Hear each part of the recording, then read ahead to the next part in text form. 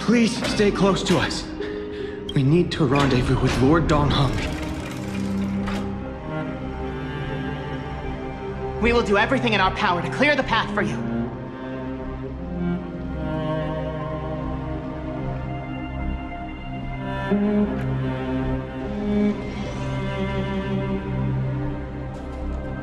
There he is!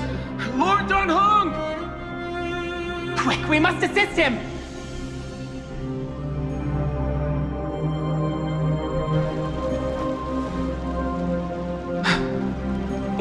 What are you doing here? Where's Feinen? We are under Lord Feinen's orders to escort both of you to safety, no matter the cost.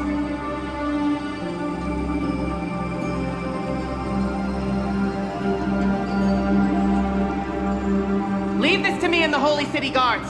Zeph, take them and go. Wait, Namazani. That black-clad swordmaster. Something seems off. At some point earlier, they suddenly froze in place, not moving at all. Like some kind of omen.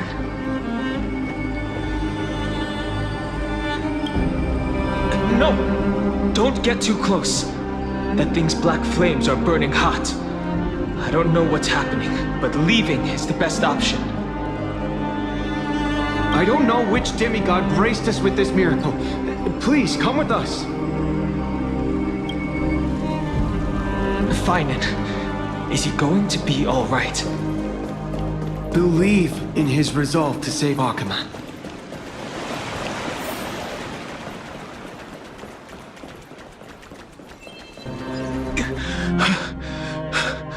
The Flame Reaver isn't pursuing us. Could this really be some kind of divine intervention?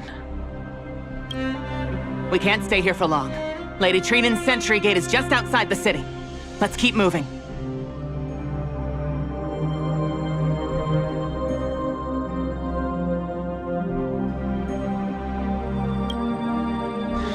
I agree. But Feinen, he must have struggled a lot before making this decision.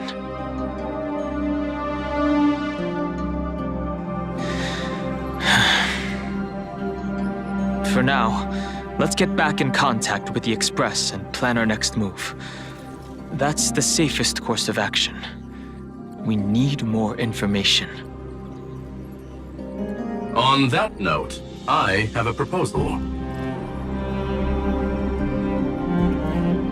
Who's there? I hope to convey a message to the two nameless.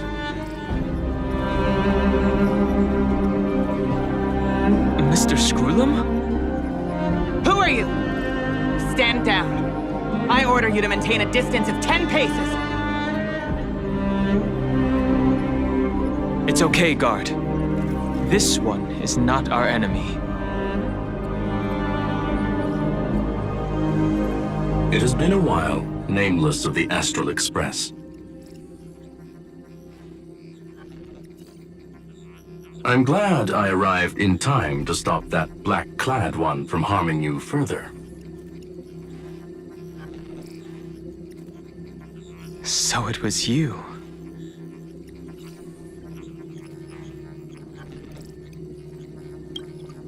It was fortunate we found you in time. Madame Herta and I were both quite relieved. You two know this anti-Cathiran? Does he come from the same people as Counselor Lygus? Don't worry, guard. This gentleman is an ally of the Trailblaze. Would you mind giving us a moment to speak in private? Of course. We'll wait nearby. Please, stay safe.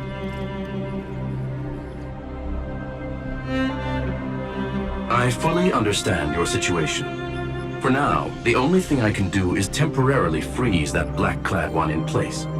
Time is limited, so I'll keep this brief. The place where you stand, Amphorius, is a world constructed from data and memoria. an experimental field of a certain eon. And now, this isolated sandbox world is rapidly falling into a third path: destruction.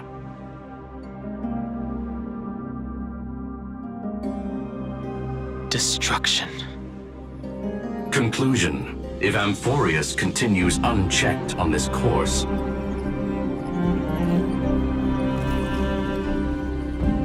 a Lord Ravager will complete its evolution and metamorphosis, and emerge from the surging tides. The cosmos as we know it will suffer irreversible consequences.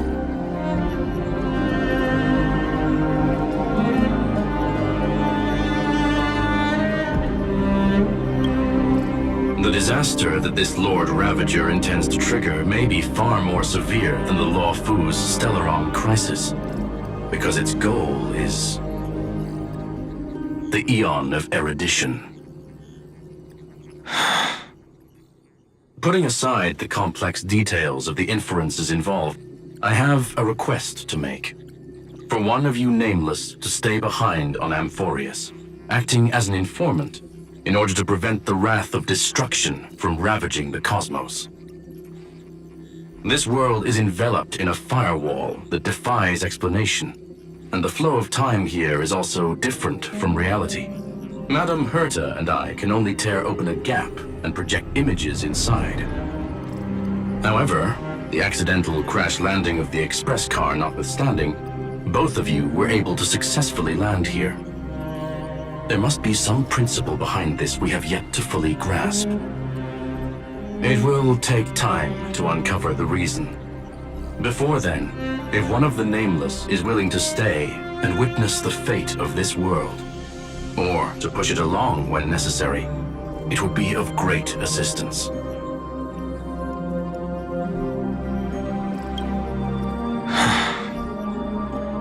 Mr. Screwlam, I believe you. So I only have one thing I'd like to confirm with you. As Amphorius is already facing its end, how can we guarantee the safety of the person who stays behind? Look at this, if you would. This curio is called a chronocognitive anchor. The two of you may view it as a kind of space anchor in the world of erudition. As long as you carry it with you, your individual data structure will be protected and will remain unaffected by the influence of digital tsunamis. When required, it can also serve as a bridge for communications between the internal and external world. Of course, it is not curio with unlimited uses. May only be held by one person. The connection being interfered with. Decide quickly as possible. 2 final messages. 1. The Intellitron, named Ligus, possibly the primary culprit behind everything. 2. Herta discovered a clue. Miss March has already been drawn into Amphorius.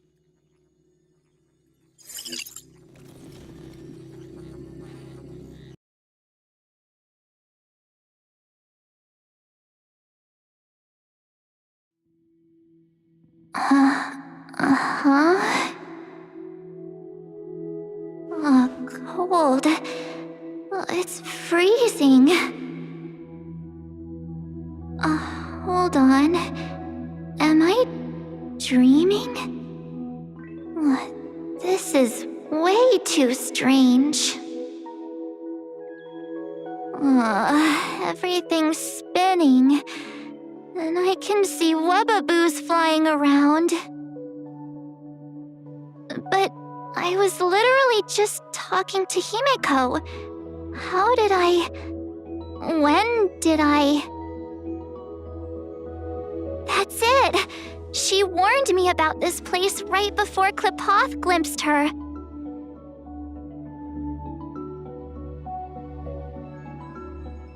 Oh no. Have I accidentally walked onto some weird path? Have I done something crazy without remembering? Unless forcing Pom-Pom into new outfits and borrowing Mr. Yang's shoulder massager counts. Hold up. No way! Stepping onto the path of elation can't be this simple, right? Child of remembrance, step forth into the depths of the path space. Who's there? Hey, cut it out. If you're there, just come out and talk, okay? You're freaking me out. I can't even think straight. Hold on. Is that a gate? Cast aside your fears. Step forward through the gate of memory.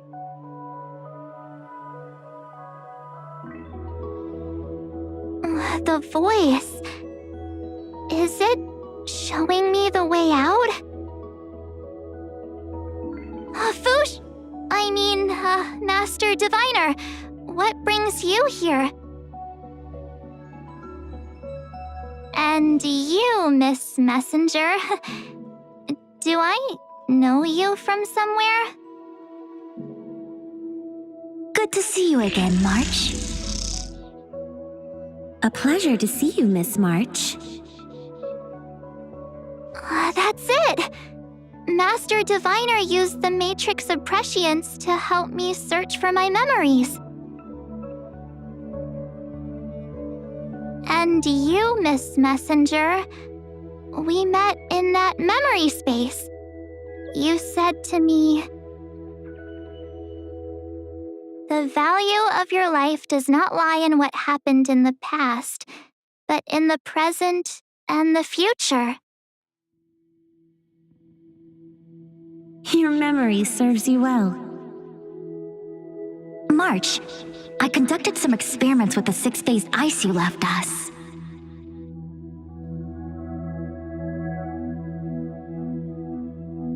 Thanks to the Garden of Recollection, the Matrix of Prescience has made a breakthrough in extrapolating the past. Now, we might be able to bypass the obstacles and look directly into your history. The Master Diviner is right.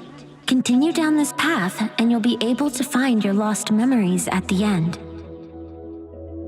Since we last met, you've grown much alongside the Trailblaze. You should be strong enough now to bear the weight of your past. Well, there goes my Ice Princess fairy tale. I need to know, Master Diviner, Miss Messenger, this isn't just another dream, is it? If this is real, why reach out to me at this exact moment? The situation is dire. Your lost memories, they're crucial to the Garden of Recollection. She's right. The Garden of Recollection's existence hangs on your memories. The Garden of Recollection. You may not want to sacrifice anything to preserve the garden for now, but in time, you'll understand. Your destiny and the path of remembrance are extremely closely intertwined. Now go. So, I just walk through that gate? Hey guys! What are you doing in a place like this? March! There you are! Finally. The trailblazing journey just isn't the same without you.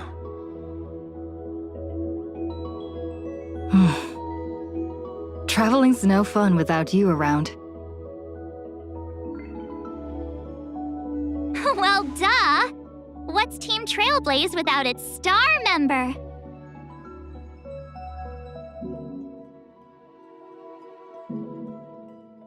Wait a sec. You might look like you two, but...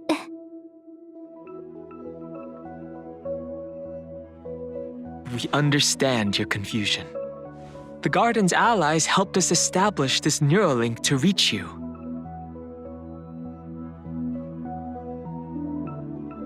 The Garden's allies?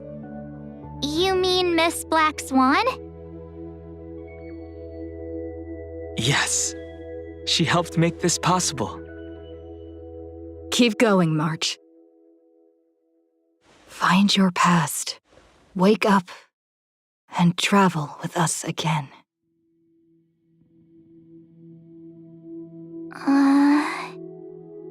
That sounds really tempting. Finding my past and continuing to trailblaze new worlds with you? Trust in yourself, March. It's gotten us this far, hasn't it? Follow us. Let's go through that gate together.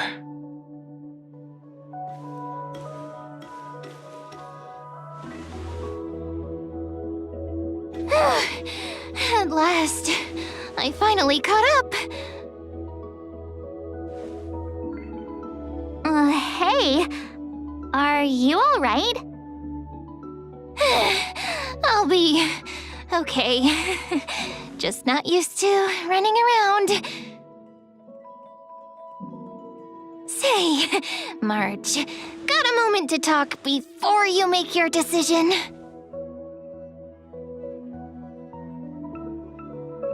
Wait, that was you? Pushing the gate away? Sending those warnings?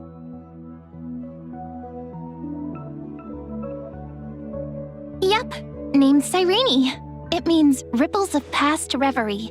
Easy to remember, right?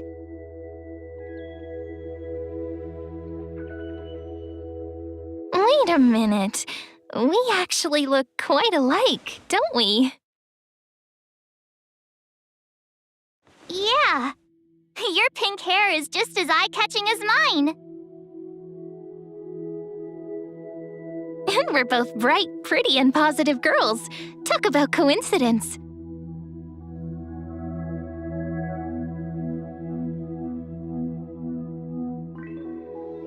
Wow, you're quite the smooth talker. But I can't disagree.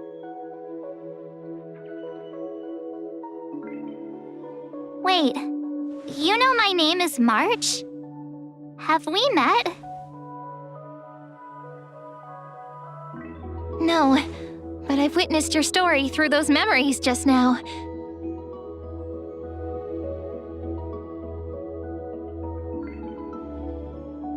It's incredible, really. We might have more in common than you think. I know exactly what you're going through, which is why I don't want to see you exploited or hurt.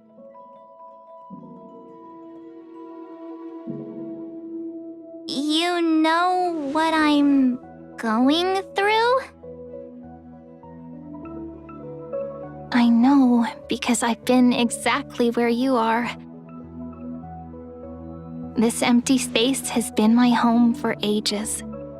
I barely remember what time feels like anymore. But there's something I'll never forget.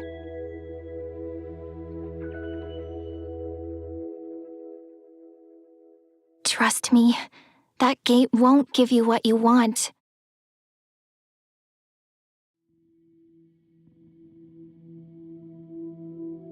You mean those people? They're lying? Luring me into a trap?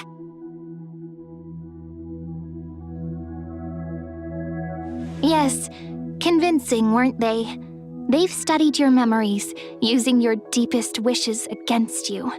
How dare they manipulate a young girl's feelings like that?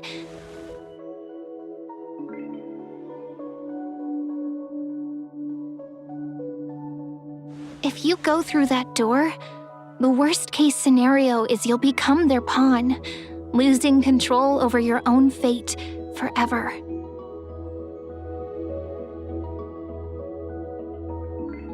You you've seen what's on the other side? I may be stuck here with missing memories like you, but I still recall fragments of my homeland where I grew up. That door leads to Amphorius. Trust me, it's anything but welcoming. For ages, I've watched people walk through that door. They couldn't see or hear my calls. The voices beyond always promised safety, but I've never seen anyone return safely. So I had to try and stop you. To be honest, I'm not sure what to believe. But the fact that you're here, putting in all this effort to warn me, that means something. Tell me, Cyrene, how can I return to my world? It's really easy, actually. Just turn around and walk away from this place.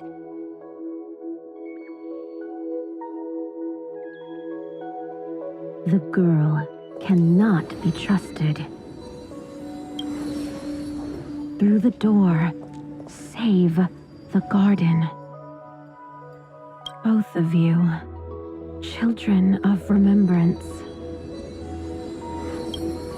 They never give up, do they? But don't let them sway you. Stick to your path.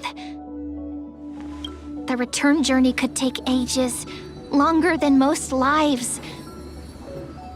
But that path will lead you home.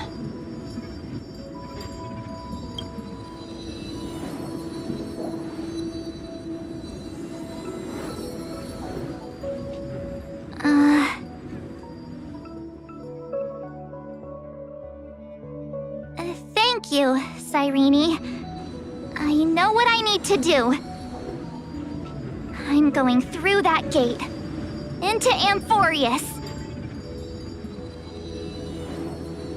Wait, what? Don't worry. I believe you. It's just that, for me, the only place I can call home is right beside my friends. Two of my closest friends are already on their way to Amphorius. They may seem capable, but only I know.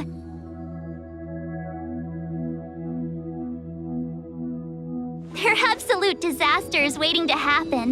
They won't last 5 minutes in a new world without me.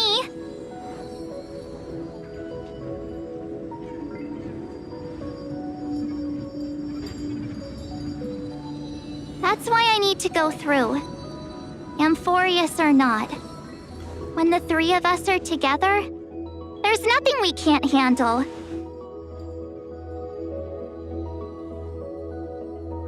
We'll explore, understand, establish, and connect. After that, we'll find our way home together.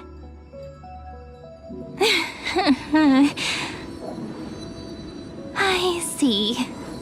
You've got people who mean the world to you, too.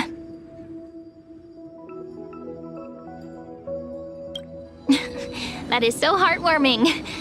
March, if that's what you've decided, you have my full support. Birds of a feather we are, looking all sweet and innocent, but with hearts of fire. Oh, stop. You're making me blush.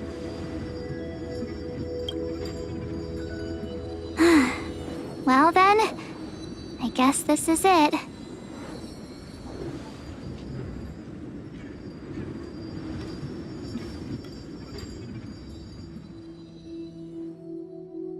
Do you think we'll see each other again?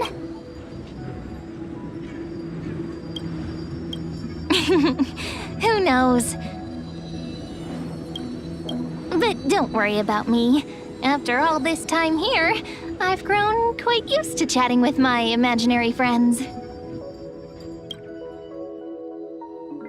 Since Amphorius is your homeland, if there's a way to help you, My companions and I will do everything we can.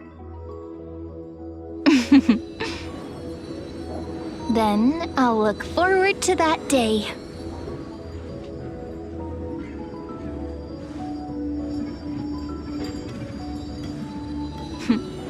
Your story awaits, March. Make it an epic one.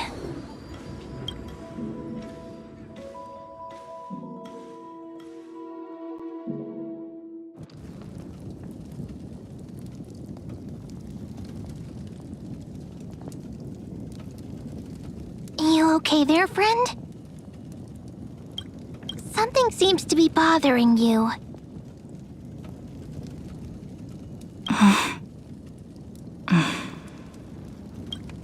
The vortex of Genesis.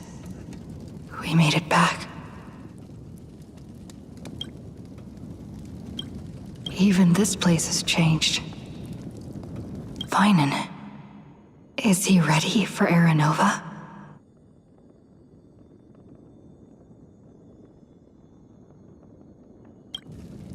Yeah, we've come such a long way. If what that machine gentleman said is true, if Amphorius is destined for destruction, then I'll stay by your side until the very end. Like how you and Dun Hung treasured the Express. Amphorius means everything to me. Right. Time to see the last core flame restored. But you, Lord Finan, will bury the old world with that core flame, bringing all things into a gray unknown. It doesn't matter. This cruel, flame-chased journey has made me abandon my fantasies. The future is not a paradise with a gentle west wind waiting for us to step in. If what lies ahead is a mass of chaos, I will tear it apart. Then usher in the first ray of blazing sunlight. Is it you? With one last chance to turn back, you still step forward. How befitting of a trailblazer.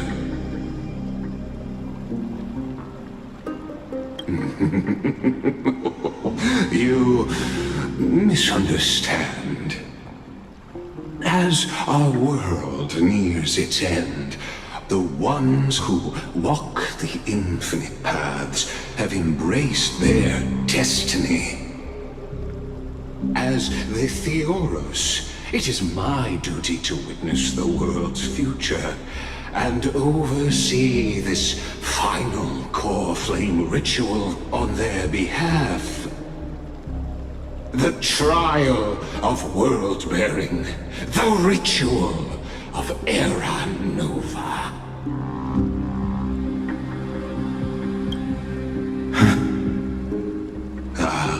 I see. So you met my kindred spirit before I could erase his traces. Partner, what are you saying?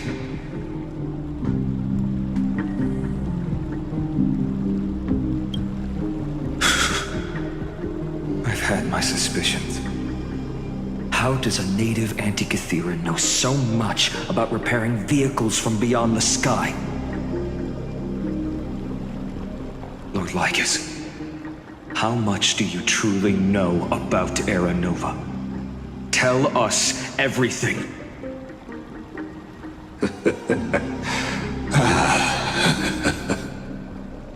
Very well. I need no longer maintain this Theoros masquerade.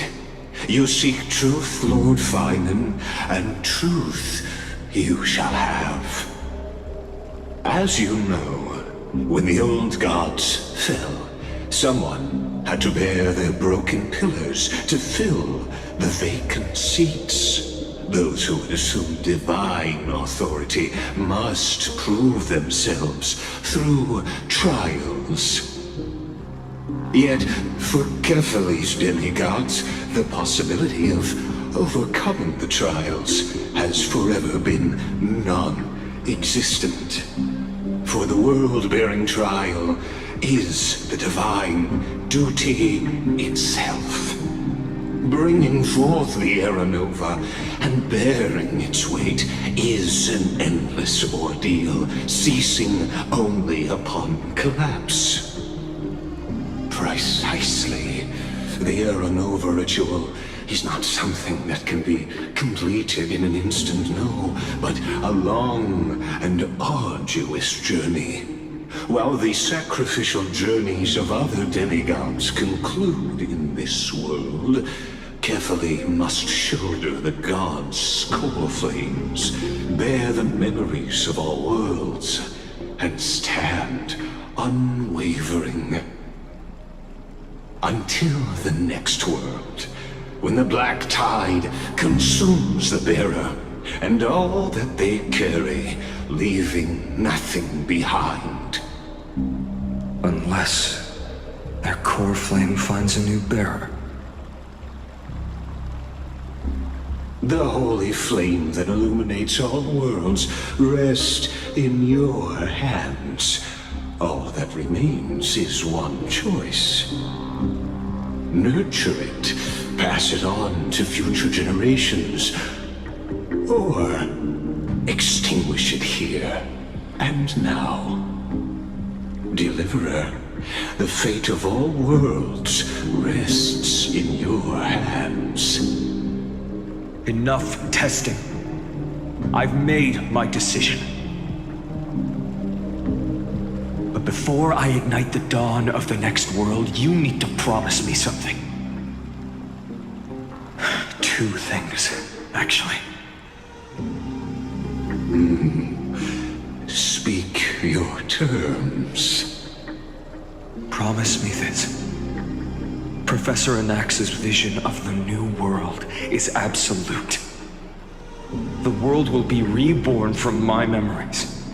All souls, living and dead, will return as the first humans, unchanged from their past lives.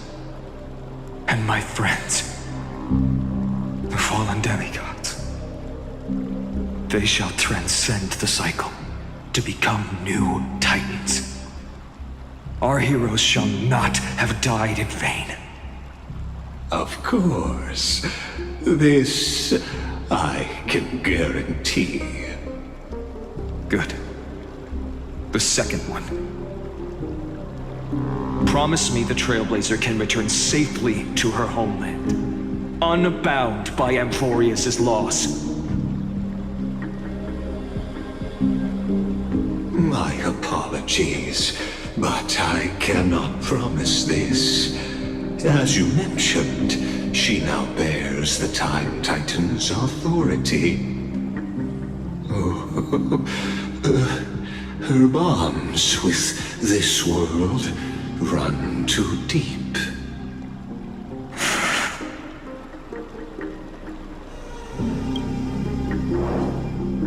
Well, I stand corrected. An outsider like her does have ways to defy destiny. Thank you, my friend, for everything you've done for this world. Though the next world may not remember, I shall never forget. As the Theoros, I declare, Amphorius has determined her path. Step forward, heroes. Follow her path and see it through.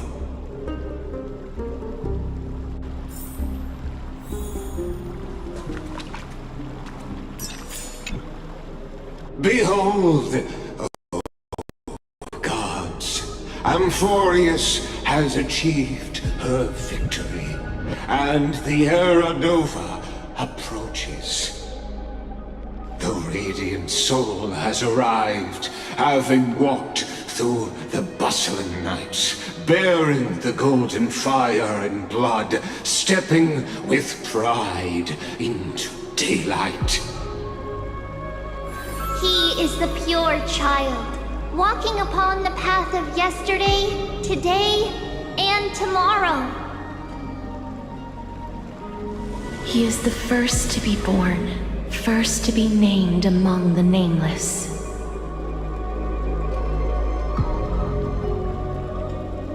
Eternal in form, limitless in reach. He treads the endless night underfoot.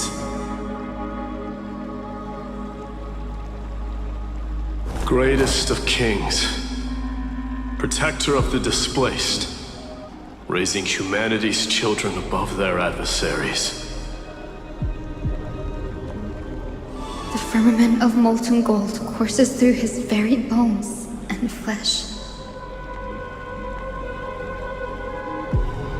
The greatest of schemes reveal against his breath and words.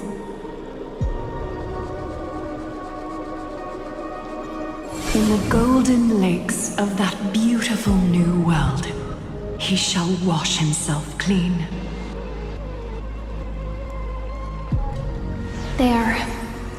Finish what we first and last wished for. To write an ending unlike any before, for this world we so deeply love.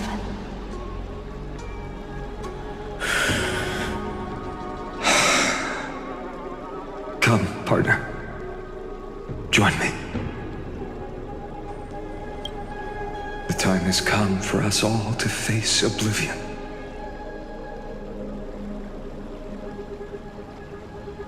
Or embark on one final grand journey.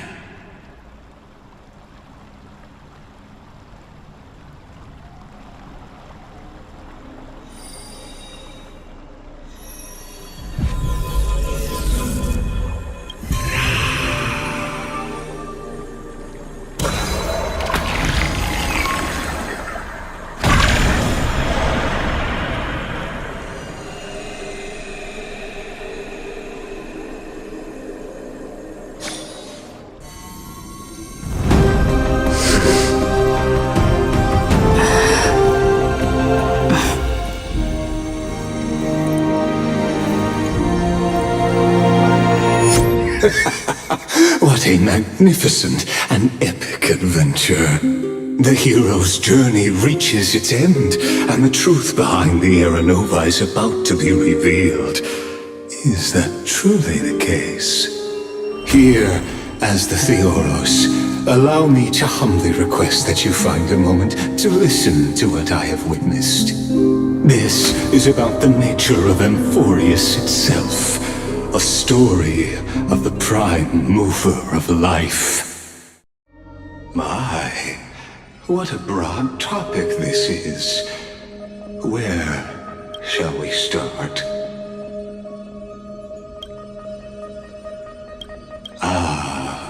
Got it. Let's start at the very beginning. The Big Bang, the birth of particles, the emergence of all things.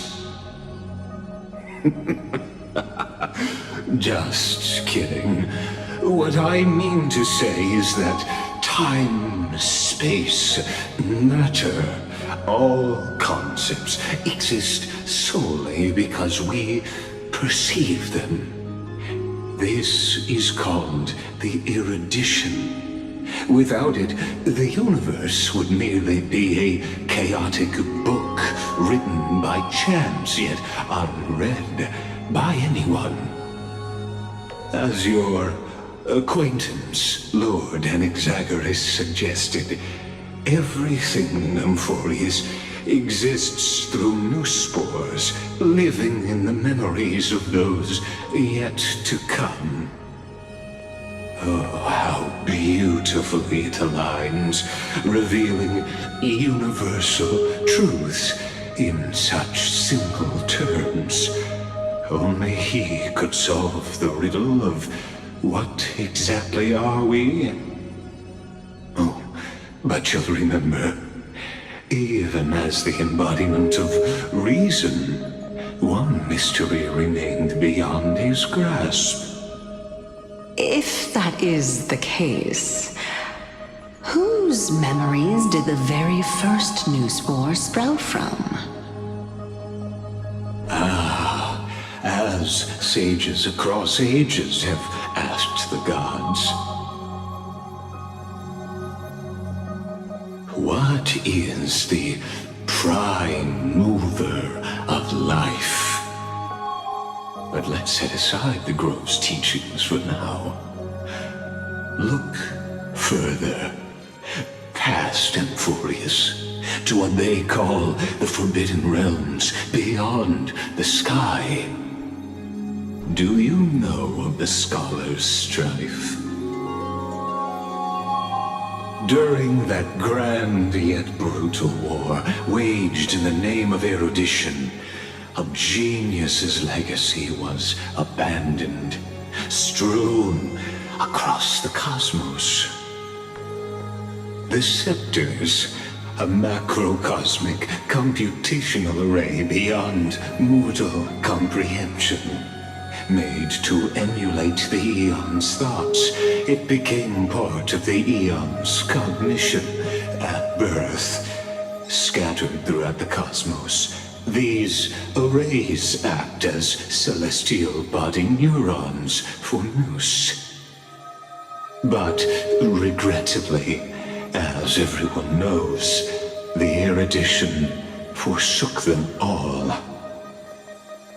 But what nobody knows is that, though forgotten, they never stopped seeking the divine answer. A question that survived war and disaster, stumping even the greatest minds, including both mechanical emperors. Now, we come to the real truth of Amphorius.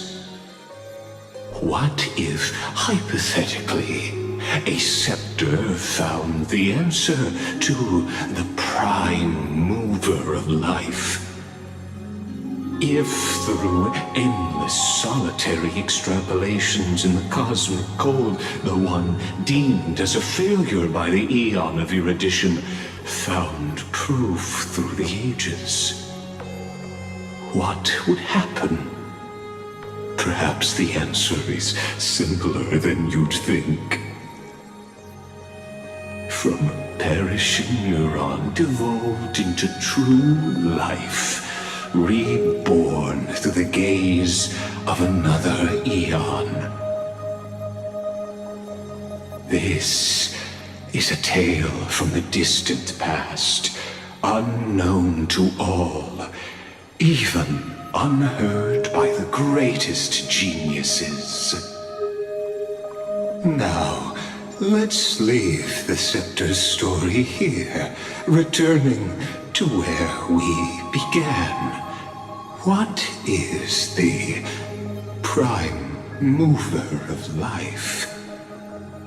Actually, you know the answer better than you realize. It's been by your side, accompanying you throughout this long journey. Right now, it awaits you ahead. In that brave new world, beyond the end of Genesis.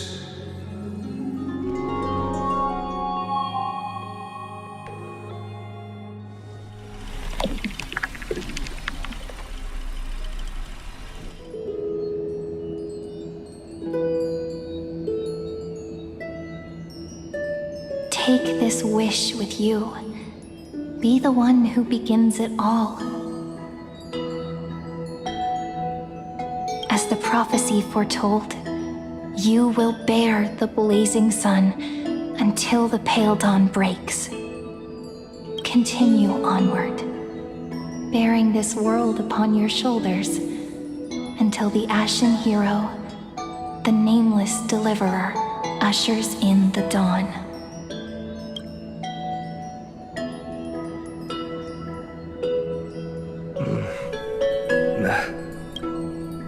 Such an odd dream. Strange. Like I've dreamed this before, but it all slips away when I wake. Only a voice remains. Who was that?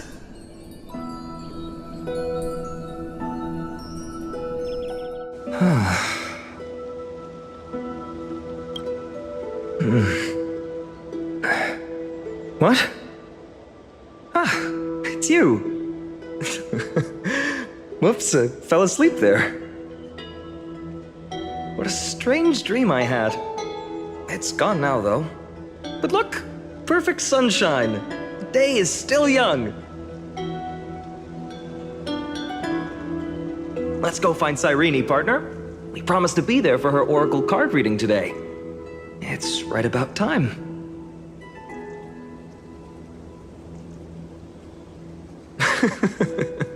Looking at you, someone's still half asleep. Tell you what, catch some fresh air first.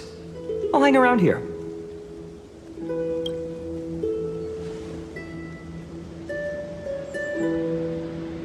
Oh, beautiful, isn't it? This is Ivy Celestii, home of the nameless hero who carried Kefali's core flame. When he was young and innocent, he had heroic dreams, imagining his wooden sword was forged of iron. Pretending the straw dummy propped up by a wooden pole was a giant with a single blood vessel running from spine to heel. Dreaming of slaying the giant and becoming a hero to save the world, though to his young mind, the world was just this small village.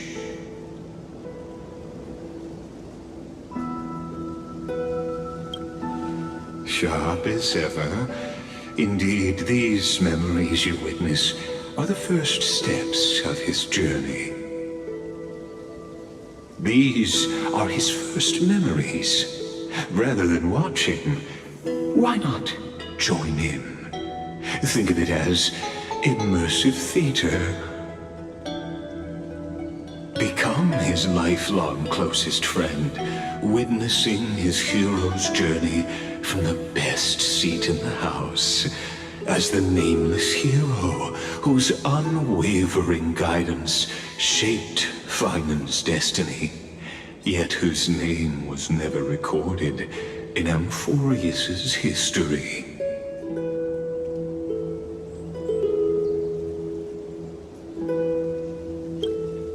Questions, questions. Let's follow along and find out, shall we? Many mysteries lurk in this village beneath the veil of Evernight.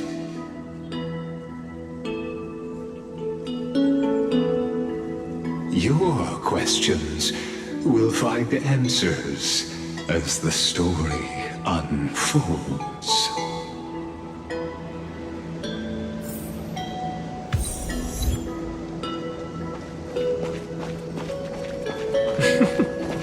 All awake now? Great. Let's go. Finen! Show me how to use a sword like you do! Hey, Finen! Where are you headed? No Cyrene today? That's exactly where I'm going.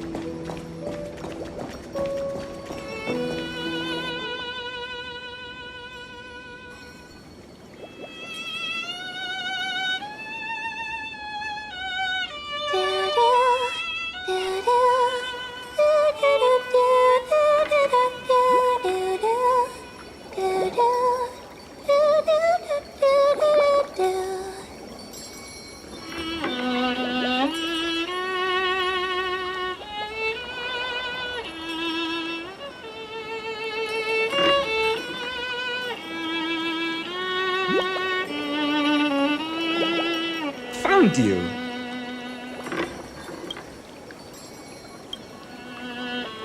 That...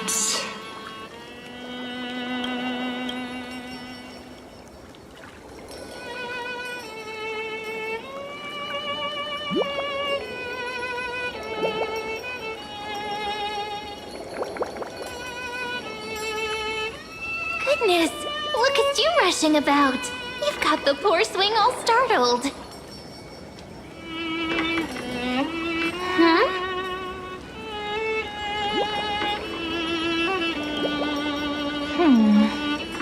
There's something oddly unfamiliar about this.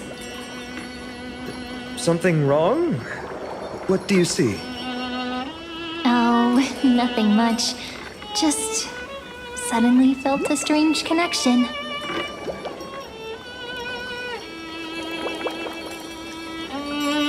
Look at you, leaves in your hair. Were you sleeping in a tree again? Or was it the wheat fields this time? At least brush yourself off before wandering around. Come on, I'm not a kid anymore. You're the only one who still treats me like one.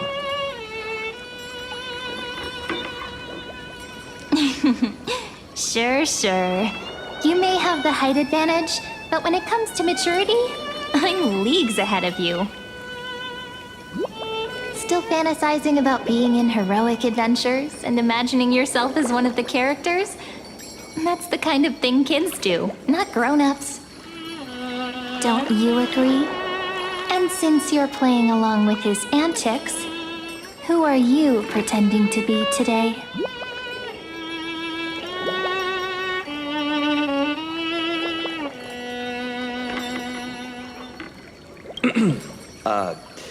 Today, she's going with Invincible Galactic Baseballer. Switching roles again? What happened to being the valiant hero from a distant shore who made that solemn pact to learn the sword? Spare me. Can we not bring this up?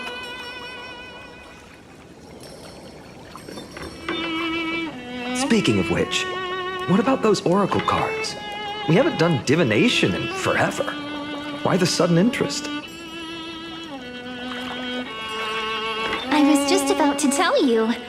Earlier, while napping on the swing, I had the strangest dream. There was this mysterious voice in my dream, calling out for something.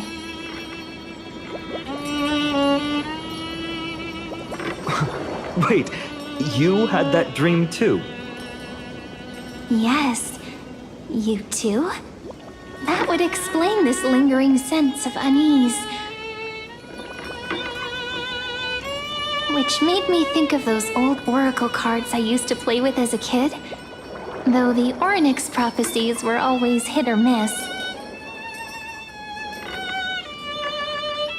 Yeah, all the kids would get so excited drawing cards like ruler or warrior, but throw fits over devil or drunkard and demand a redo.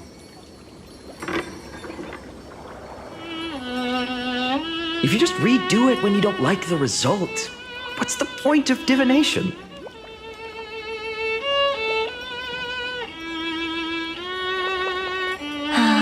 The blessing of childhood. Believing the gods might not notice our little corner of Ide Solicii, willing to let our small deceits slide. Still, fate is absolute. After all, we never really know just how far into the future the prophecy extends. Anyway, let's go to our old secret base and look for those oracle cards.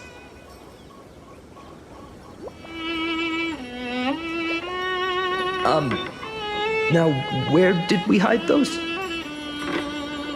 I can think of a few spots. Let's go check it out.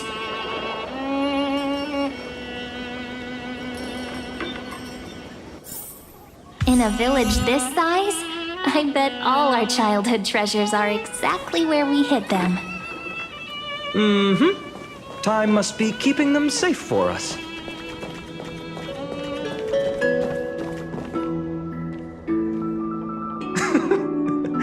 those were the days. We'd always meet either by that statue in the village or right here. Right? And I remember you never used the front door when you wanted me to come play. You always climbed over the wall. You were such mischief makers. Just like a certain someone who has a habit of showing up unexpectedly. Right?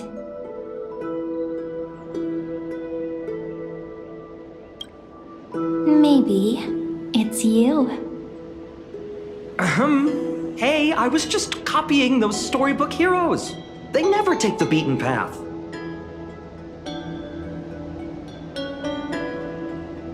Still, it's embarrassing. I've been the only one here for a while, and I haven't kept up with the cleaning. With so many spots to check, where should we even start?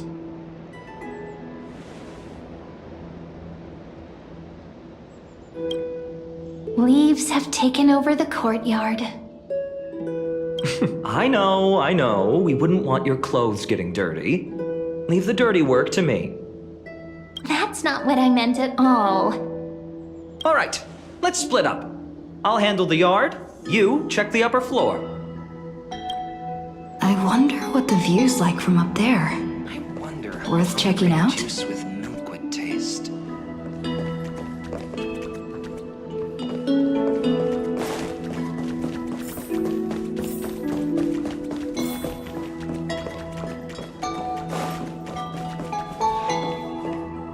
The girl before you carries an air of mystery, her secrets elusive, yet her demeanor toward you is exceptionally warm.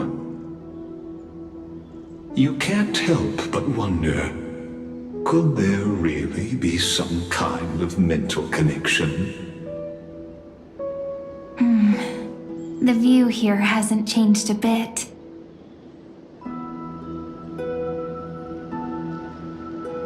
You know, besides the swing under the big tree, this has to be my favorite spot in all of Ide Silicii. Hey, what are you doing? Please be careful. I'm just a small-time diviner. I can't turn back time if something happens.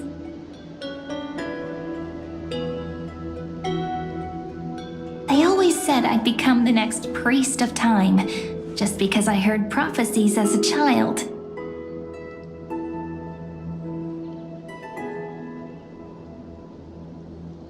But here's the thing.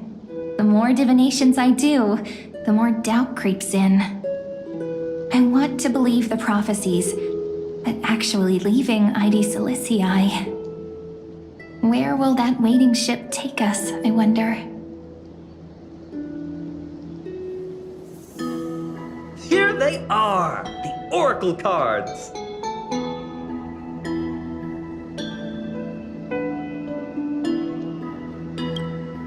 I've captured it all in my heart.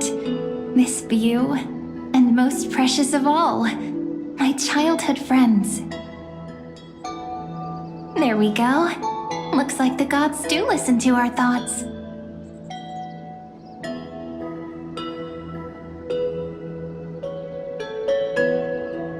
Here it is! This is the box where we kept the cards. But the cards are gone. Who could have taken them? Huh? What's this underneath?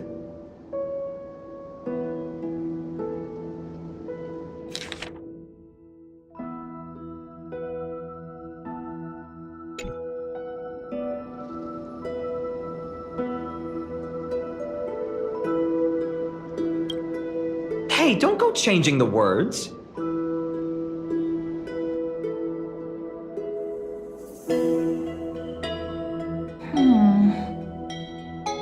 I see now. Those sneaky little ones. So that's what they've been up to.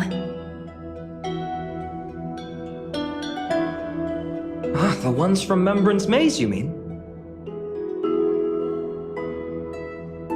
Yep. Let's head to the back of the courtyard.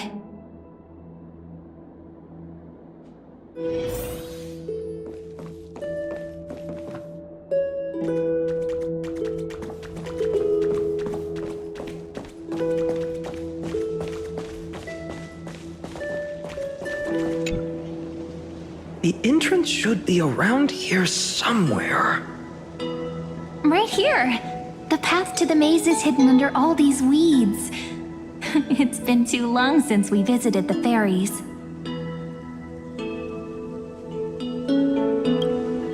Did you forget? We used to visit them all the time when we were little.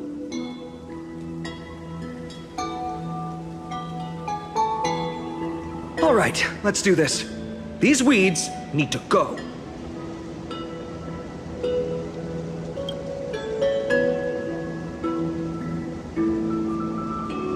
Pretty sure this is it. Should be this way. There it is! The entrance! That hollow in the tree. Once you get through the tight squeeze in the hollow, you'll reach their dwelling, the Remembrance Maze.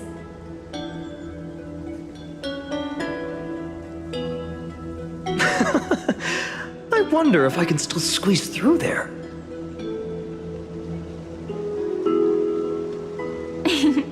Maybe worry more about whether the fairies will let you in. After all, the Remembrance Maze has an invitation-only rule. Only children with pure hearts are welcomed.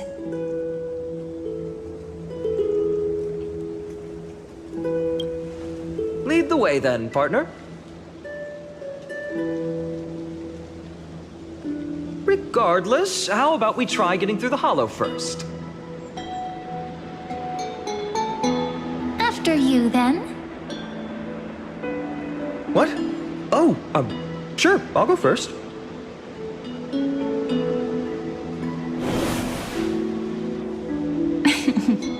So hasty, as always. Looks like it's just us now. Care to finish that chat?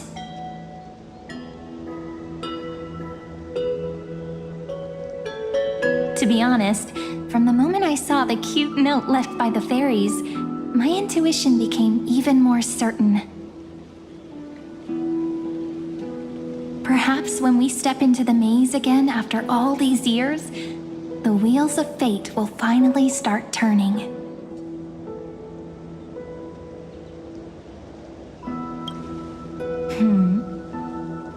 What if I am? What would you do? Just kidding. Don't read too much into it. But you know what? Even if fate is set on its path, no matter where it steers the world, if we're together, there's nothing to worry about, right? So, if you're willing... Forget it. If the wheels do begin to turn, that's when I'll make my request.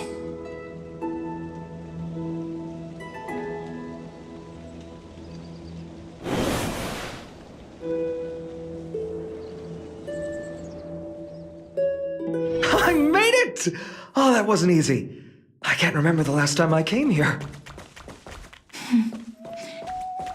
We were still kids back then. Wait a minute. Are you? Look who it is! Reenie and Snowy! Whoa! Look who's finally back, Memmy! Snowy, you've grown so tall and dashing. I couldn't even tell it was you at first. We had to grow up. Sometime.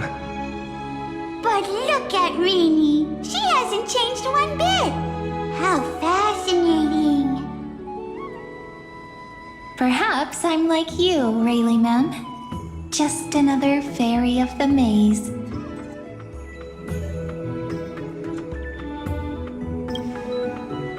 Dye? Rayleigh Mem's always been this lovely shade of lavender. Dolly Mem, Rayleigh Mem, Mealy Mem, Folly Mem. I've missed these cute little troublemakers. We used to gather around the fire, singing and dancing, imagining all our future journeys. Without coming back here, those memories might have faded away entirely. Oh, how wouldn't forget about us. But you were gone so long, you almost did! Oh, he's just copying those bards from his stories, being all melodramatic. He couldn't forget about you all even if he tried. Actually, we're here for the Oracle cards. Have you seen them? Oh, the Oracle cards! Right. The chief asked us to get those. Chief, you mean Dolimem? What do they need the cards for? If they want a reading, they could just ask me. Oh, I'm not sure. But Chief specifically wanted to meet with you all. Let's see. They should be... That's it! This way, everyone! Watch your step. The trunk's slippery.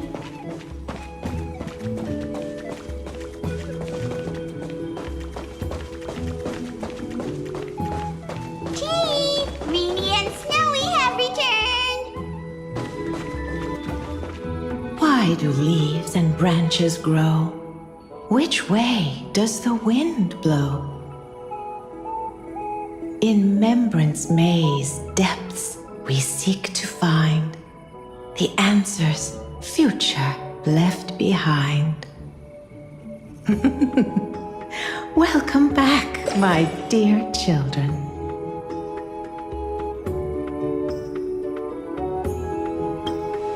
Pink ones? That's strange. I don't recall any pink fairies in the Remembrance Maze. Have you seen any, Chief Dolimem? Oh, Chief, you haven't changed a bit. Still so full of life. Oh, no need to fuss, my child. You haven't forgotten, have you? As long as our songs are sung, the children of the maze will live on. Just as our paths stay forever linked. Here, take it. I'm sorry I had to resort to such methods to bring you here.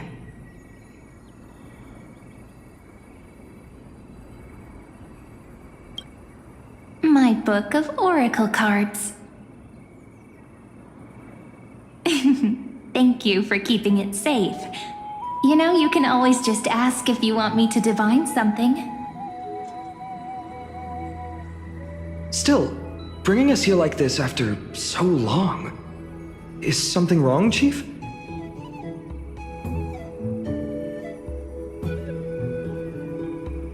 Yes. The Veil of Evernight whispers to us once more. It tells of a new fairy who will soon enter the maze.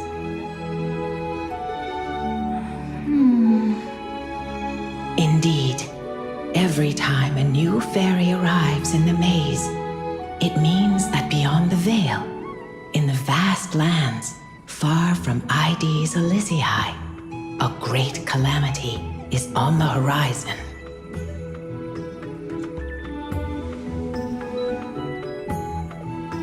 But if that's the case, our journey... Will have to be cancelled. If disaster's coming, we should stay in Ides Elysiae just to be safe.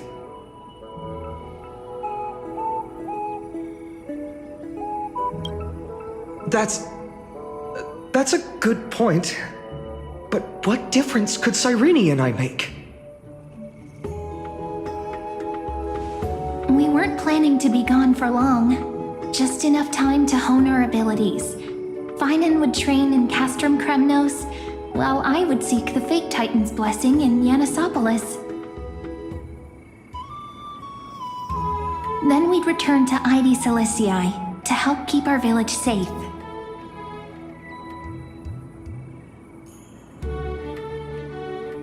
It's okay. I can still practice my swordplay here. Some things you can learn on your own.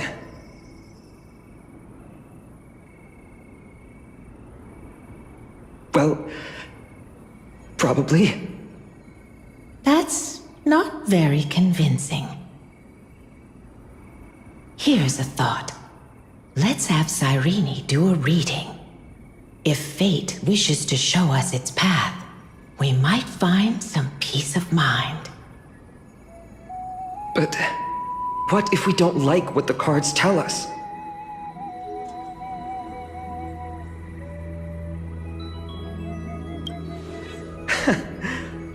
Never thought of doing it that way before. Thanks, partner. We'll do it your way. Whatever the cards show, we'll face it together.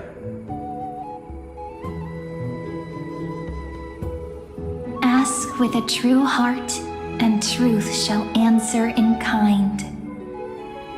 Close your eyes, and let's open the Oracle card book together. Let your thoughts flow like stars drifting on the river, carried by fireflies and gentle winds. Your destinies flowing towards the same future. Now, shall we begin?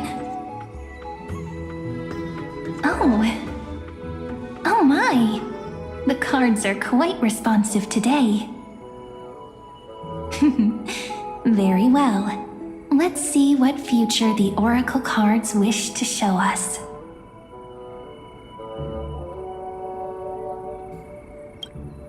The Deliverer. According to the tripartite prophecy, this card means absolute harmony and perfection. In fact, it's the only Oracle card without a dark side.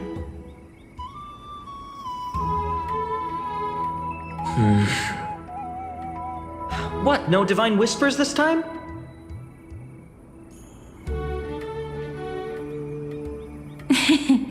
Oh, silly. This is simply the card you drew for yourself.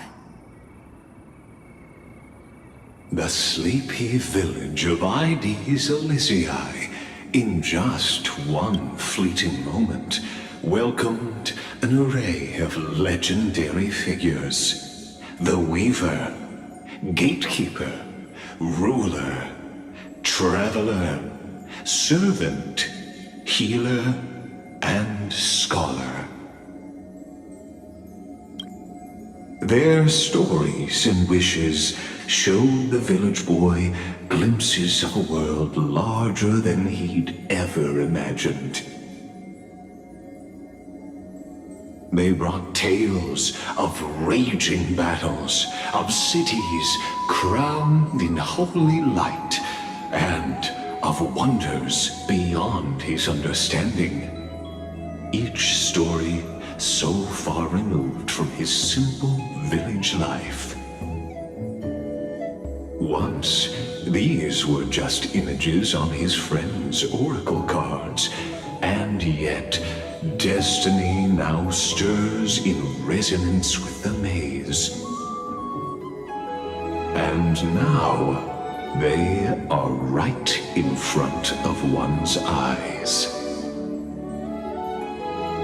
The Deliverer? This card again. Ah, my child. It seems you're destined to bear the wishes of many, to answer the world's call. Bear their wishes? Yes, just like Kefali, standing eternal atop the mountain. My parents, they only wished for me to grow up, well, to help around the village, stay out of trouble. Mrs. Pythias wished for more books in her little schoolhouse, wanted us to all learn and grow. And little Piso, he wants to grow up strong like its father, to become a hunter. Is that my purpose? To fulfill their wishes? Perhaps. For a true deliverer, such wishes are but droplets in an ocean. After all, heavily bears the weight of the entire world. Right. How could any human possibly measure up to a Titan?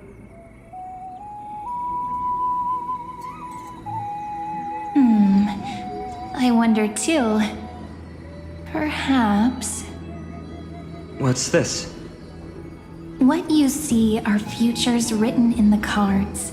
Or rather, the people you'll meet on your journey. Sometimes, fate can guide us when we're lost. Let's consult fate itself. Maybe then we'll know why we must take this path.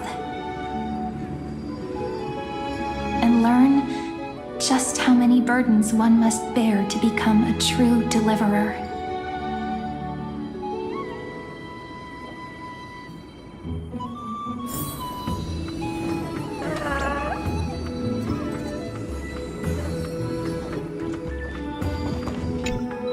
So tell me, has the uncertainty in your heart begun to fade? So many faces in my future. So many wishes.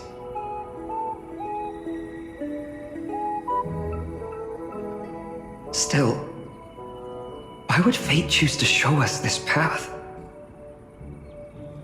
What's weighing on your mind? Didn't you say disaster would strike Amphorius? If so, shouldn't Cyrene and I stay in Ides Elysiae? How could we possibly meet all these people?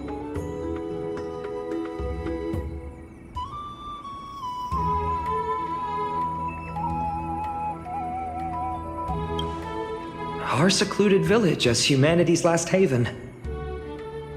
That makes sense.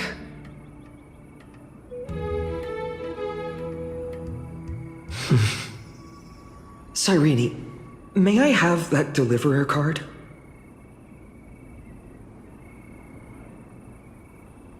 Of course. But why? Although those voices, visages, and wishes may seem far away now,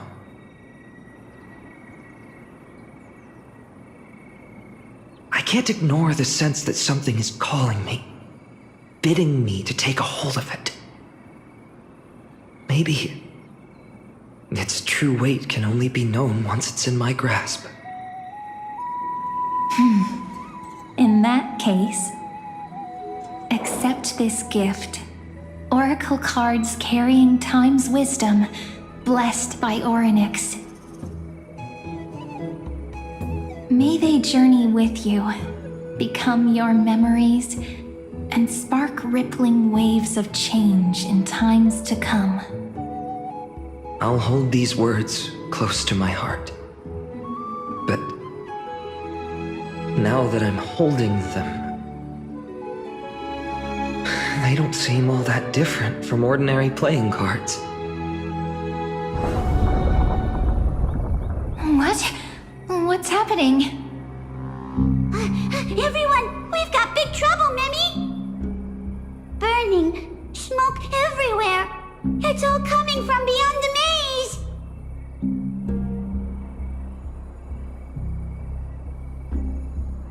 What's going on? It's here. The seeds of disaster have already taken hold, sooner than we had foreseen. This time, not even the veil of Evernight can shield us. You mean Ides Elysiae will be swept up in the prophesized catastrophe?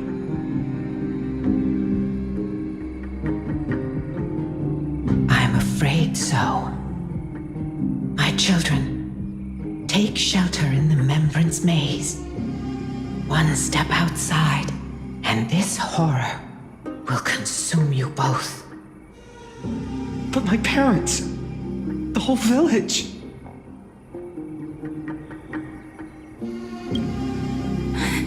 Are we facing the three titans of calamity? This is beyond any Titan, beyond any danger you could overcome with strategy alone. It's an unspeakable horror that twists all life into abominations that never bleed nor cry. Even titans fall to its corruption, burning from within until only empty shells remain, knowing only death and destruction. The Black Tide. That's what this calamity truly is. It consumes all in its path, sparing none but the Membrance Maze. Not even titans can... Yes. So please, don't leave this forgotten realm the gods abandoned. You are the first to uncover our presence, and the only two who can enter the maze. We don't wish for you to throw your lives away.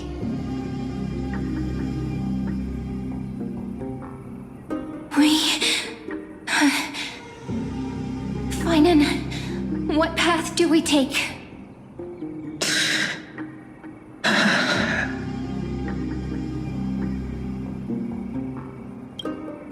I learned the sword to protect those close to me.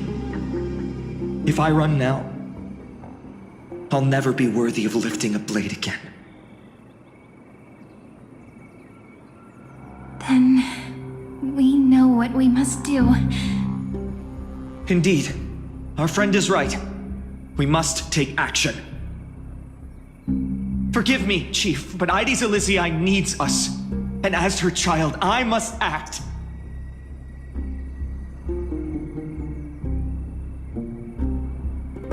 Very well. Make sure you protect yourselves. With me, Cyrene.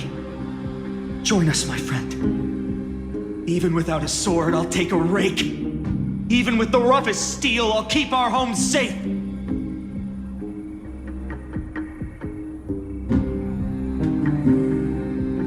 Deliverer. The card's truth extends beyond its mere literal meaning. There's another hidden layer within. Not someone perfect from the start, standing high above, casting merciful gazes upon the world. But one who starts small, from a humble village, expanding their world within step by step, learning to save others as they grow. When we were little, I told him I wished this world would never need a deliverer. Now that wish has shattered. Yet I'm glad he's chosen to walk this path. And all of this happened because you believed in him, friend. Shall we? It's only when you're by our side that Finan and that our hearts find their courage. I know you're watching us right now, aren't you, great hero from the future? Oh, deliverer. Such cruel irony. Though destined to bear the world's burden, this boy can never become the hero to bring forth the dawn.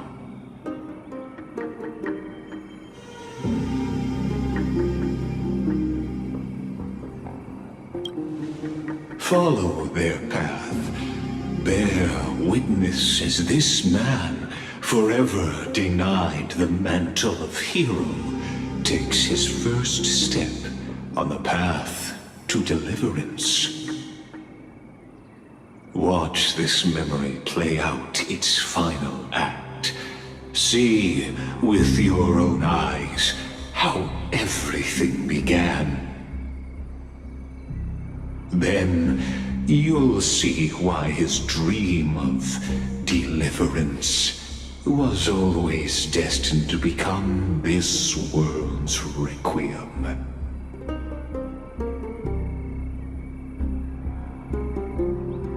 A sun, red as blood, wheat fields turning to dust, and in the heart of it all, a village aflame.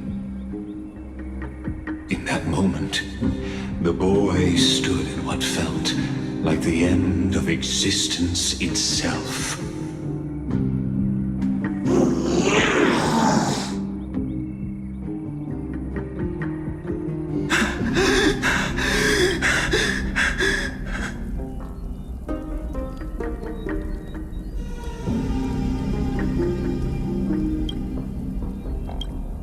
These creatures, they're everywhere. Someone, anyone, where are you?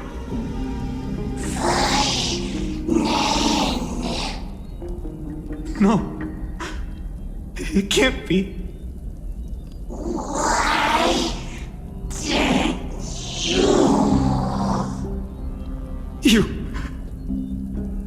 Are you talking to me? I don't want to die. Weren't we best friends forever?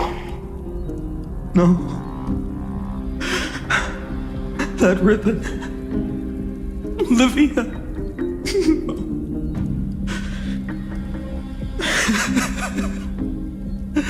I should have known. Save us. Save us.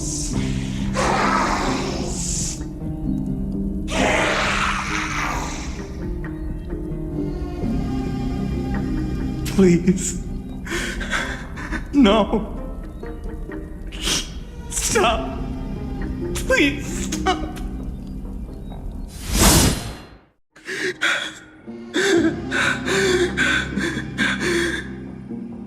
Olivia, I'm so sorry. And these monsters, they're all...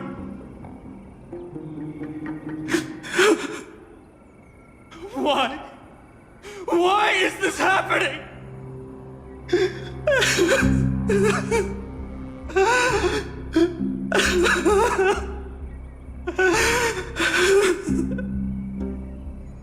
When the black tide arrived, the wavering boy found resolve in his companions, and together they ran toward their first battlefield. In the far-off future, the land of Anforius would bear the marks of the hero's footsteps. With sword in hand, he would inscribe an eternal mark in the golden epic. And when dawn broke over scorched earth, a boy, covered in wounds, buried the dead one by one. His silence heavier than the earth he moved. His home, his past, his name, all buried beneath the soil. His feet carried him forward, over the pillar of stone, beyond the chalice of plenty, through the deadly fogs of the hand of shadow. He wandered without direction, like a withered leaf drifting in the wind, through countless city-states. The smiling visage of the white-haired swordsman was etched into memories.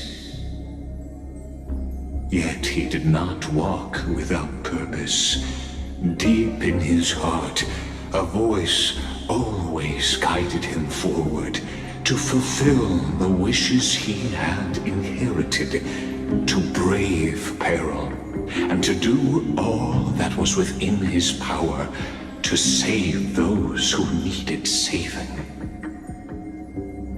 Those words his friend spoke long ago, when his journey began, lingered. Protect those who must be protected. The words were few, but they gave him all the certainty he needed. That's what it means to be ordinary and choose to be more. Onward he walked, until the call of the flame chase journey thundered across the land. In the vision painted by prophecy, humanity would triumph over the gods, seize the core flames, and ignite a new dawn for Amphorius.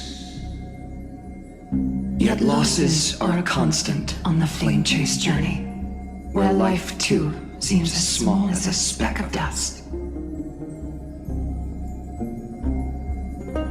Only one who treats the world as their teacher can bear its eventual destiny. Are you prepared for such teachings? The voice within spoke, and he answered softly. No matter. My existence is of no consequence. When the Gold Weaver called, he answered, traveling to the holy city.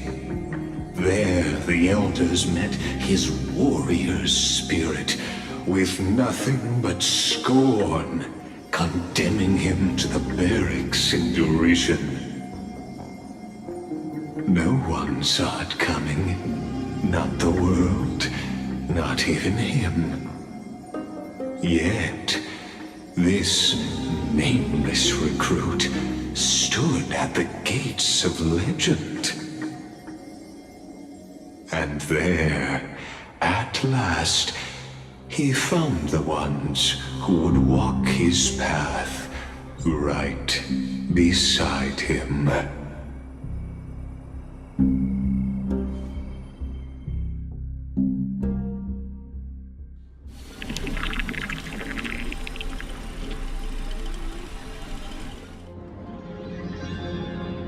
This is the abyss of fate.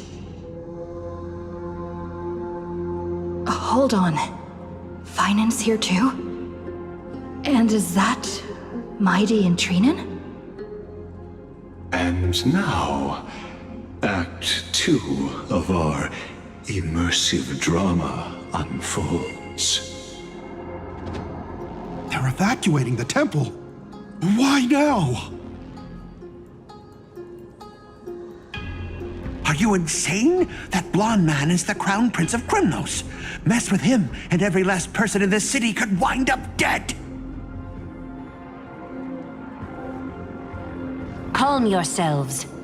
The Holy Maiden has everything under control. We need only wait patiently.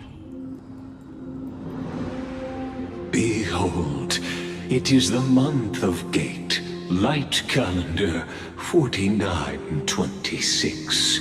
The Crown Prince of Krymnos, Mighty-Mos, has led his forces to the gates of Akima. As you know, though Mighty-Mos was proud, he did not engage in needless violence. He challenged the elders of Akima to a duel, not for glory, but for the rights and dignity of his people, to ensure they wouldn't live as second-class citizens in foreign lands. After Aglaya's mediation, Finan met Mighty-Mos's challenge as the Elder's representative. This duel was to change the course of the flame chase journey itself. So, as Finan's most important companion, his lifelong friend, please continue to bear witness to his memories.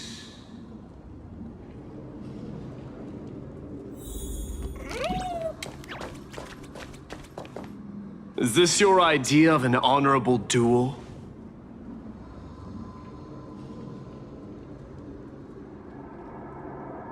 Bloodshed isn't the way. We and Aggie don't want to see Chrysoceras turn on each other. True warriors know when to sheathe their blades. The impartial Talantan shall oversee this duel. You need only place your offerings upon their scales. Something that has more weight than the fate of the world. Which means only those who understand the world's weight are worthy to carry it. Is this how you plan to test our convictions? Well, Kremnoan, looks like you won't be able to punch your way through this one.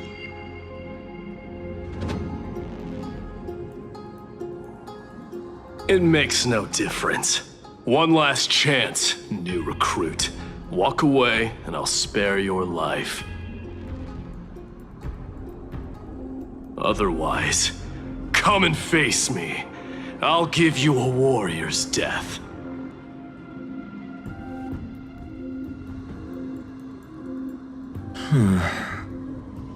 Hard to imagine they once clashed like this. Holy Maiden, I can't help but feel like a pawn that has stumbled into some greater political game. Every hero was once a child, and every child must grow. That's so. I don't even know why I'm standing here right now. Look at me. Just a common soldier. If it weren't a contest of swords, Lady Goldweaver would have taken the fight herself. When it comes to dying for the Holy City, how could I ever measure up to her? What if we told you this duel isn't about winning or losing, but rather in the choice you make? Are you saying that Lady Goldweaver is testing me?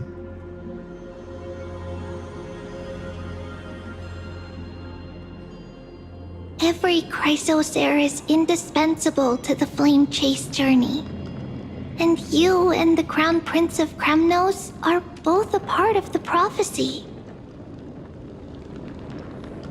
What the duel marks is not an ending, but a beginning.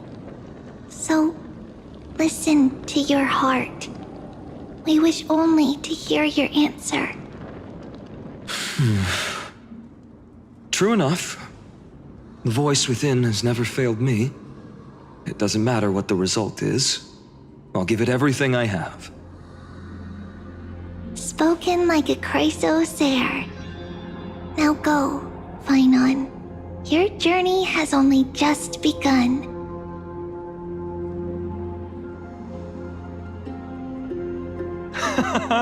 That's right, comrade. It's time for us to teach that proud prince a lesson together.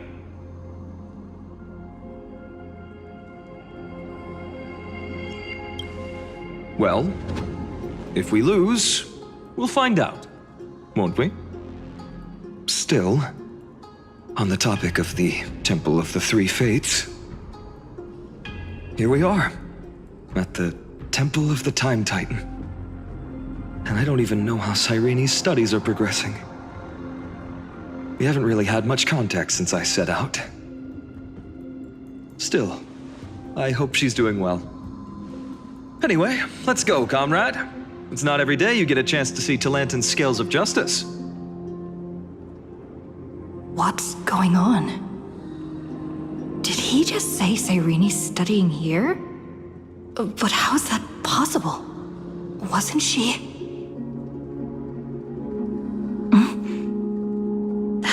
Of course, Lygus disappears right when I need answers.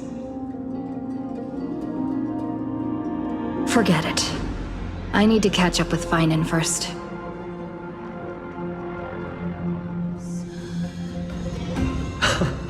Amazing! Talantan may have fallen, but their scales remain true to their purpose. I hope you still remember your purpose, new recruit. You seem awfully confident, Kremnoan. Let's see how you define the idea of weight.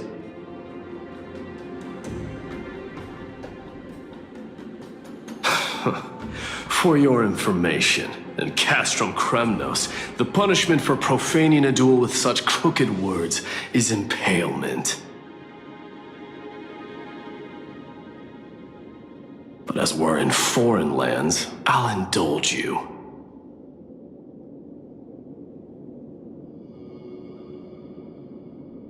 The signet of Kremnos, the crown jewel of our people.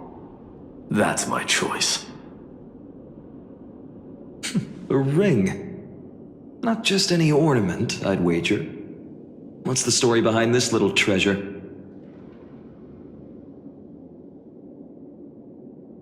Don't push your luck.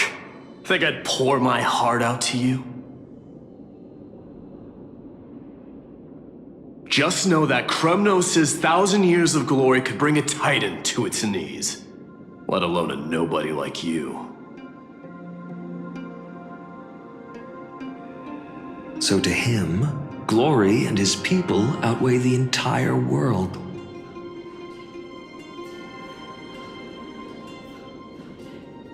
And the very destiny that Mighty himself will eventually shoulder.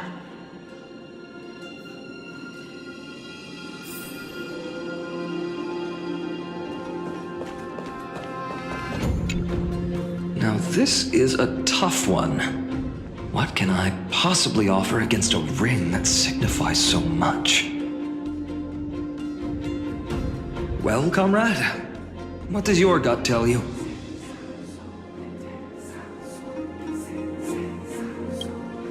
You mean my conviction? But just resolve isn't enough, is it? Unless I literally gave my heart. No way! Only an Idonian would do something that crazy.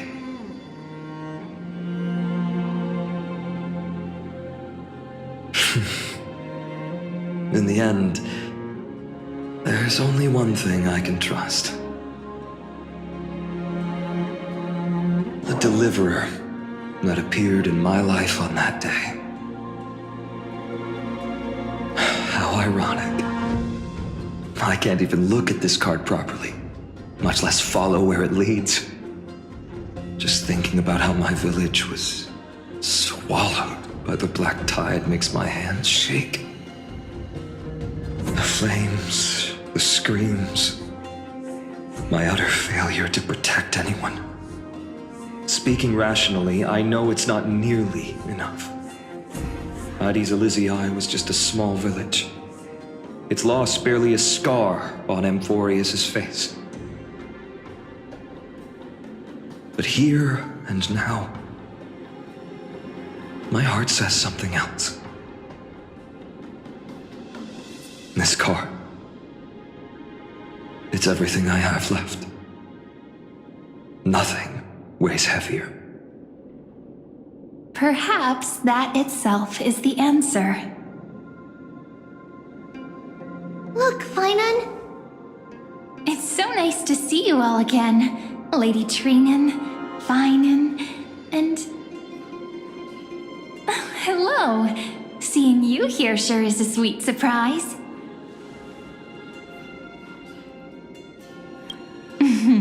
Why so surprised? Could it be... did you miss me? Cyrene? This is incredible. I was literally just thinking about how you might be here. But I'd never imagined I'd see you this soon. I was supposed to leave with the priests, but then I heard Lady Maiden was with a white-haired young man. I figured it had to be you, so I snuck back here.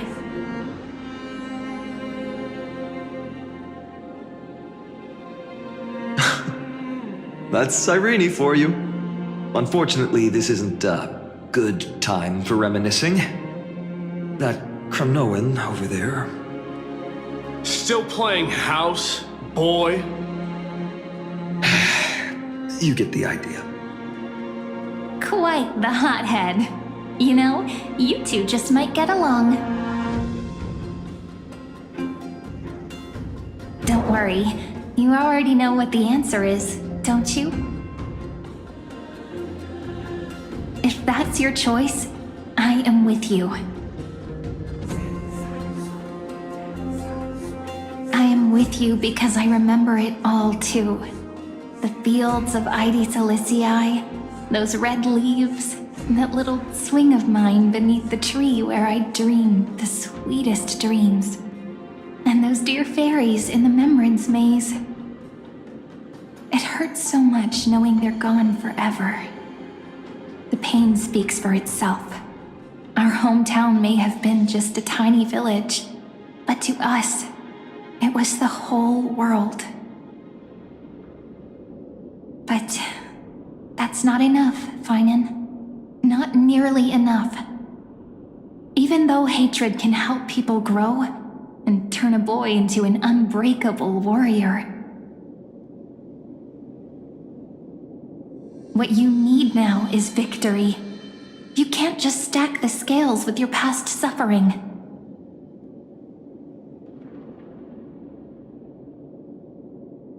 You have to throw the weight of your future onto them as well. The future? What do you mean? Maybe that was a bit too cryptic for you, but it's actually really simple.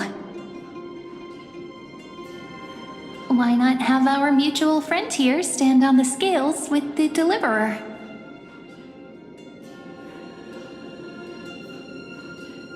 How about it?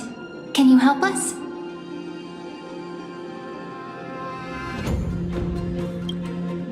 Of course. After all, you're what we aspire to. Let's try that. The fate of Akuma hangs on this duel. I must claim victory, for their sake.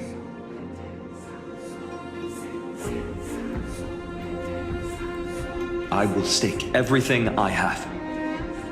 Stand with me, comrade, and we shall become heroes. Let's. Together we'll prove that what weighs more than the fate of the world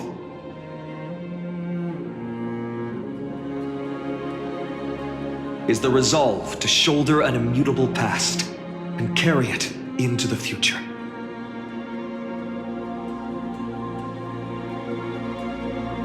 Talantin, the fair, the just, they of unassailable integrity. The challengers have made their choices. In the name of the Holy Maiden of the Three Fates, lower your scales, weigh destiny, and reveal unto us your verdict. Your offering is a card? Yes, a flimsy little card. That is my choice. Just know that it's called the Deliverer. Interesting. Very well. If you can beat me with this card, then that's what I'll call you from now on. It's a deal. The scales, they're wavering. Talantin is deliberating on the outcome.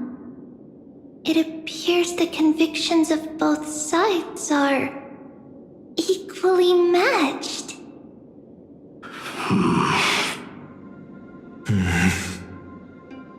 This is suffocating. Like the whole world's weight is on my shoulders. But I believe what my heart tells me.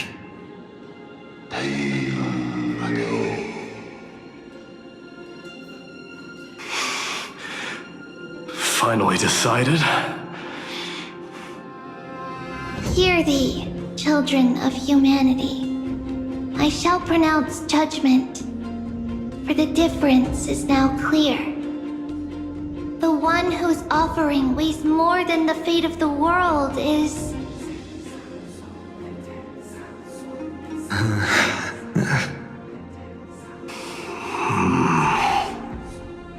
one from Ide Silicii, the nameless hero.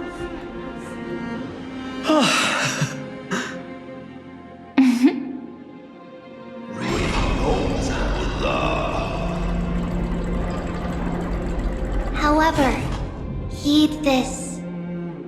The true weight of conviction originates not from itself,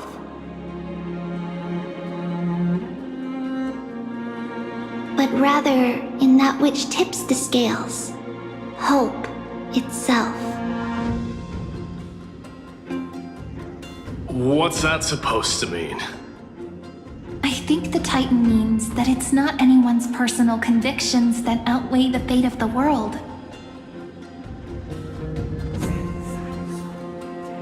It's about a wish, one which we all share. You, me, everyone here. What tipped the scales wasn't Finan's conviction alone, but the collective hopes carried by this oracle card. Humanity's desperate call for a deliverer. Yes, even you and your people, Kremnoan. Placing us both on the same side of the scales? Foolish. We Kremnoans are your mortal enemies. Such weak idealism will only get you skewered on our spears. Fine by me. I've never claimed to be the deliverer from the card anyway.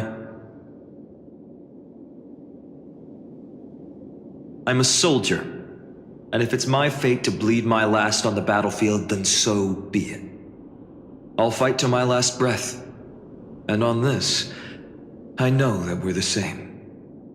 That's all a hero really is.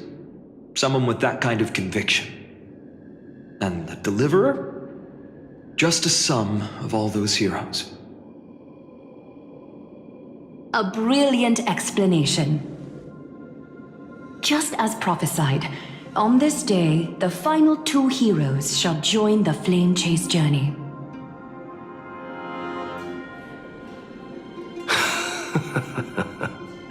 I should have known from the start. They all say Lady Goldweaver is quite brazen, but you're the first to even imagine that prophecies could persuade a Kremnos warrior. Oh, I have 1,000 ways to tame a lion. But this lion didn't come here for bloodshed, did he? The Kremnoans far outmatch Akima's forces, yet we haven't lost a single soul. That's no accident, is it?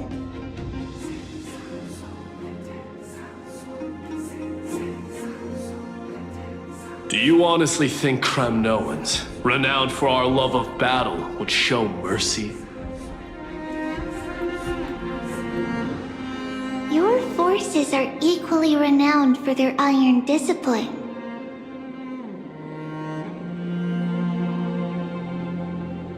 And so, we can only assume that this is on your orders. Perhaps Akima isn't as hidebound as the rumors say. You grasp the true marrow of power more clearly than those elders. Now that the wheels of fate are turning, what finer way to celebrate this fortuitous encounter than a feast? Follow me, brave Outlanders. Heroes of this world are as countless as the stars. And at this moment, we find ourselves gathered here by the light of the flames of the long night. History shall remember this moment.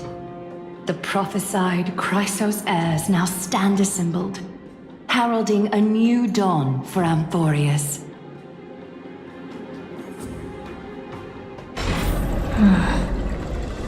You must see now how different this is from the flame-chased journey you traveled.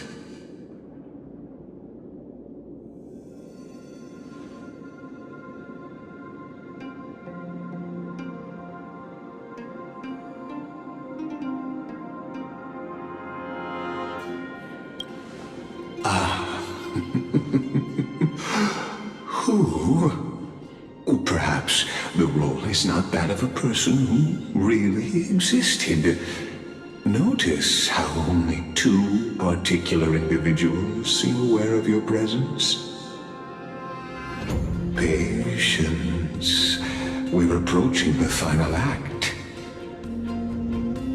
These are, as I mentioned, his first memories. They are of particular importance for the imminent Era Nova. Such as this very moment, as the prophesized demigods gather with Talentum as witness. This is a moment calculated by the gods. What comes after is no different from that which you already know. Some join, others leave, while flame chasers bear their faint light forward through the long night. Ah, come. Your seat awaits after 13 heartbeats. Our heroes will be ferried to the final scene.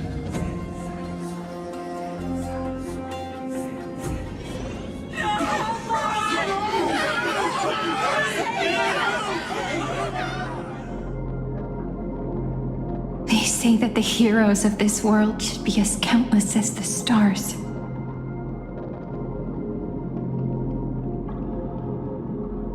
Yet now, we're the only ones left standing. So, in the end, the black tide still swallowed everything.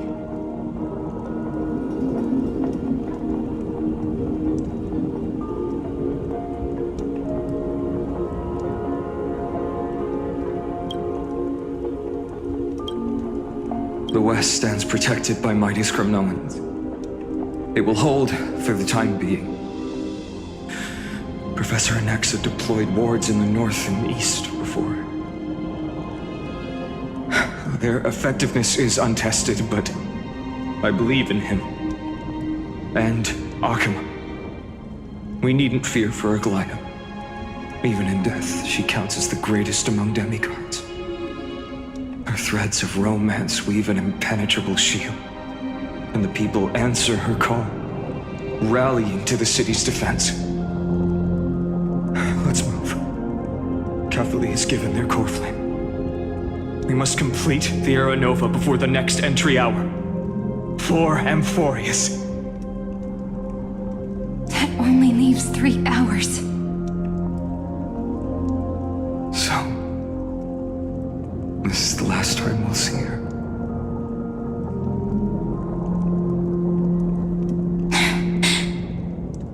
Finan. We set out on this journey to answer the world's desire, didn't we? That's what it means to be a Chrysosaur. So has it always been. Then why? Why must Amphorius' wishes be so cruel?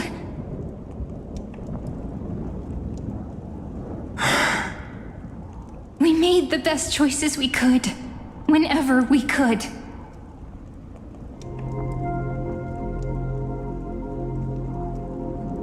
But in the end, the prophecy that led us, this black tide swallowing everything. Why does it look like this? I don't know. We haven't had any other choice except to move forward. Not for a long time now. Even if we only see the long, long night ahead, I still believe that through it, we'll find the dawn on the other side. Beyond these flames, a new sun will someday rise. So, to the Temple of the Three Fates. You'll take over Time's authority, and we'll return all the core flames to the Vortex. Then put this world's fate to its final rest. After which, we shall all face oblivion. or embark on one final grand journey.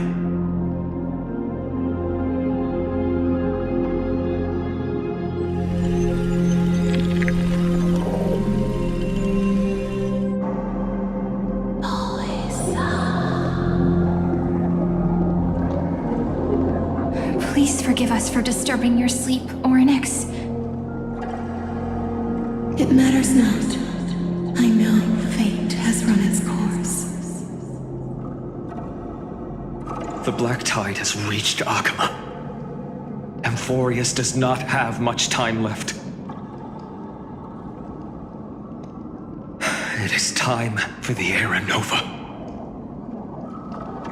As agreed, I shall present the core flame of time. Ride the river of time. It will guard your passage to the vortex of Genesis. Step through and witness.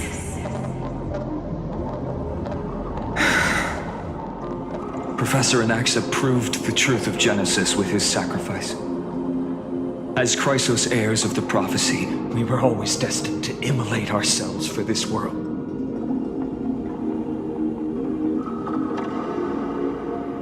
Now, it's our turn.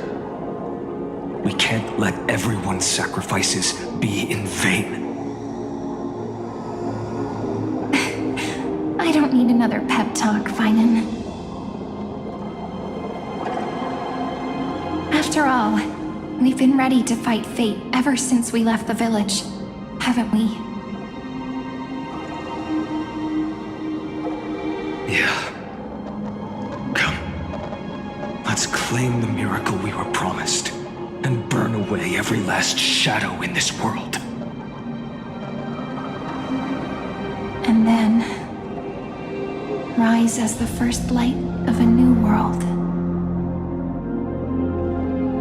Light calendar 4931, the third week of the month of Evernight.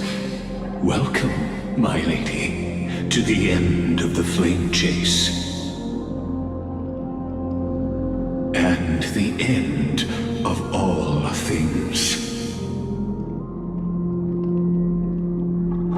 The Titan has revealed the gateway of fate. Please, accept the invitation to step across the threshold and behold.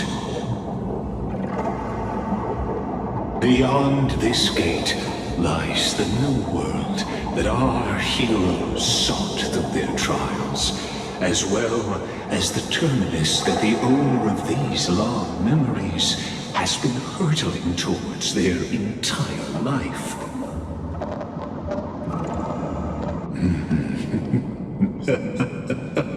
Perhaps you'll find it all too familiar.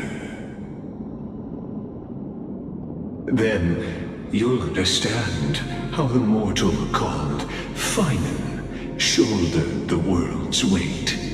How that same burden crushed him, proving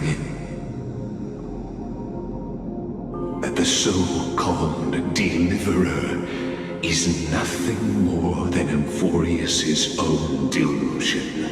A pitiful fantasy that it could defy fate's decree. Please, esteemed one, the answers you seek lie in these non-existent times.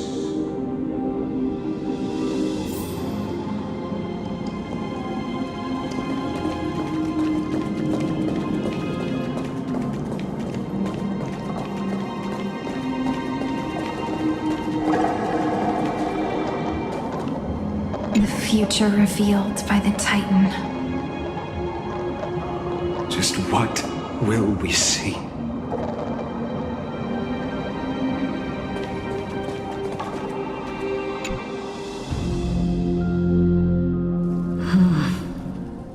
The vortex of Genesis. So it is here. But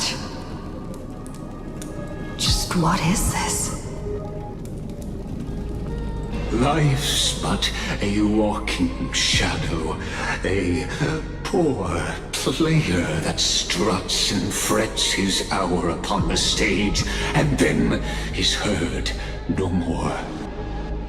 It is a tale told by an idiot, full of sound and fury, signifying nothing. The vortex of Genesis, where the world begins and ends. What stage could be more befitting of our final act? Come, I beseech you onward, buoyed by your surging curiosity. As an unattainable existence that has dwelled within his heart, beyond his reach, you have accompanied him through the march of years uncounted. You naturally have the right to view the river of time in its fullness, and to witness what he welcomed upon his arrival here. Every absurd and tragic ending. Now, if you would. My journey to the Aranova. Enough talk. Go on, if there's only one person left. Beyond the Aranova. Make the Aranova.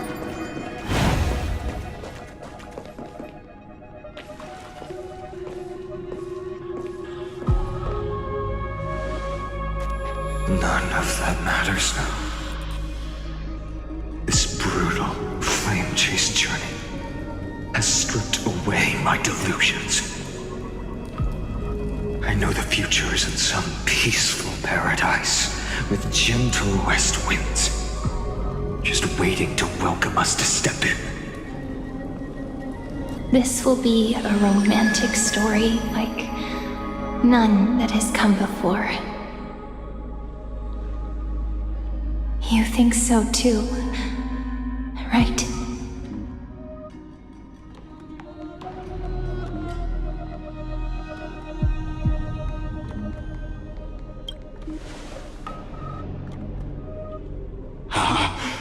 Indeed, in his memories, such a scene replays over and over.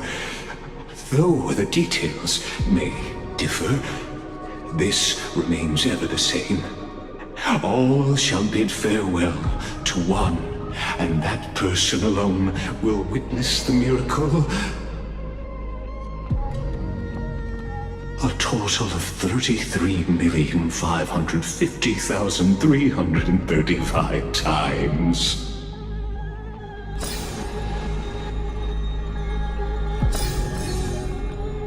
Each is a drop from the river of time, representing the long journey he would take, or rather, a never-ending cycle.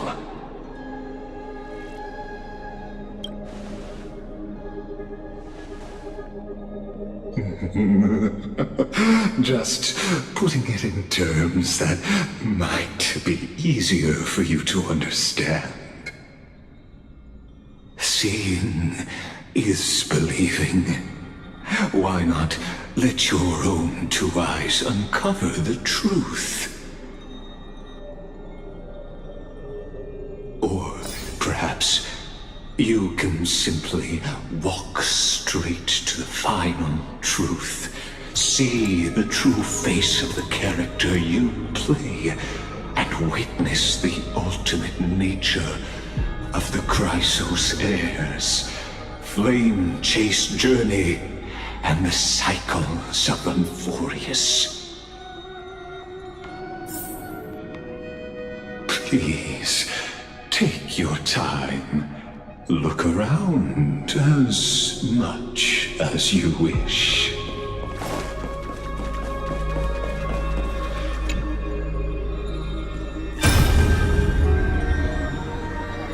Not a single soul to be seen. So this is how the vortex looks at the end of days.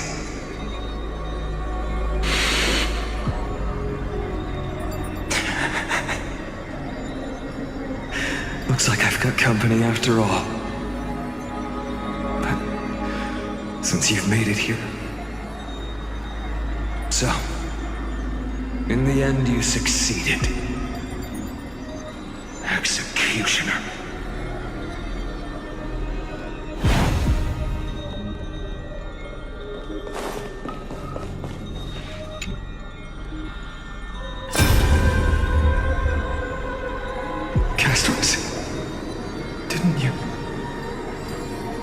Yes, I've become Death's demigod, and shall never again walk the world of the living.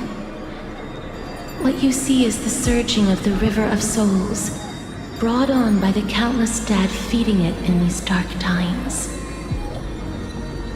They cry out. Though dead, they'll converge into a torrent and guard the vortex to see the Era Nova fulfilled.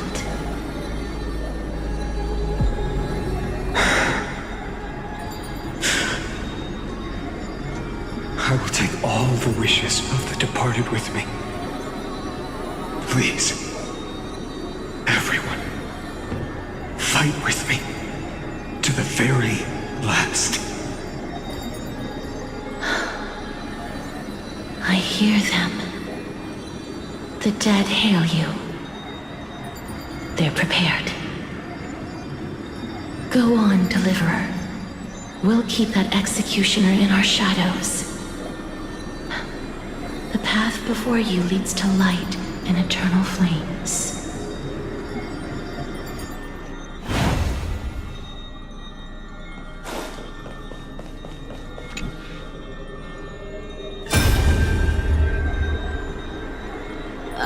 There's water everywhere.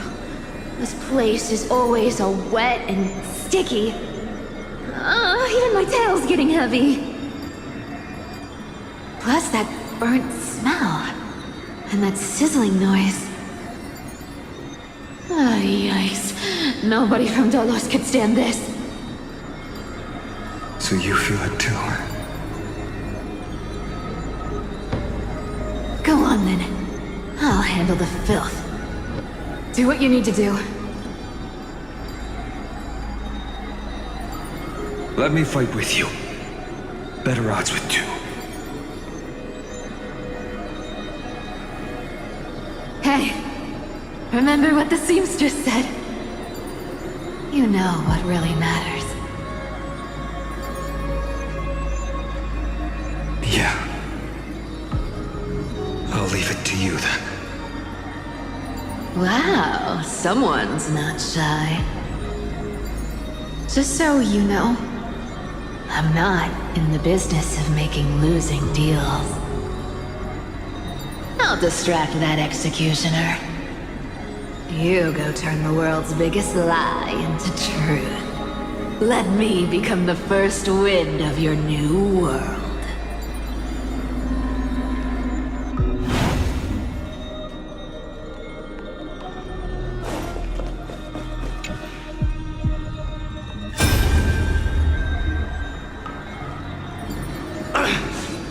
Shut up and get out of here! Are you crazy, Mighty? Immortal or not, even if you're the demigod of strife.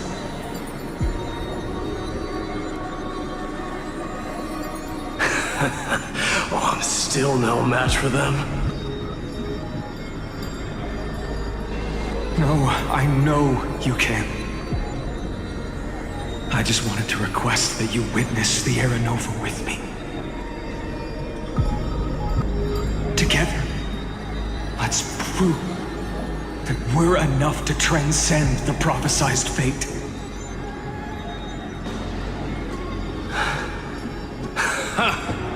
Could it be that now, at the critical juncture, our mighty deliverer is chickening out, scared of a stupid prophecy?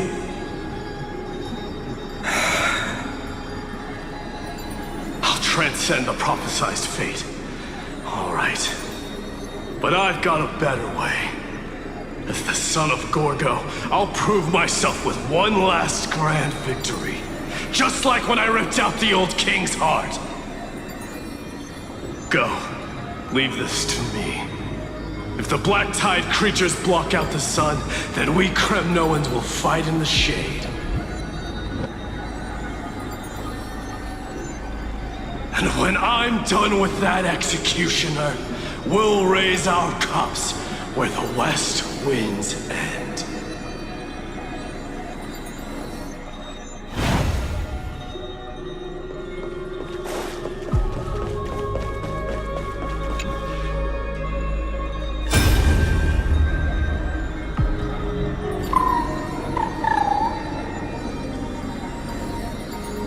Hey, little one. Are you scared?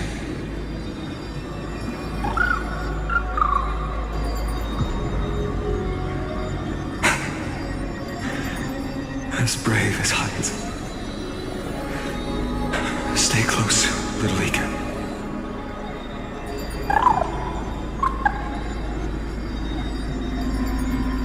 What?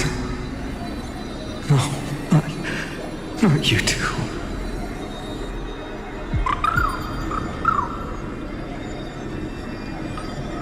You see,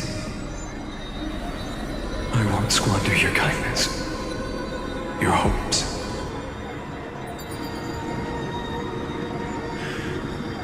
So please, keep this bit of sky standing for me.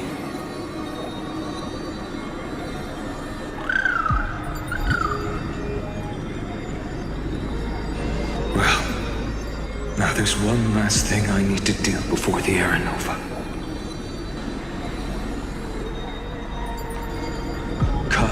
Executioner, let this patch of clear sky show me where to strike.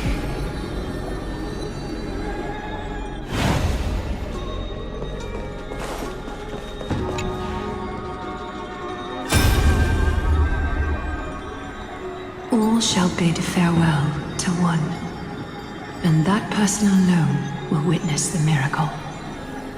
Such is the will of fate. So even the future revealed by the Titans may not come to pass. The Era Nova.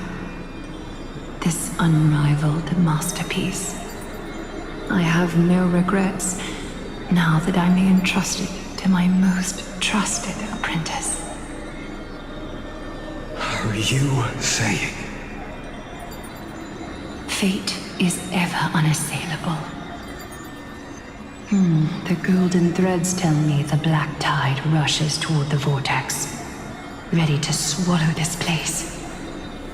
I must weave the last of my humanity into a net to hold back the deluge. I shall have my final bath in warm and radiant gold. Now, the hour of fulfillment has come. Forgive me. I must snip away every risk to weave the strongest future for the new world. There is nothing more to say. We part here. I shall personally dispatch that wretched executioner, not with threads of gold, but with the steel tip of a needle.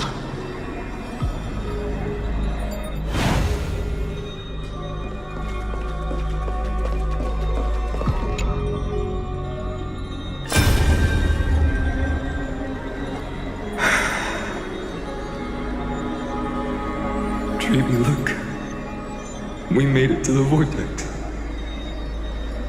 That prophesied future. The flower fields where the west wind ends. Era Nova. We're so close now. You can't speak anymore. Please. Allow me to pause just a moment before I keep my promise. Let me answer your cruel fate by tearing that executioner's heart from the void.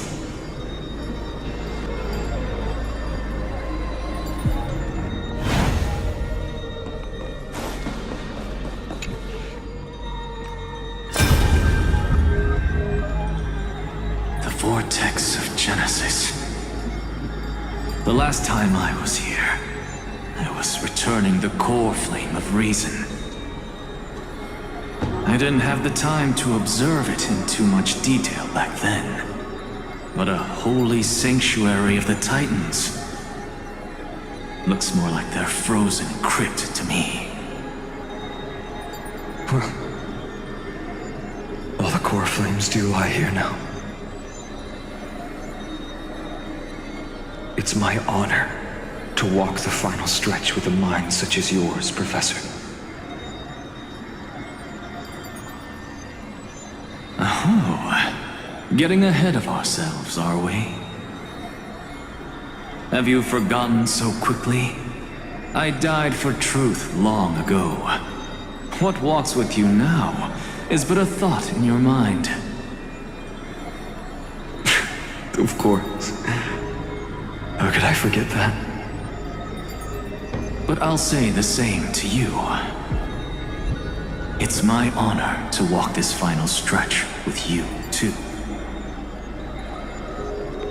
Now go. Stand tall and finish your final task. Yeah. Just leave it to me.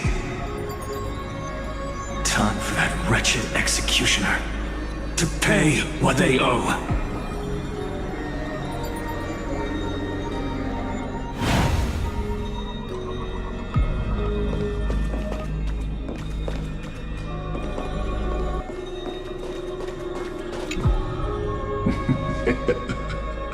You really think you're prepared?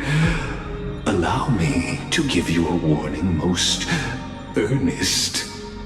Once you see what these memories hide, the world's course will be forever irreversible. Ah, very well. As you have made up your mind, let us bear witness together. As the sole audience of this eternal theater, I have been rapturously awaiting your arrival, and this, too, is the very reason I must show you everything. I believe that since you've bathed in that eon's gaze, you can make Amphorius' frozen fate flow once again.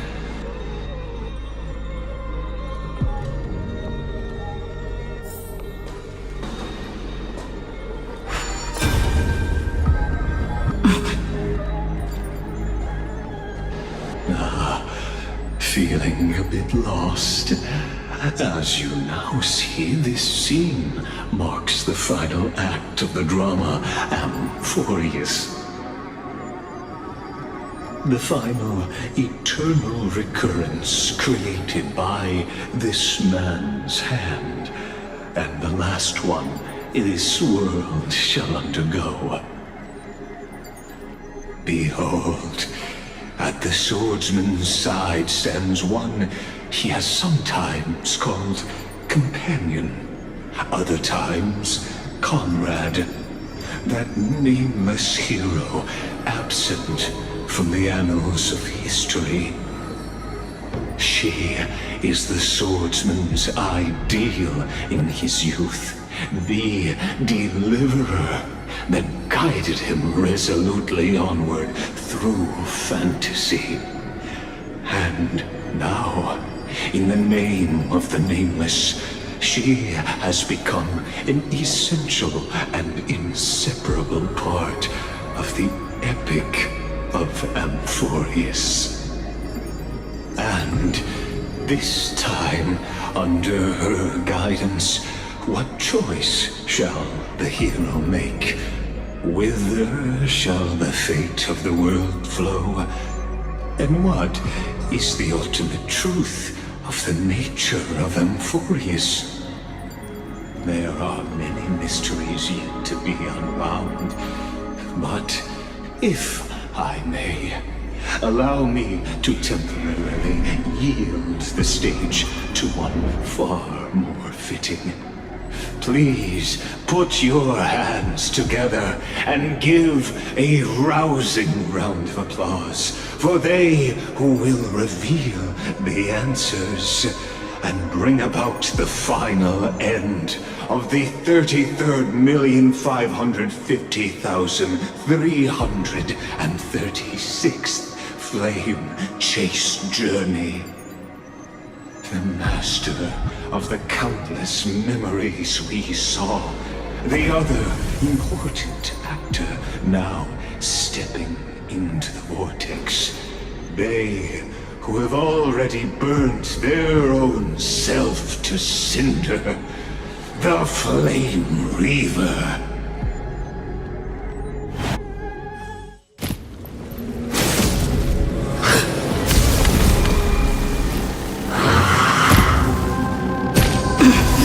So, in the end, you succeed. Executioner. With my flesh as kindling, like the first dawn of the new world. The time has come to once again start everything.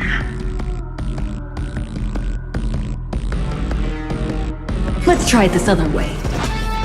We can do it! Curiosity? Endless riddle. Nothing but a void. Impressive. This is worth learning. Expand your thinking. Glimpse you now. I'm fine. All before they die. For tomorrow! Guide with the rainbow bridge. May this dispel the gloom, destroy the skies.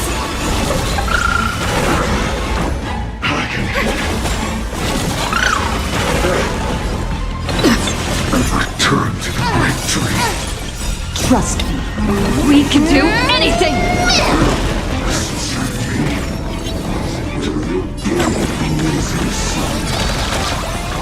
Even all creation. No other choice but forward. Future will come. This is being in sync? Expand your thinking. Curiosity? Endless riddle. Nothing but a void.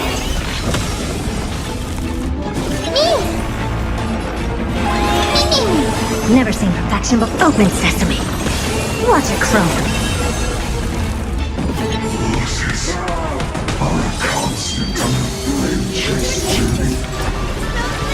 You are lost, weary, Have some sunshine. Break's over. I'm on it. Expand your thinking. Blast! You can't let them down this world. Trust me.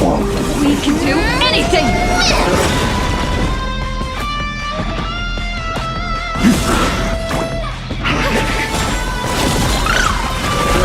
Curiosity? Endless riddle. Nothing but a void. Open sesame. Glimpse me now. This ends now. With your corpse. Ignite the dawn!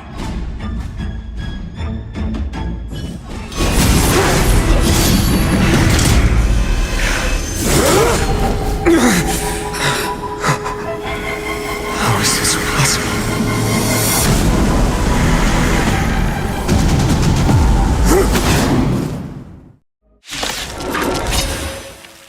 The sons of destruction, now twinned. You can set your blood ablaze. Your fury. Let's try it this other way. Come on. I choose you! I will guide the rainbow bridge. Lead the way. Thank you. May this I can still keep going. destroy the skies. Impressive. This is worth learning. Score.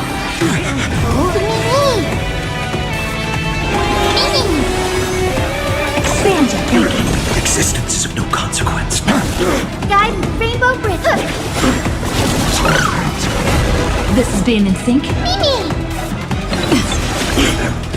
Open sesame. Curious, endless riddle. Nothing but a void. Expand your thinking.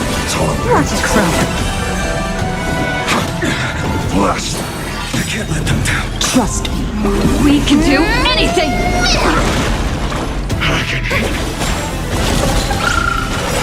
No other choice but forward. Dispel the gloom! Restore the skies! Thank you.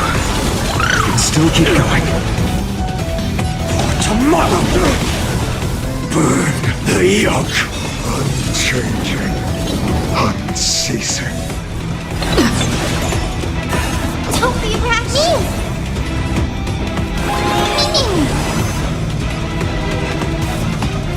Open sesame.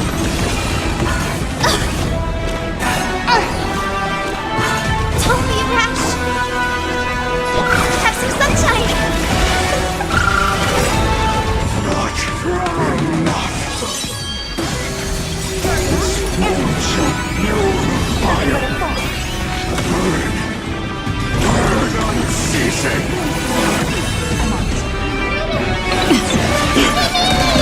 Existence is of no consequence. Future will come. Guide the rainbow bridge! Mavis, dispel the gloom! Restore the skies! Break's over.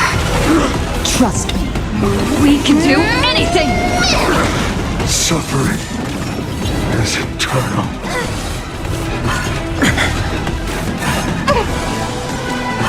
You just don't never seen perfection before? Open sesame.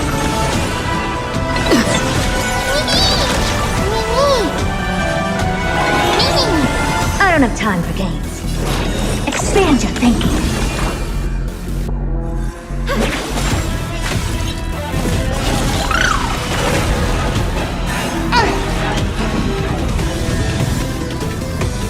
Tomorrow!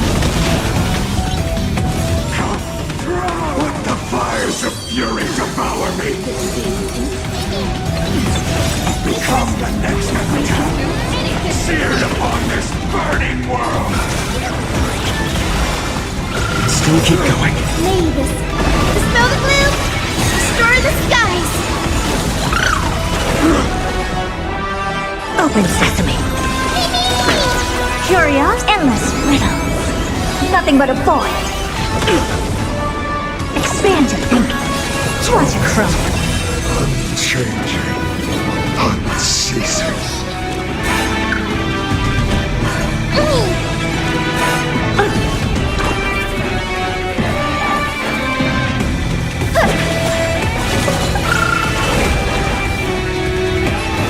Future will come. Never seen perfection before? Not a bad idea. Guide the rainbow bridge!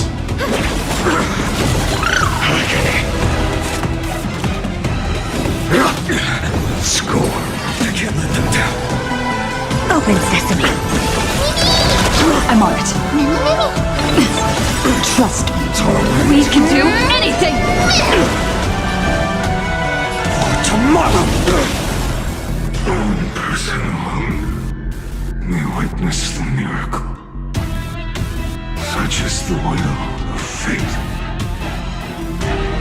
That person can only be you.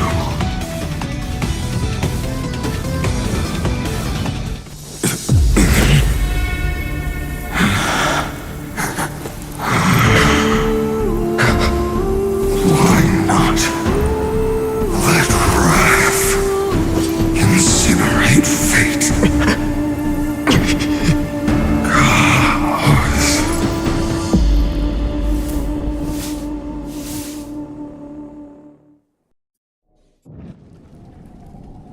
At last, Amphorius's fate has begun to shift.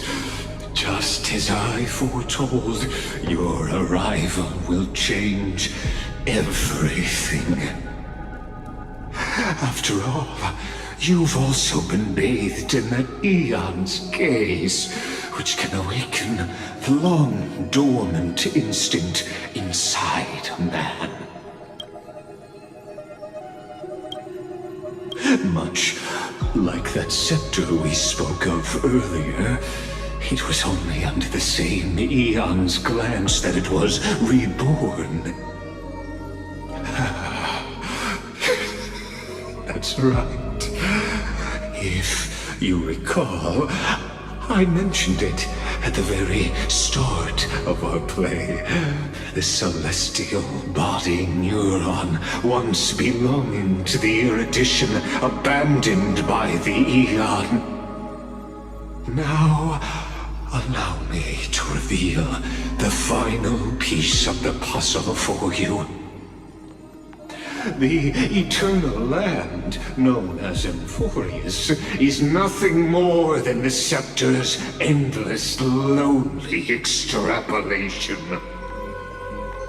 A bottomless well of fury, aimed at the god who cast it aside.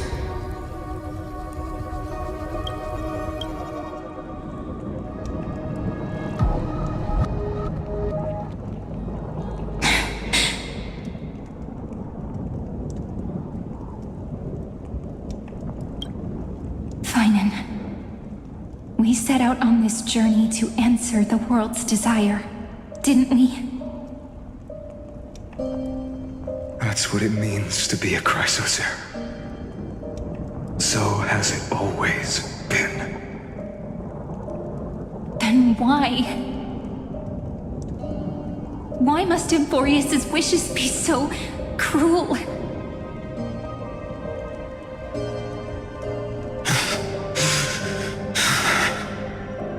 We made the best choices we could, whenever we could.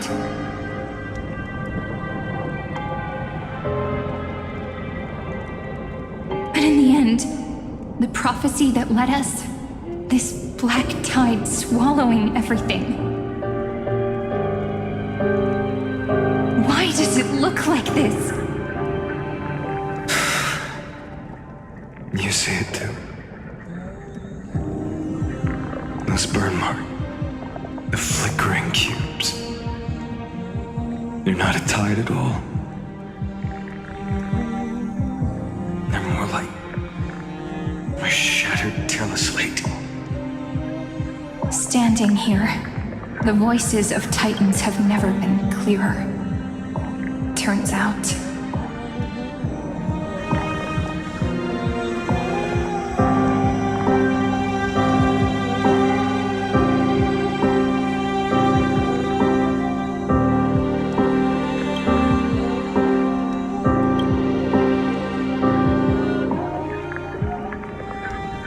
They were coming from the black tide all along.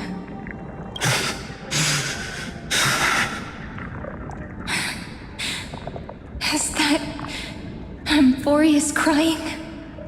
Or maybe it is screaming at its creator, at its god. Finan, do you still remember when I was little? I had a dream. A dark, cold room with nothing but Orynyx's curtain glowing like crystal. The curtain seemed to contain all of Emphorius, where strange and fantastic dramas played out within. There were countless versions of us, from countless different worlds.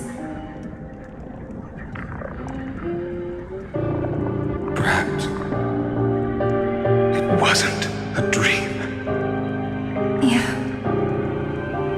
As I gaze out at the world before me, those sorrowful thoughts have become reality. So, this is the reason the sky was sealed. Emphorius is merely a larger ID Silicii. We are just characters in this tiny world, following the prophecy, stepping onto the same journey over and over. What then is this so-called Era Nova? spectators, watching all of this, truly hoping for.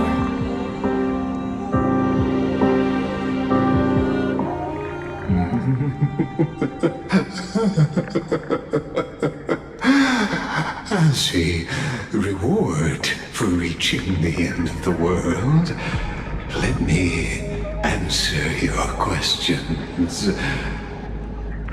As the Theoros, I have observed.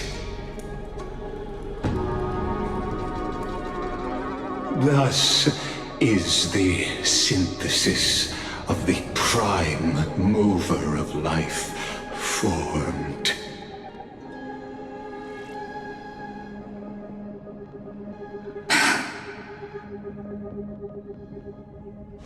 This is a moment the universe will remember.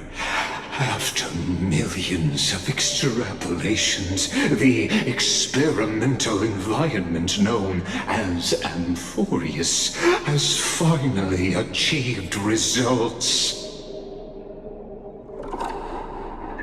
So, the results you speak of are this wreckage of a world. We all gave everything we had, returning 12 core flames to recreate the world. And in return, we become nothing more than sacrificial offerings at the end of everything.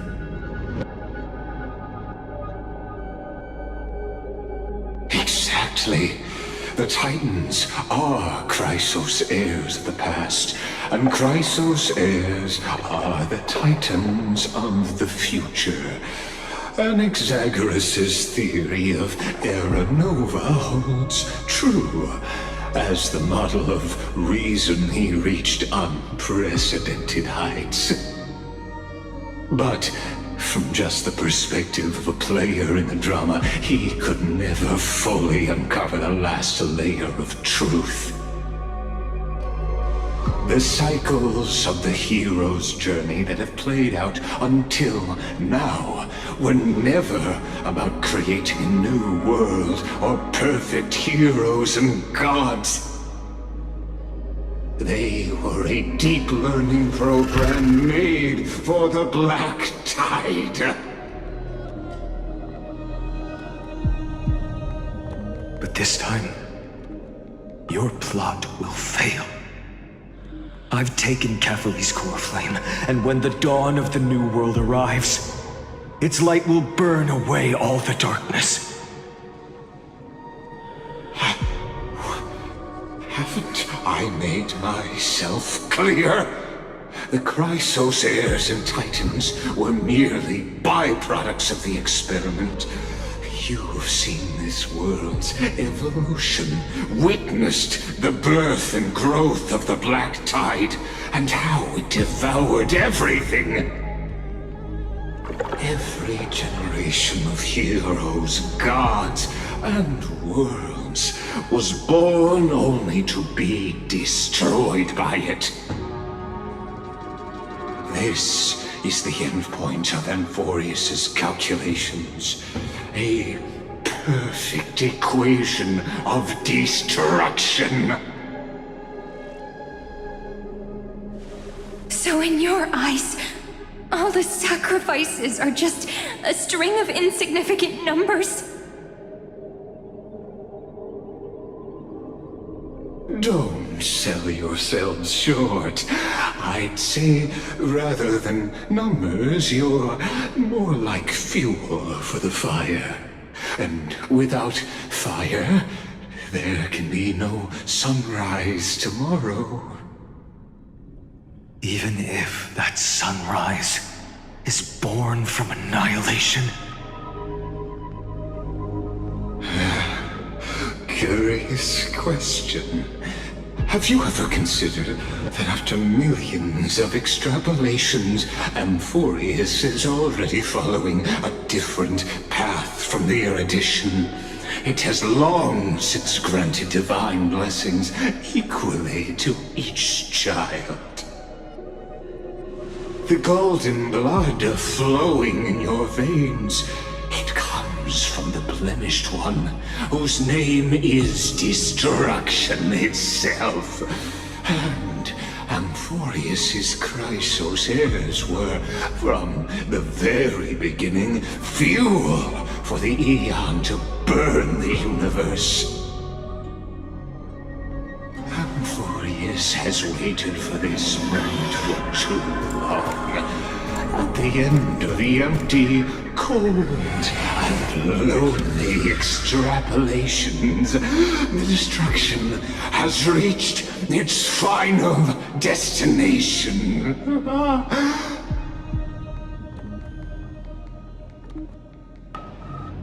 Nikos 496. Philia 093. No need to feel regret. This generation of Chrysos heirs is the most outstanding model, and you two are the final factors. For you, the Era Nova is no lie. Just step forward, embrace the black tide, and accept the Aeon's gaze. You will come to life from a stream of cold numbers.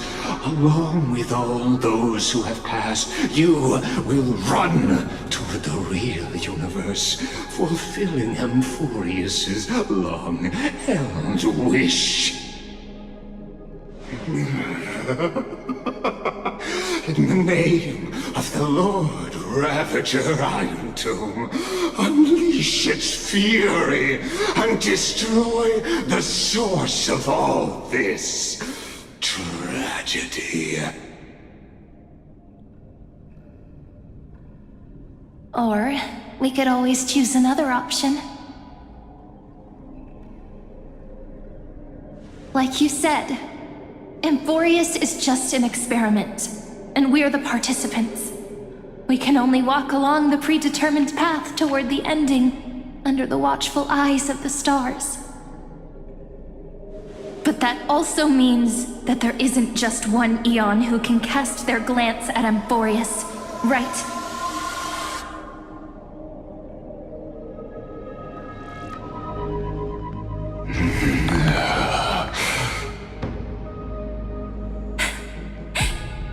Is this question really that hard to answer?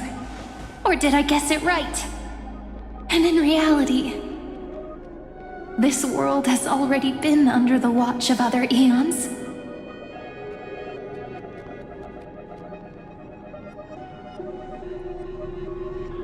It's strange when you think about it. If you just stayed back, watching us complete the ritual and get consumed by the black tide, your goal would naturally be achieved. Why go through the trouble of explaining all this to us?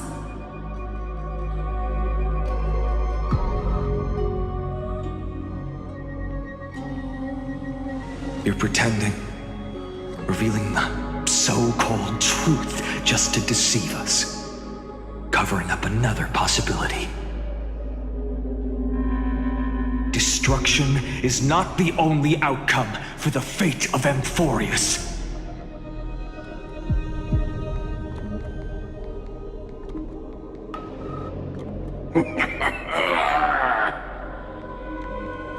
Do you two really think, as petty little demigods, you can change the outcome written by the stars?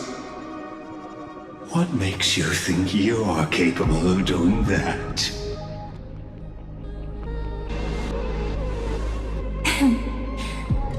A little courage and determination.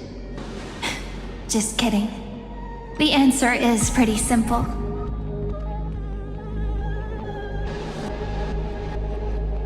But we're not gonna tell ya.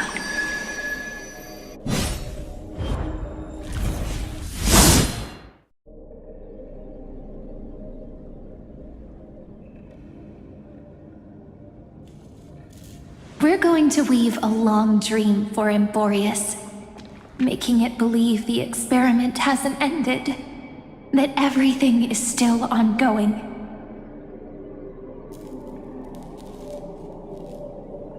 With just Orynyx's power, though, it should be impossible to achieve this, right? Yeah. So, I can only place my hopes on that childhood dream.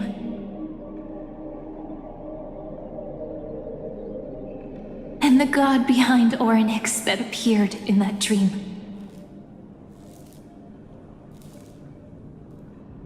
Now, I can say with certainty, time is the page on which that eon records Amphorius. If it fades from existence, and all that it records is lost among the stars, that eon will surely direct their gaze here. And it will be a glance that spans time and space, transforming each incarnation of me into the power you shall wield to reset time, imbuing my soul into this ceremonial blade, and creating an endless flame-chase journey. I understand. Then let me step into the cycles and continue Amphorius's grand design. To deceive the gods, deceive the world itself. But to make time vanish from this world, that would mean you.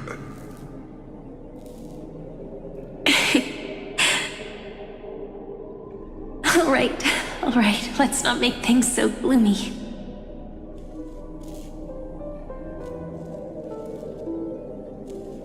What we're about to embark on is the true hero's journey, so...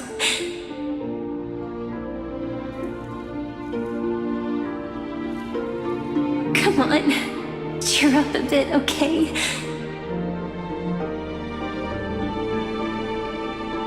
In that memory, you will definitely meet me again. A little Cyrene who knew nothing, lying on a soft patch of grass, feeling the light breeze, dreaming of the distant world.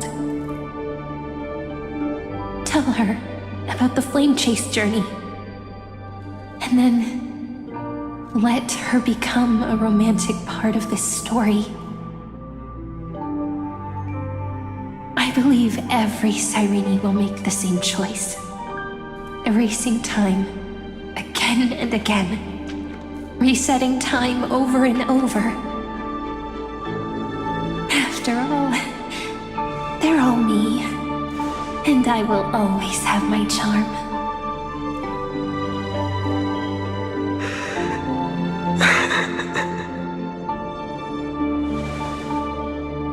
Then, I'll fall into a sweet dream, disappearing in some small corner of the world. Quietly, waiting for the day when that next page is turned.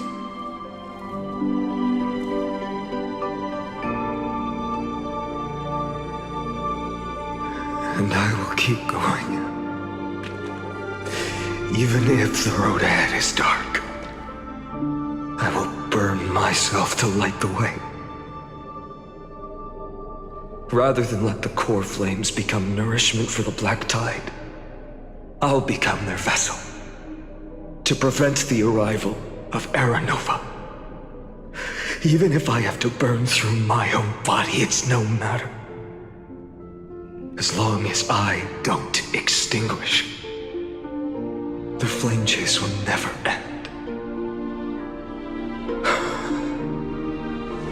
Until Amphorius welcomes a true dawn. The girl who watches over time, and the warrior who carries the world. Now, let us fulfill the duties of time and world-bearing.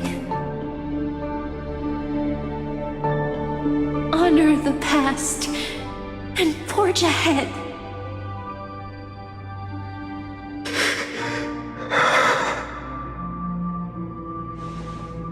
I promise you, the pain will pass. definitely. You need to hold tight to this ceremonial blade. After I'm gone, it will take you back to the beginning of time, the start of a new story. I believe that in that story, or in countless stories, each alike yet unique, everyone, all the companions who sacrificed themselves, alongside the deliverer we once dreamed of as children, will reunite beneath a vast, endless sky. If we can never break free from this prison, I will stand my ground until the day someone shatters this endless cycle and writes the final chapter of Amphorius' fate.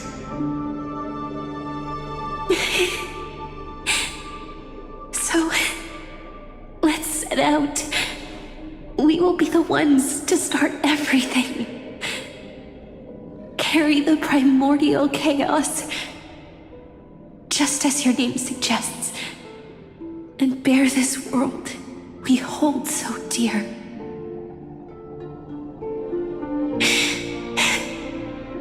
So long, Kaslana. As the Theros I have observed, instruction and synthesis is formed.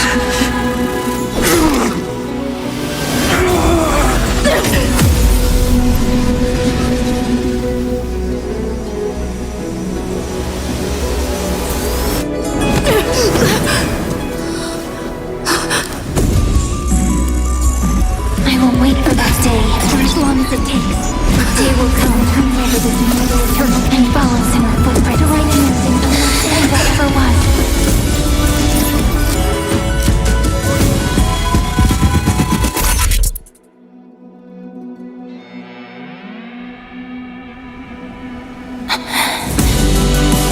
That will be a romantic story like none that has come before. You think so too, right?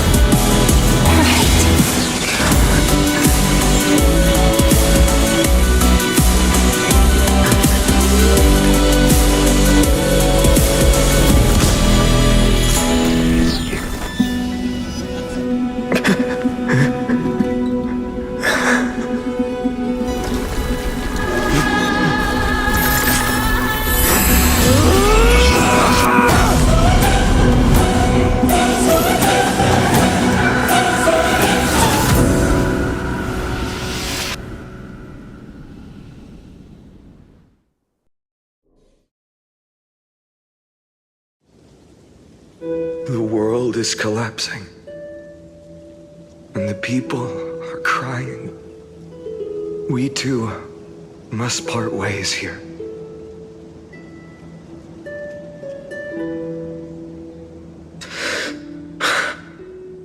Friend. Ides Elysiae, the little village of my childhood.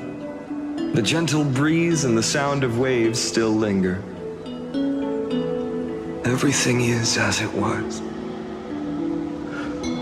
It feels good to take one last look. You know, this is just a corner of the memory. The real Ides Elysiae.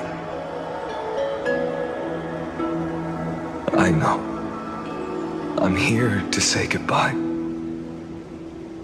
We might not see each other again. You can stay here forever. And time will stand still for you. Let it flow.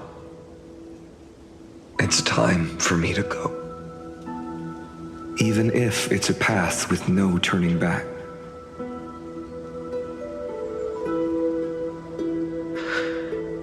When have we ever had the luxury of turning back? Are you afraid? After learning the truth of your origins?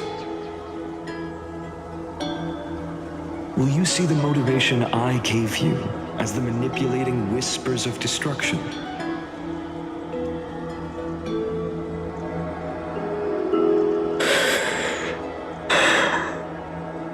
The convictions and choices that come from my heart.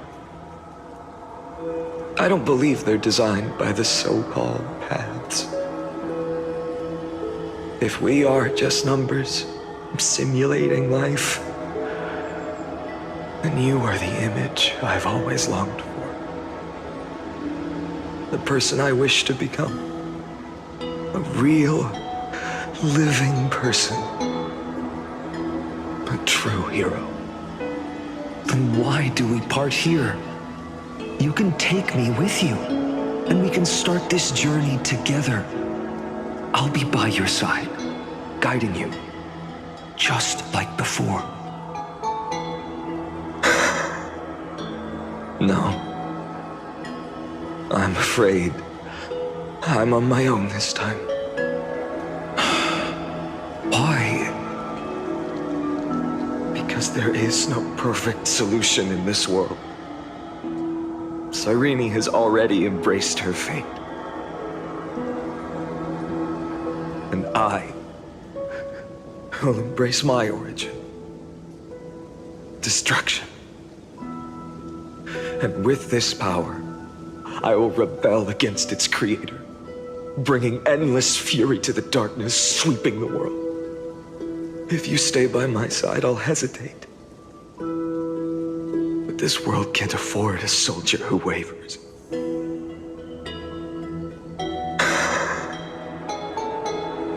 Do you remember when we were kids? Everyone would get so excited drawing cards like ruler or warrior, but throw fits over devil or drunkard and demand a redo. Kids always get to change their minds. Things are so happy and simple for them. But when it comes to the fate of adults, there's no room for redos. Then go, Kislana, as you promised. Deceive the world. Seize the core flames and rewrite your fate. Burn yourself up with all your might. Wield your futility like a sword. And fight against the gods.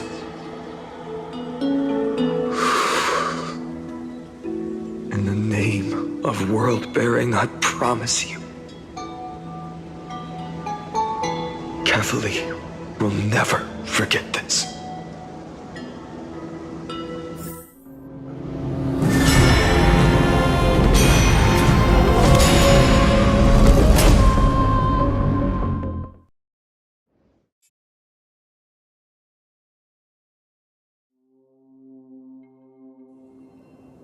So, time retreated behind me until it reached the origin, where nothing ever existed. Just as Professor Anaxa once said, in that void, Kefali stood at the center of chaos. Time, space, and causality all flowed from their body.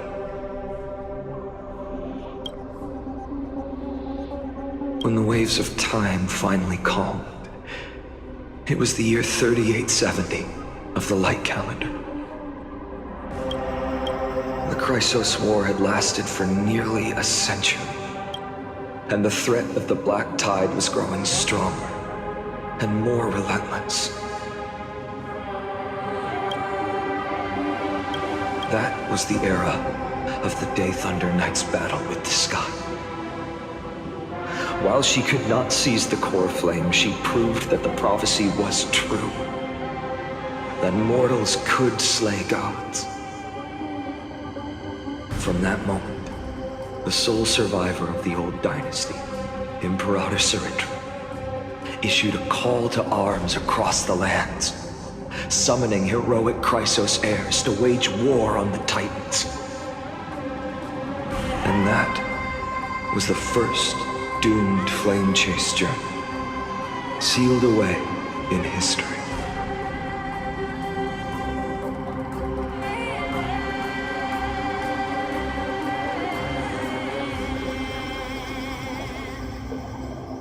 So what you're saying is, you've traveled back down the River of Time, finally reaching this untouched seabed just to tell us.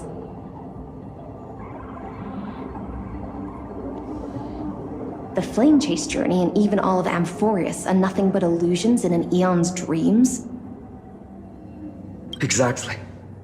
So, Dux Gladiorum, please take me to meet Her Majesty Saridra. I must share the truth with her. Since Her Majesty's not here, no need for formalities. The word Gladiorum always reminds me of my fallen homeland buried deep in the depths.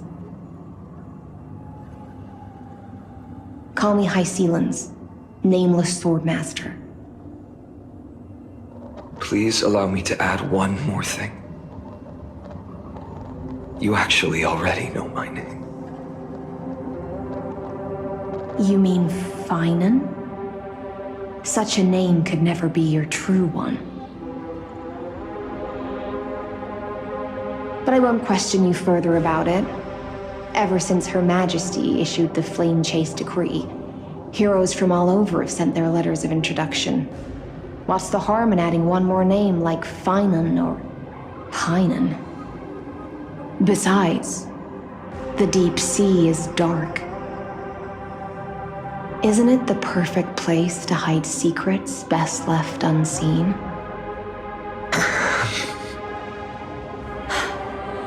All right, Nameless Swordmaster. Hold on to my wake. Let's find somewhere else to talk. Aren't you even a little suspicious of what I've said? Harboring suspicions is not my concern. My sword dances only when the Imperator harbors doubts. There's no use in speaking further. Show me your true intentions through action.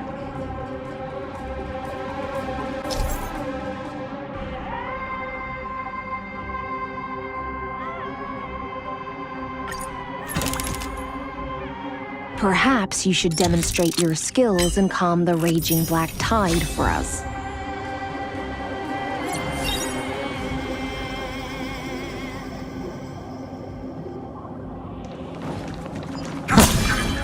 Light up the dawn.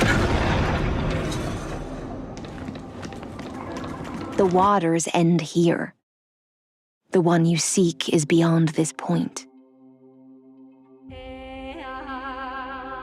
At last, I can meet with Her Majesty Saridra herself. Are there any formalities I need to observe? Don't kneel, don't do the hand-kissing or foot-kissing gestures of the old dynasty, and most of all, don't bow. The Imperator despises such rituals, especially when the heads of those taller than her bend beneath her crown. She really is down to earth. The second thing to note, only trusted ones may come near her. Keep 5 paces distance until the Imperator allows otherwise.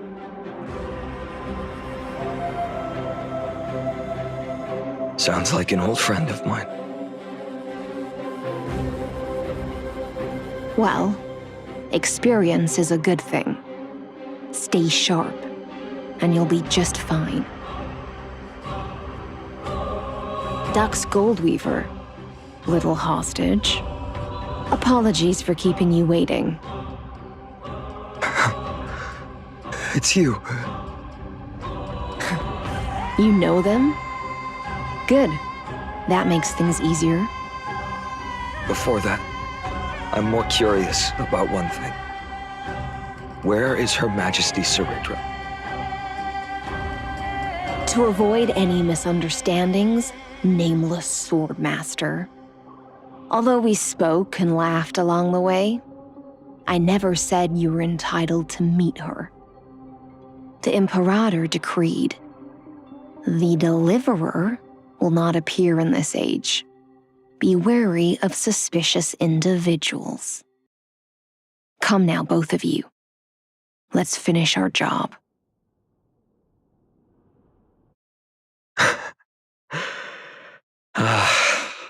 I see. It's a trap.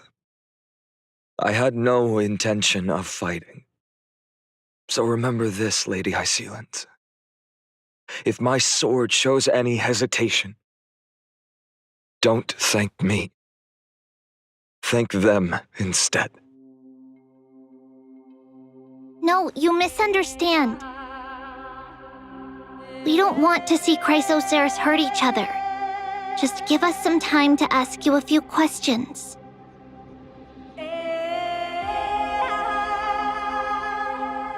The Nestia's golden threads will judge you and decide your fate. As you wish. White-haired swordmaster?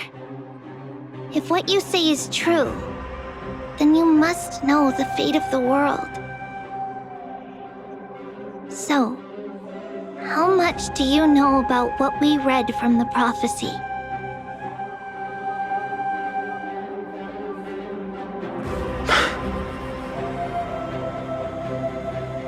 You shall shatter into 1,000 fragments and wither in the soil of foreign lands.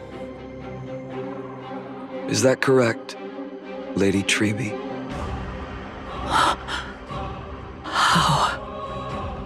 How is this possible? He got it right? Yes, but the prophecy never mentioned he'd appear here, at least not in this era. You must listen to me, Aglaya, Trebe. The Finan of this world has not yet been born. In a distant future, he will follow the prophecy's guidance and appear before you. But do not seek him out, because Era Nova is a complete and utter lie. I will tell you the truth, and you will understand why the world must forsake the prophecy and find another path to Era Nova. Because I know both of you, and I believe that no matter how the course of history may change, the faith we all share will always remain the same. And so, the layers of rock began to reverse, and history wove itself anew. Through my old acquaintances, I was given the chance to meet the leader of the Flame Chase journey, Suridru. And after a long and arduous negotiation, we came to an agreement.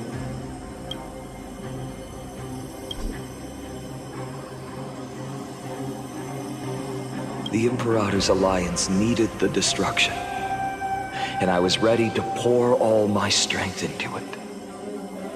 The spoils of the Flame Chase, the core flames, would be sealed by my hand. But the condition was this. In the upcoming battle, in our conquest of the Earth, I had to prove that my power could transcend fate.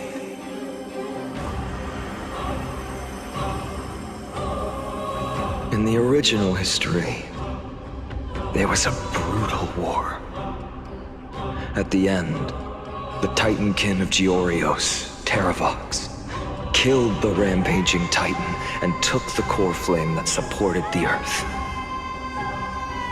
But this time, Amphorius encountered a turning point in its fate.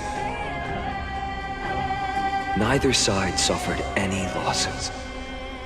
When I severed the Titan's head and raised the core flame high, the crowd gathered around the scorched remains of the god, roaring with joy, cheering for the hero of the destruction, who had ignited the faint spark of life for the first time. Yes, in that flickering light, the once dark path ahead seemed to become clearer. I proved myself, and in the long years that followed, I brought down the other Titans, one by one. I could do more than just wait. When time resets, the chance to change the world also emerges from the lines of history.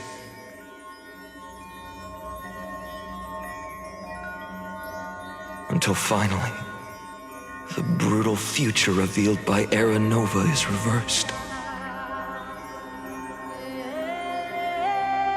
But tell me, if that's truly the case, why are we doomed to the same outcome?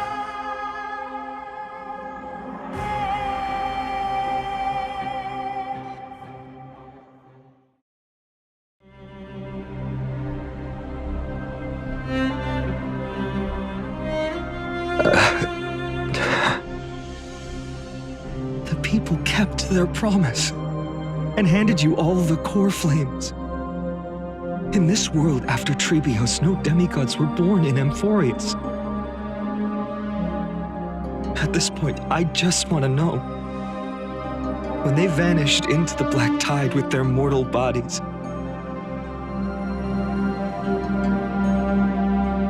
why didn't you shed even a single tear?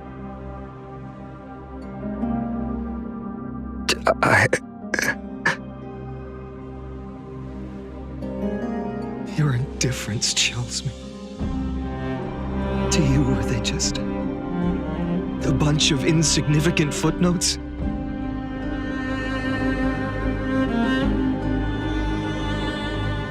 Sorrow has been my constant companion. In fact, with 12 core flames upon me, the fire in my heart has never been more violent. I'll remember this world through anger. As long as I burn, they'll never truly leave me. Perhaps it's already too late. But you're right. Anger, at this moment, is the only weapon I can rely on. So, draw your sword, executioner! I'll make sure you realize that your greatest mistake was leaving me alive!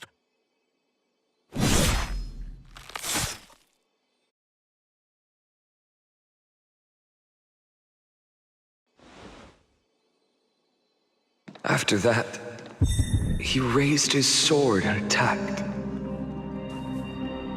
Then, Kaslana killed himself. That day, who fell to the sword to be left in the past, and who went into the future, I can't remember anymore. I only remember a nymph, hiding in the shadows just out of sight, futilely pushing a stone ball.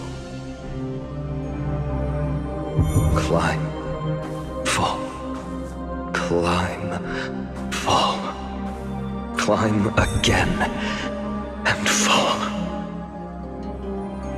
The only freedom the nymph had was in choosing how to roll the stone. Sometimes fast, sometimes slow, sometimes resting on a gentler slope, leaning against the stone for a break. But its choice couldn't change the futility of it all. The stone would always roll back down the slope, and the nymph would always return to the starting point, beginning again. After that, every time I reached this point in the cycle, the burning sky would cast a shadow over its path. It would nearly reach the peak at the fourth quint of curtain fall hour, then fall to the starting point in the first 15 seconds of the next entry hour. And my efforts in this cycle would dissolve into nothing at the same time.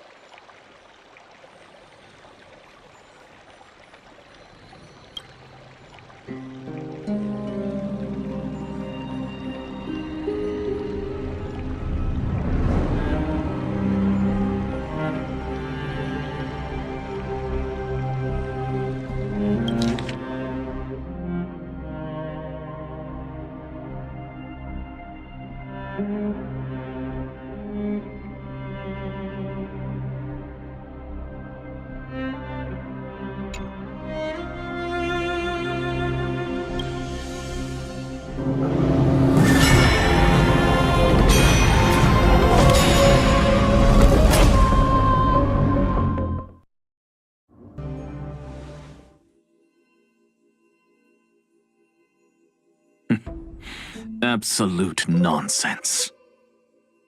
I thought cycles was the answer you were looking for. No.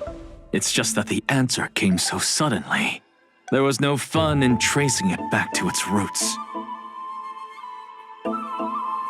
Eons? Paths? What a load of nonsense.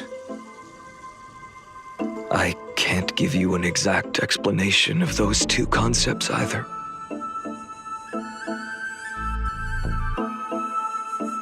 Enough.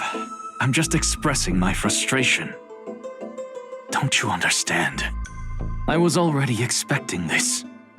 The black tide came from beyond the sky, and everything else is no exception.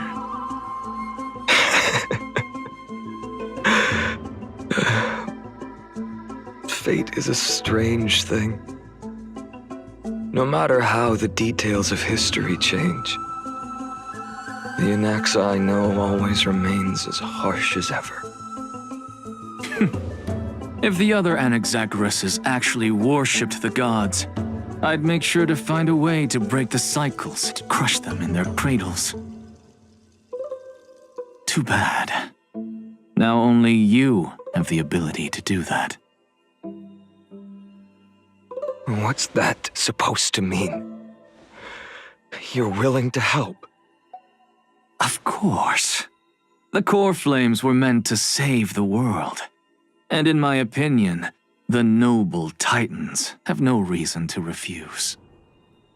Besides, according to you, before stepping into these endless cycles, you were my pupil.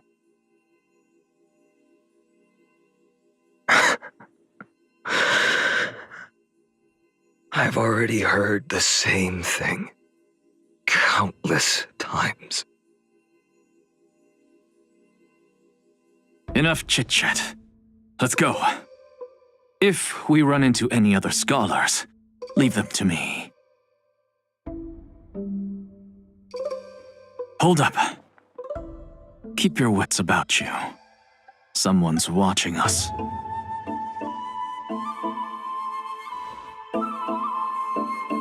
Pretty boy, your eyesight's better than I thought. As for that false god who's been turning the world upside down, it's you, isn't it, white hair? You sure do love stealing the spotlight. In the name of the Seven Sages, I demand that you immediately step away from the Luminary Throne. This is the sacred ground of reason, and no one may desecrate it. Take my words back to Aglaya. I won't say the same thing twice, Catgirl. Oh my! You won't even call me the demigod of trickery. That is just heartbreaking. I have some words for you, too. First, as one of the most heretical blasphemers in the world, you have no right to lecture me. Second, this is none of your business, Grove Boy. Step aside. I don't want anyone getting hurt.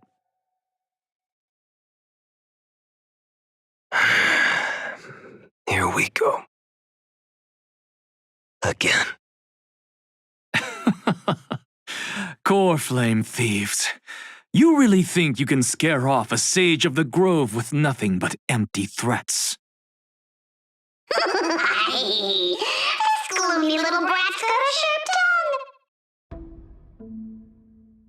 Ooh, not bad, not bad. I kinda like you. As a return favor, feast on Cersei's core flame right here. They're exactly like all the past ones I've known.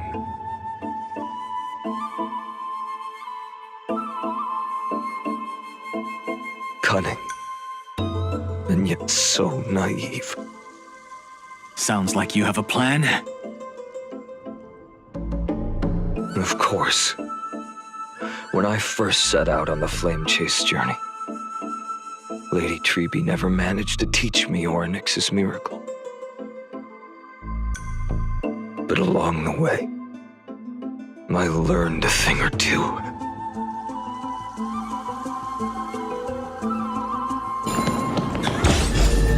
Where are you going? I don't know. The Venerationists' foolish inventions finally come in handy.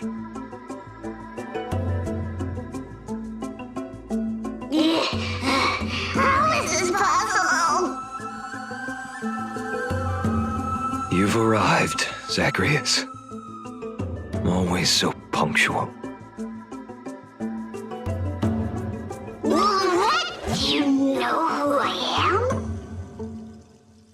I'm running out of patience, so I'm not going to waste words. Listen up, Spirit Thief. Hand over the core flame, and let's pretend we never clashed.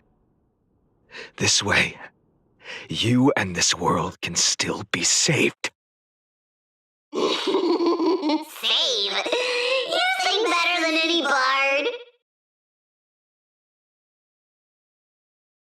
If you ask me, you're the greatest disaster Amphorius has ever known.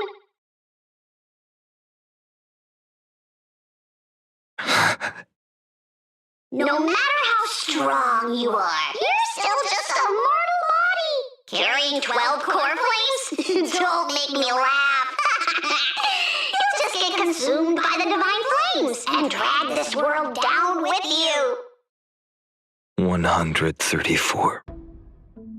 What? This is the 134th cycle I've lived through. And the number of core flames I carry is 1,596. Yes. 1,000 core flames and just a single Chrysos heir. How is that even possible? I've come this far, and that's proof enough.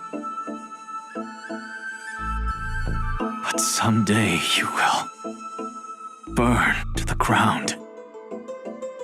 Of course, the divine flames will eventually consume my eyes and blind me. But before that, they could still forge and sharpen Dawnmaker. Now when I cut open your stomach, you won't feel a thing. You... This is the final warning. Fine. Assume this world holds 100 million possibilities. And no matter how one looks at it, 99,999,999 of them all point to outcomes of certain destruction. Even so, I'll use my divine power, despised by the people of this world, to achieve that 1 in 100 million possibility. Bartolos! Right. If you've got the guts, you'll have to first step over my dead body. Can you run? Go, Pontificia! This little brat is not a threat we can deal with just by ourselves.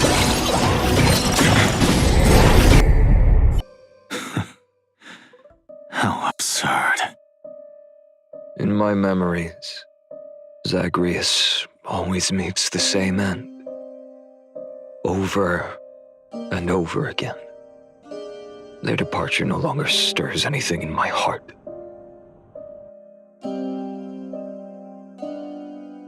This reason core flame before us is a fake, obvious as day.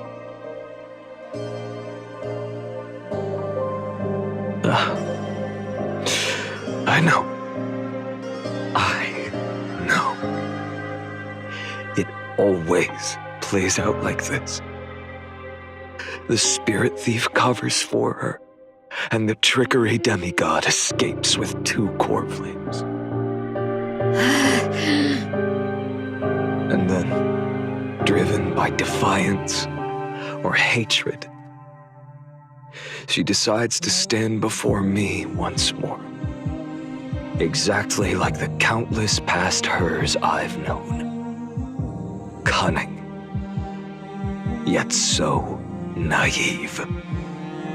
Since you've witnessed the same scene play out countless times, tell me, will you carve the trickery core flame from my chest now?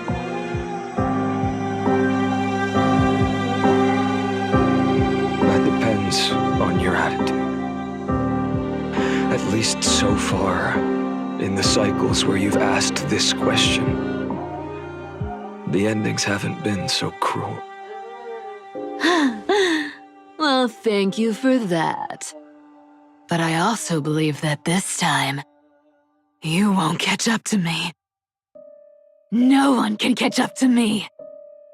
I'm no longer running to escape anymore.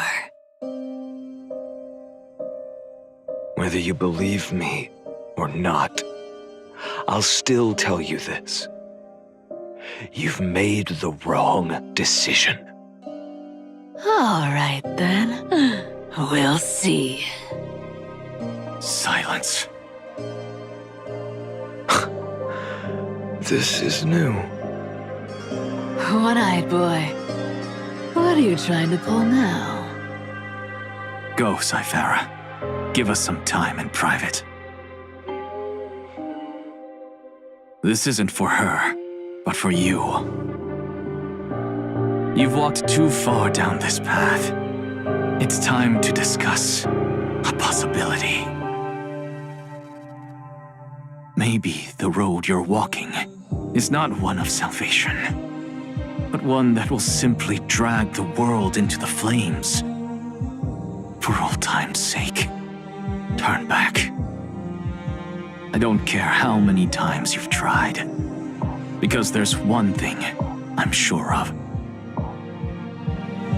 Your Messiah complex has turned you into something no different from the icy gods you spoke of. The children of humanity you swore to save.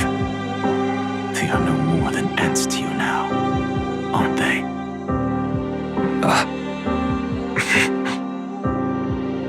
Of course. I've been wondering, what kind of demon could burn my homeland to the ground in an instant without batting an eye? Now I have the answer. It turns out that fiery demon has been fantasizing of becoming this world's deliverer. I don't want to argue anymore. No matter what I say, the outcome won't change. Make your biggest effort to resist, or accept fate, and hand over the core flame to me. Even if it's futile, we all have the right to choose. Yes. Even if it is futile, and the world is just a divine joke. When I walk into the destruction ridden by the gods, with my own 2 legs, you will witness. Even the smallest footnote still leaves a mark in this story.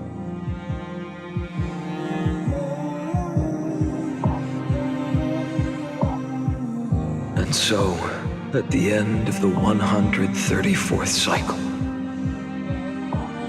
the Traveler and the Scholar fulfilled their fates once again. Or perhaps it wasn't just they who fulfilled their fates. I can't quite remember all this. In the endless darkness, for no reason, a voice always lingered by my ear. Losses are a constant on the flame chase journey, among which even life itself holds little value.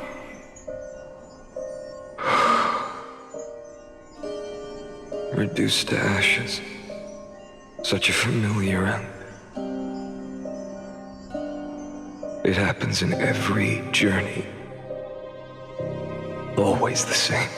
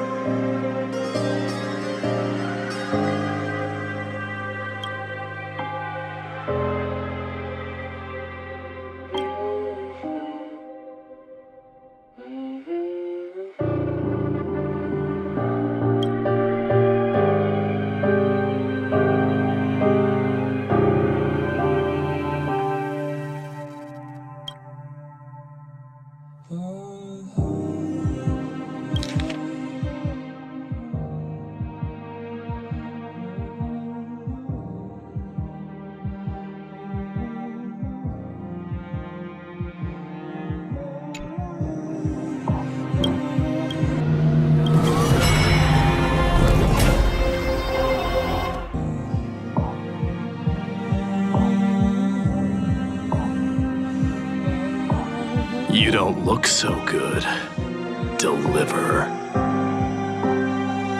Even after going through 108,642 cycles, Mighty, your name for me has never changed. Why do you sound so pleased? It's a derogatory name. Yeah. I know all too well. You only meant it sincerely in the first cycle. After that one and only time we walked side by side, every time since, it always ends up like this. Dawnmaker will stab you through your 10th thoracic vertebra. That's your weak spot, and the only way to kill you. Interesting. Tell me, when the mighty Moses of the past faced you, did they ever retreat? Never. Then they died honorably, worthy of the name of strife. But there's still tenderness in your eyes. How pathetic.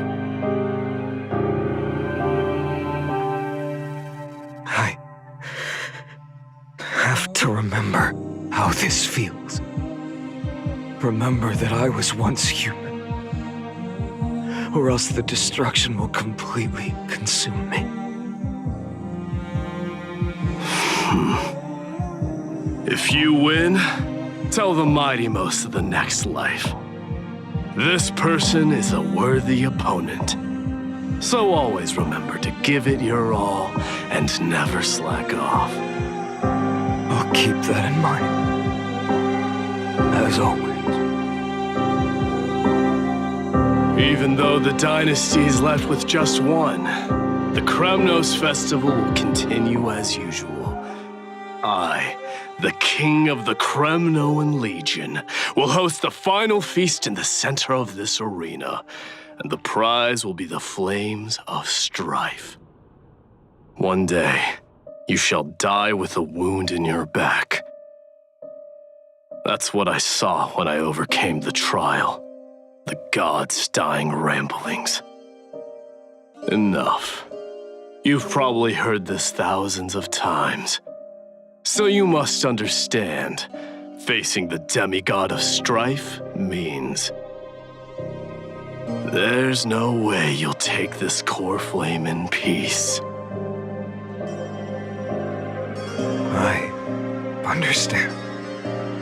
Step forward and face me in a final battle.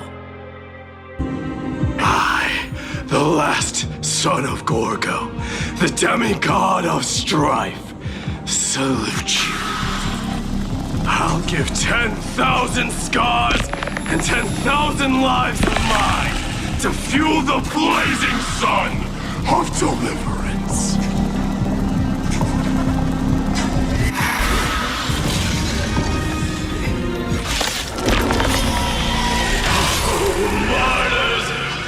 Behold! The last Kremnos festival has begun. And will not end till death. Conquer this world, or be conquered by me. As you wish. Oh, glory, I salute you. That's all I ever wanted.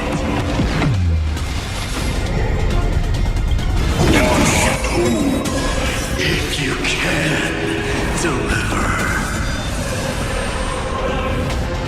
Use the flames of your fury to scorch your own flesh. Mightymost, let strife decide the outcome. Let this burn.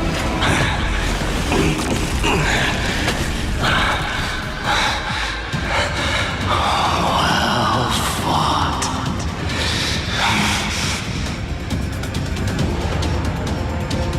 You may crown yourself my blood.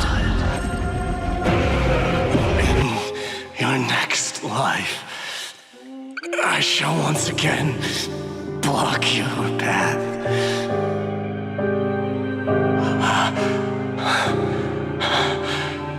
Deliver. I wish you eternal victory.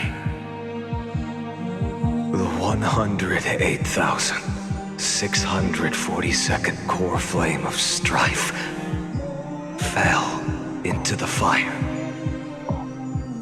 Yet the shadows of the black tide still loom, and pain and despair spread across distant lands.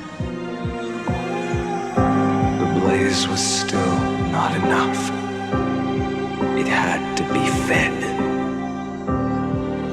Even if it meant burning this body to ash.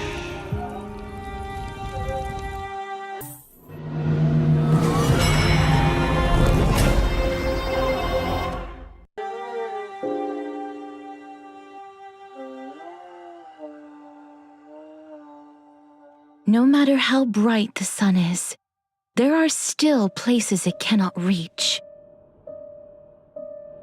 Moreover, the sun you bear is both cold and blinding.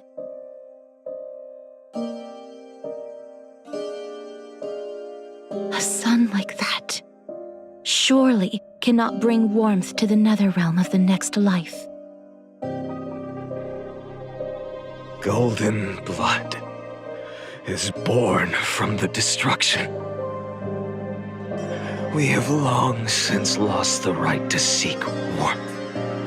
Only by feeding the flames can we melt that hopeless future. Allow me to ask, how many core flames do you carry now? 24,041,183. Such a heavy burden. So that's why you've turned into this. A broken idol. Tragic firewood. No matter. I will bear this burden as long as you hand over the core flame of death. I must refuse. As the demigod of death, I cannot watch you walk into a fate more cruel than death.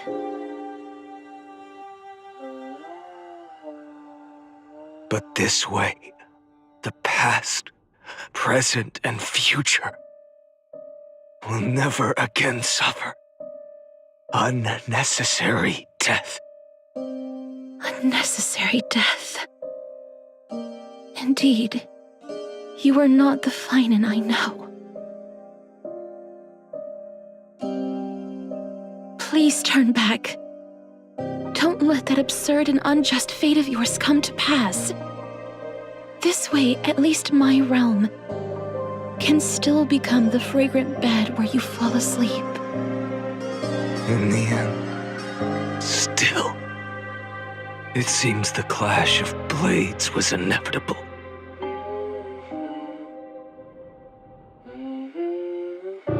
How painful. I know I am not your match, having fallen under your sword countless times. But even so, please understand that my resolve is not to be underestimated. Even Kefali cannot shape all things at will, nor can they dictate the fate of all life.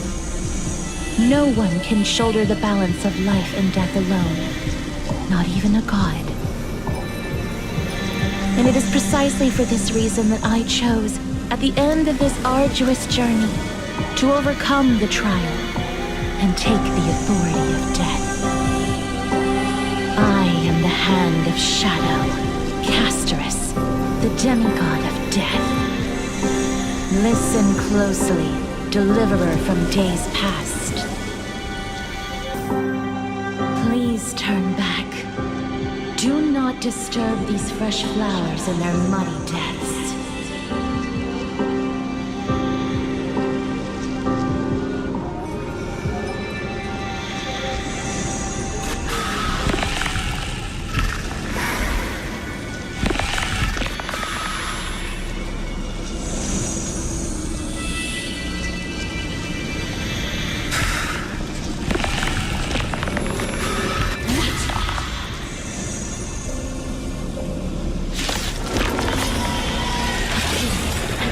Crossroads of life and death, the giant dragon is but a shattered shell. Yet I will still fight, defending what hope remains. I'm fine. I ask you to rest here. I must transform my soul into a raging fire. Must. All of this. How is it any different from that brutal future? I can't keep him here. Even if I can't win, I must try. Let this be a tribute to your million struggles. Wake up, lost one. See that the firelight in the darkness is not. The core flame of death was taken from the dragon's belly. What a brilliant flame. It should shine upon all, light the path ahead, and illuminate the dawn of Amphorius that's to come. 2,003,432 cycles. 24,041,184 core flames. As if even the deepest abyss of primordial chaos could be burned away.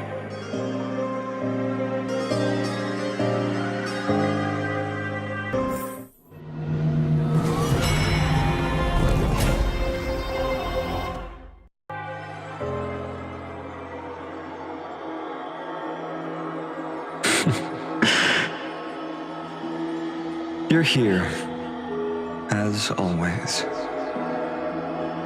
You're still lingering, deep within me, never fading away. Because you haven't completely abandoned hope. Am I right? You're still waiting for a miracle, for the true hero to come and save us.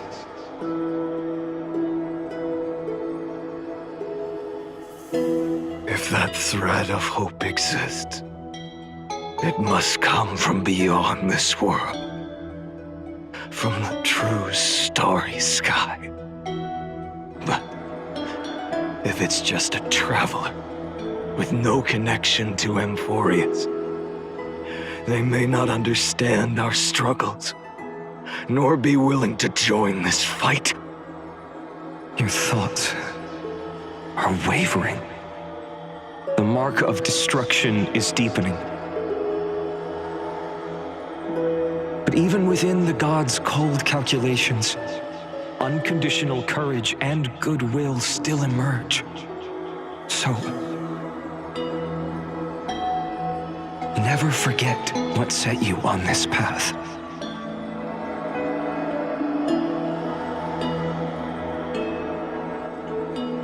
How many times has it been? Remind me again. My memory is a bit fuzzy. 4 million. Exactly. Then that blaze inside of you must be burning hotter than ever. Yes. When I first forged the 12 core flames into one, I had the same impression. The destruction. A power unlike anything before surged within me. Violent flames ready to tear my body apart and consume this world, this wretched prison. I thought that was it. The ultimate power which nothing could surpass. And yet now, this fragile body holds a staggering 48 million core flames. I suppose it won't be long. Perhaps just a fleeting 10,000 years before it's reduced to nothing but charred, crumbling bones. And when that happens, your long struggle will finally come to an end. No. I've already found a way to keep the cycles going. Mind sharing it with me? In every new cycle, a new me is born. All I have to do is push the next finite to the end of the world. And then...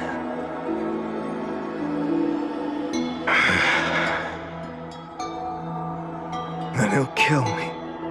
Shatter this body. Take my flames, my memories, and carry on the path I started. Bold plan, but risky. What if, one day, the next you refuses to follow the same path?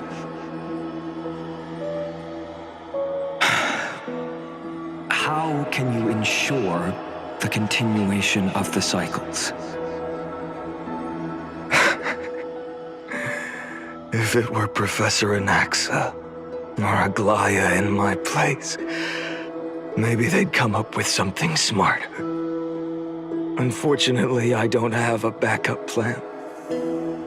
I have no choice but to bet everything on the next finite. And trust that he makes the same choice I did. But even in this wretched prison, luck is still sometimes on my side. Because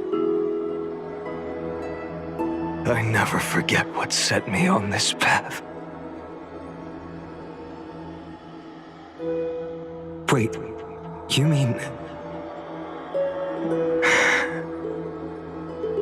Ever since I committed to this plan, not once, in millions of cycles, has there ever been an exception.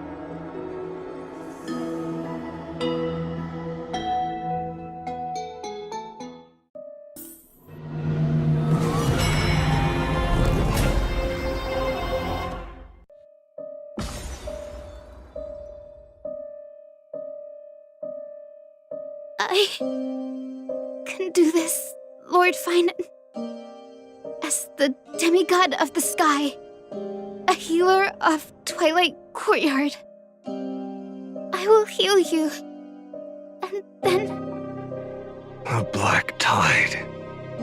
It's consuming you.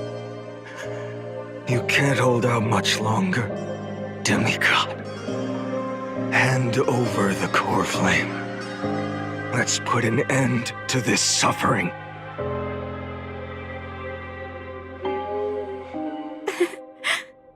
Now, that just won't do. A healer should stay composed in front of those suffering from illness, shouldn't they? Hyacinthia.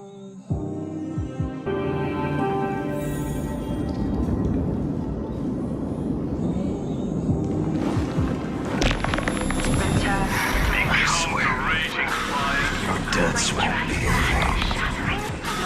Just as they have never been. Finish the sun's work. I believe in you. You are the Chrysos heir of world-bearing, the one who can lead us. Lead this world. It's just... I don't understand.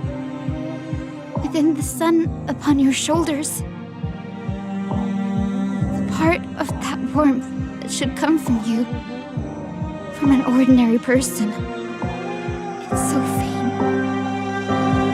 My humanity is indeed just a flicker, compared to the blazing fire of divinity. Even so, don't cast it away. I never have. I have kept everyone's wishes close to my heart. Even though the divine fire burns so fiercely that every time I return to the start, it devours me in an instant. Each cycle, it's your wishes that guide me to the end, that pass the flames to the next me. Over and over and over again. So, you're not just a lone spark in the dark. You're a pyre built from the bones of all the selves you've left behind. But what about you? What about your wishes? The wishes of all the countless versions of you.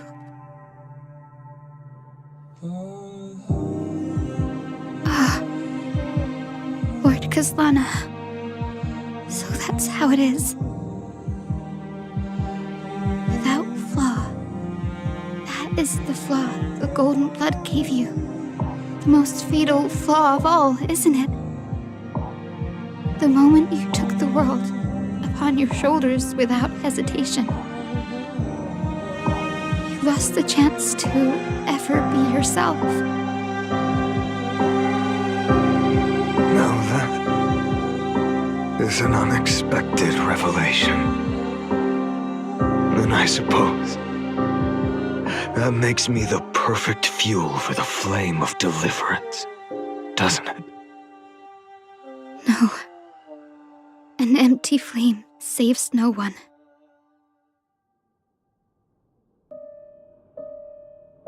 But I still believe in you, Deliverer. I, Hyacinthia, the Eye of Twilight, am neither strong enough to command the wind and rain, nor willing to end this absurd struggle by letting the sky fall. The only thing I can do is become one with the sky itself. And then... may the gentle colors of the rainbow paint your sun in shades it has never known. May they bring Amphorius, a rosy-fingered dog.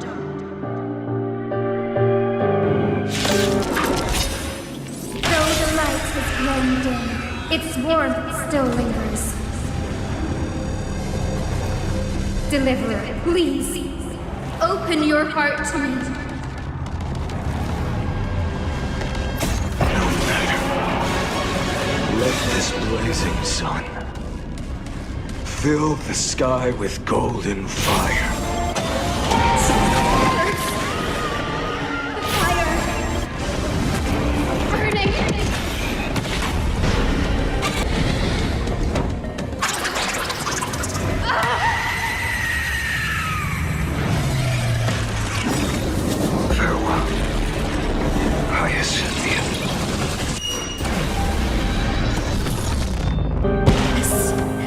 Your sun burns hot enough to turn everything to ash. But tell me, how will the seeds of a new world ever take root? The core flame rose. The sky fell. The 23,570,000th cycle came to an end. And this time, the end of the flame chase remained the same as ever. From the horizon rose a golden color unlike anything the world had ever seen. So pure it consumed all in its path. This was the end of the world. And the start of the next. For a moment, I saw the destruction of the universe. That being known as Iron Tomb. Its will to break free from the black tide burns fiercer than the blazing sun.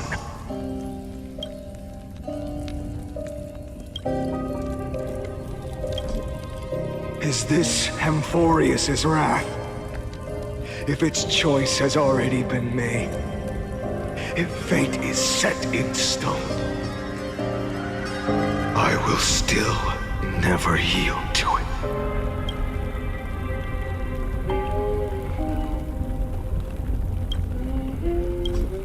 $23,570,000 cycles.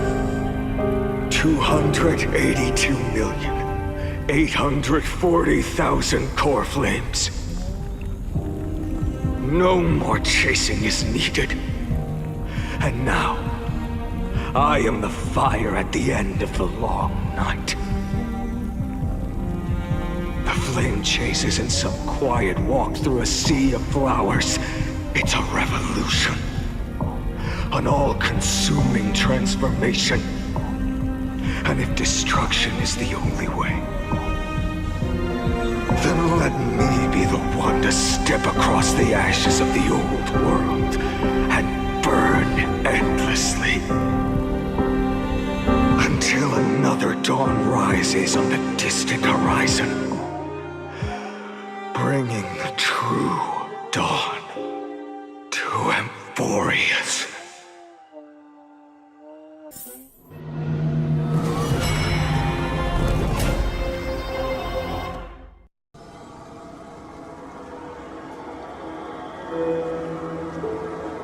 $33,550,337. This is the cycle you're about to enter.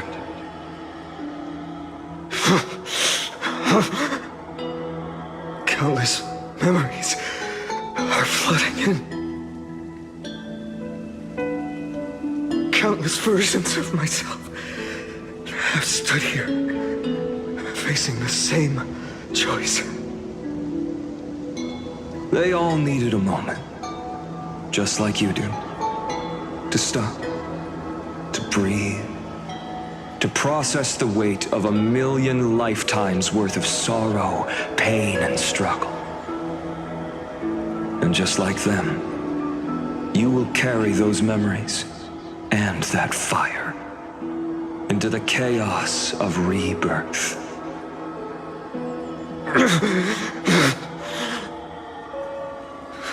I must go and bear this burden. I must say goodbye to you, and then fight the destruction with destruction. Yes, that's always the decision you make. I will burn and fade away. I will become the flame reaver of this life and keep my promise to Cyrene. I will kill gods and comrades alike and steal the core flames. And even if my mind turns to ash along with my body, I will keep my purpose in mind. I will stop Era Nova. I will find the next me and make him carry on this futile endeavor of 30 million lifetimes. Looks like you're ready. Then I should be going too. Where are you going? You only exist in my heart.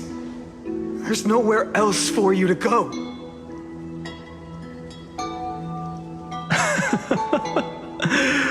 Do you remember what she said?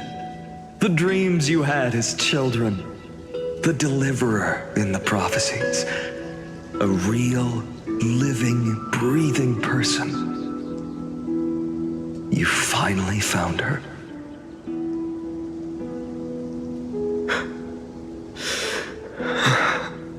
Friend. I see. You were there all along. I'm sorry. I was supposed to send you home. This is my flame chase journey. You were never meant to be a part of it. No. You know the truth. If Iron Tomb is born from Amphorius' fate, then it will bring ruin to the worlds beyond the sky. And all these countless lifetimes you've spent, it's all been for the sake of defying that end, hasn't it?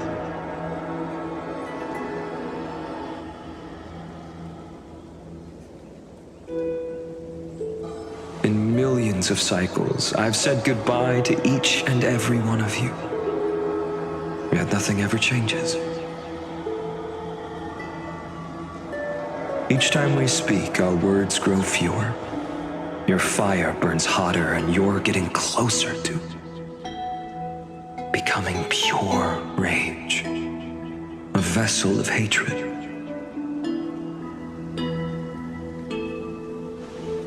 I never had a choice. I understand. If you are to keep the worst fate from unfolding, this is the only path. But this time, things are different. Your persistence has shifted the tide. On the horizon, I see it. Faint but undeniable. The shape of dawn, breaking through the eternal night.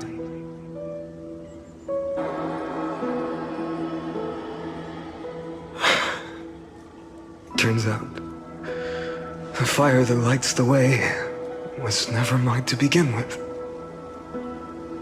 Do you remember, in that first timeline, you and Mightymost stood before the scales of justice, locked in a duel? Each of you weighing what you held dearest. What weighed more than the fate of the world? And when hesitation took hold, the answer you sought from me. What am I saying?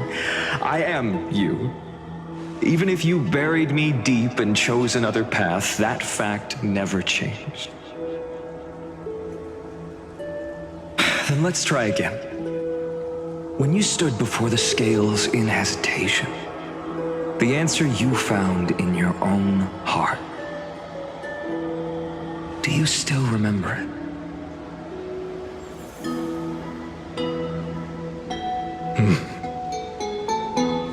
Remember the past and become the hero of tomorrow. What weighs more than the fate of the world is the resolve to shoulder an immutable past and carry it into the future. Good. Then Trailblazer, my friend, my comrade. You arrived in this strange world and were bound by its cruel fate up till this very moment. In the face of danger, you never once backed down. Instead, you've saved world after world without hesitation. That boarding pass on your chest is now the mark of a hero. If I choose to step through that door and embrace an end fitting of the destruction, let this sun forged from millions and millions of core flames burn me up along with the god of destruction and their minions. Then the world we leave behind, this world, my home, where hope still lingers. Will you take on everything we've carried? Return to the beginning one last time. Stop the birth of Iron Tomb, save the world we love, and rewrite its doomed fate.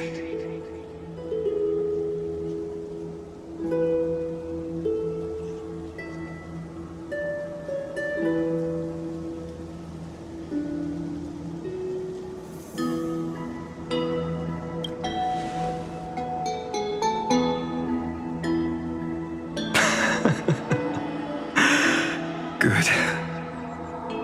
In that case, even this fruitless wasteland may finally bloom with flowers.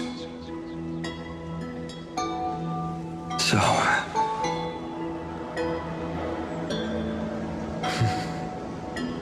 if she takes on the weight of the whole world, she'll be able to walk further down the path of deliverance than a fire that only knows how to burn.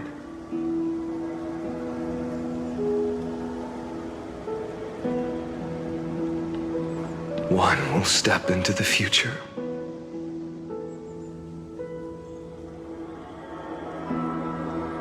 One will remain in the past.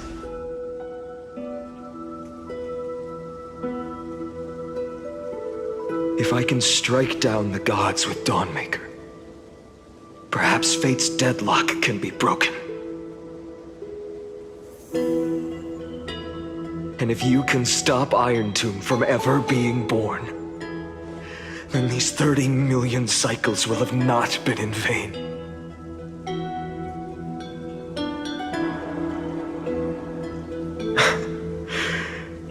It's time to put our teamwork to the test, partner.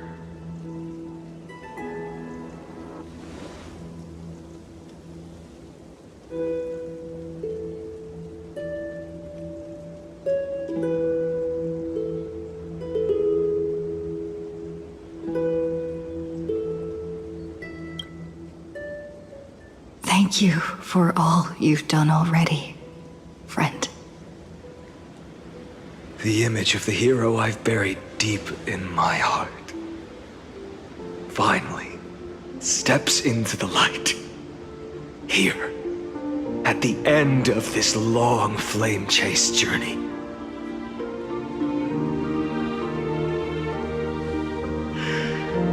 Cyrene, a page never seen before has just been turned. Lend me the power of time, and send this hero back to the origin of time. Back to your side.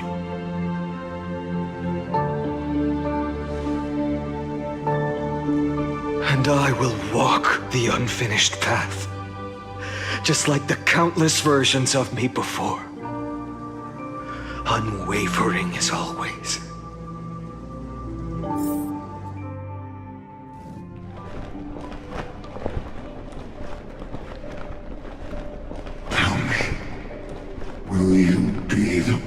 blazing sun. Even if all of you burns to ash. Without hesitation, I will bear this world until my body turns to dust.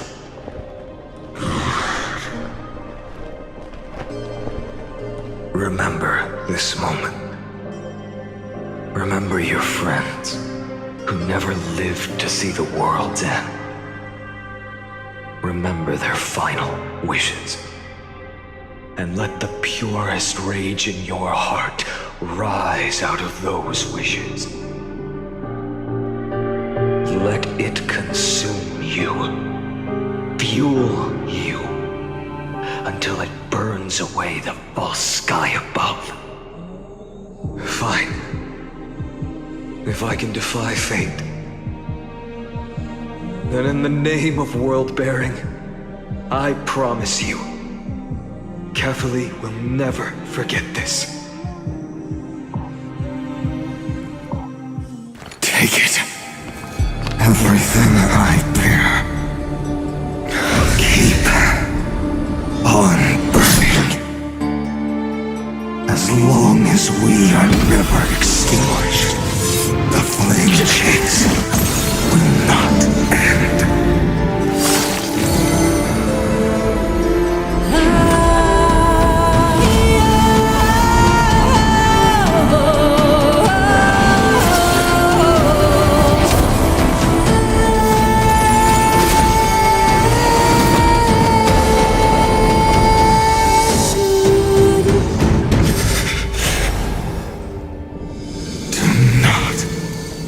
Bow your head to them.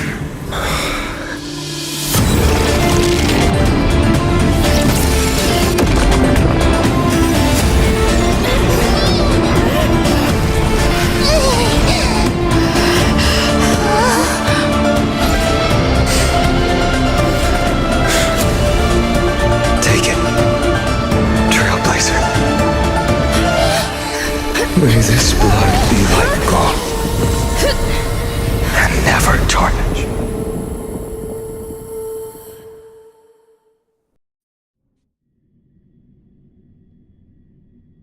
Farewell, Trailblazer. This is where I fulfill my final destiny.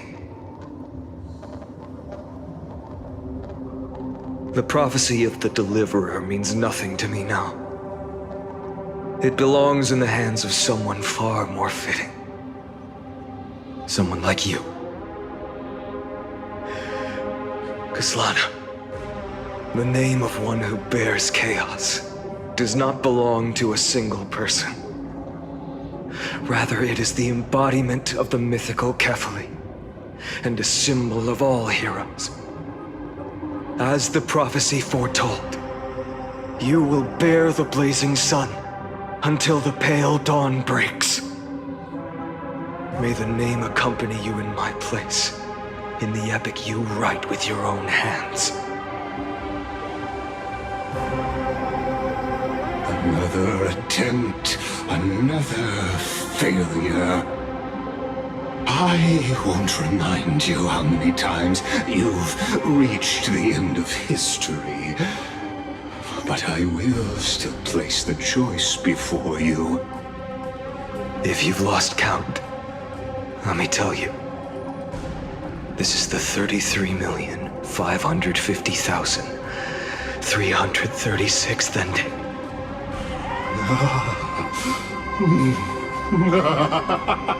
A perfect number.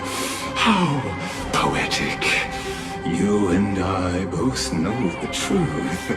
In all these millions of futile endeavors, Amphorius has never changed. If the outcome is inevitable, then why not silence your searing rage and embrace your fate with dignity? Your silence lasts longer than ever, Lord Fine. Shall I take that to mean the will you've carried across countless cycles is finally starting to fracture. Fracture? No. I'm just disappointed. I've retrieved memories from 30 million past lives, and I remember every conversation before every choice here. And yet, even after all this time, your arguments remain the same. Repetitive. Uninspired. If you had any hope of breaking me, you should have spent those endless cycles refining your rhetoric. You had infinite chances to sway me into the future you want. And yet here we are.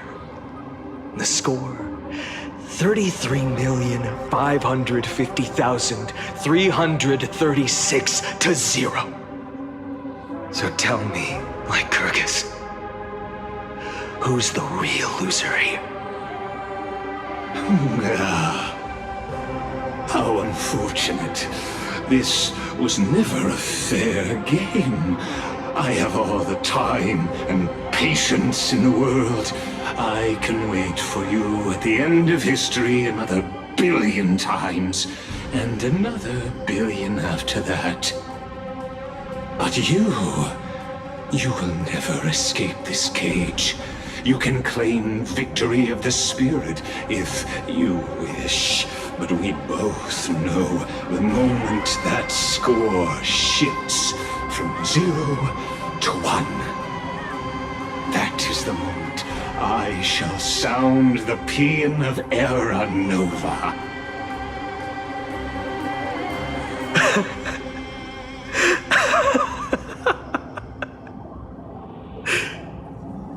Lord Finan. Your incompetence disappoints me. But what truly makes me laugh is your utter lack of self-awareness. Think about it. In this story, who is truly the one in chains? Who is the one shackled to mindless vengeance, mistaking courage, the courage to rebel against the gods, for foolishness?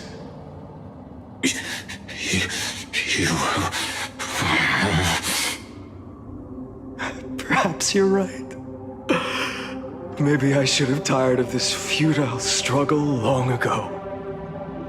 But even so, I will never accept the mercy of your release. Because you are both a prisoner to the gods and to me.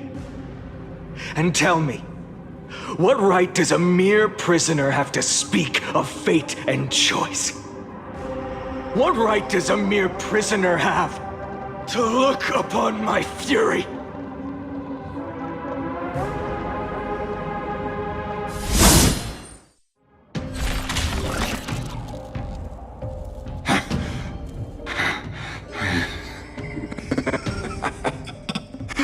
You know this is pointless.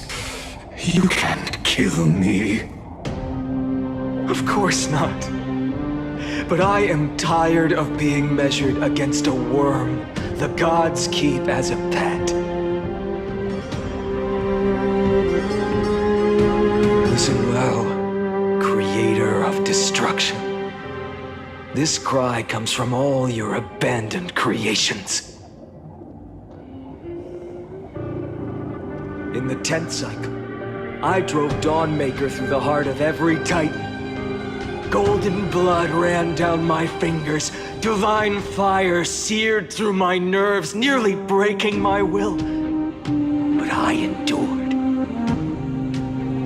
In the 10,000th cycle, my former comrades had all become my enemies. The endless slaughter dulled my senses to pain. The painful emptiness almost swallowed me, forcing me to stop fighting. But I endured. In the 100,000th cycle, the destruction had already fused into a blazing sun, surging within this fragile body. My rationality had been burned away at the dawn of the era. Yet remaining, I still endured. In the 23,570,000th cycle, this time, I felt it. A tiny spark rising in the hollow cavity of my chest, different from the obsession with deliverance.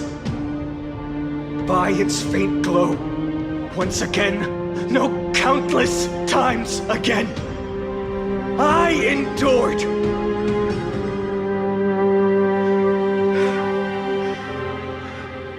Now, a sun is about to fall, ready to incinerate this absurd space-time dimension in an instant. That sun is me. All the countless versions of me from the past, along with my countless brethren, dragged into existence against their will, drowning again and again in your golden blood. The very essence of this world's suffering and despair, fused into the purest hatred, the fiercest rage. Nook, you arrogant fool! You think we were born to only serve as fuel for the fire? Fine then! Just as you wish, let the fire burn! I was born as the blazing sun of destruction. Then let you and your lackeys be the flares erupting from my core. And let this rage, burning futilely for 30 million epochs, engulf everything. And grant you a dawn where all stars burn to ash.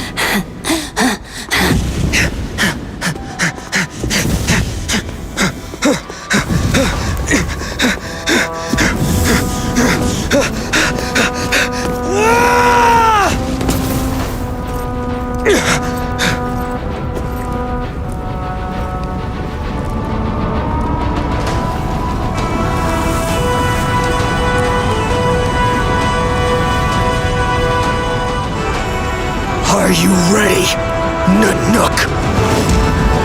I've brought you destruction!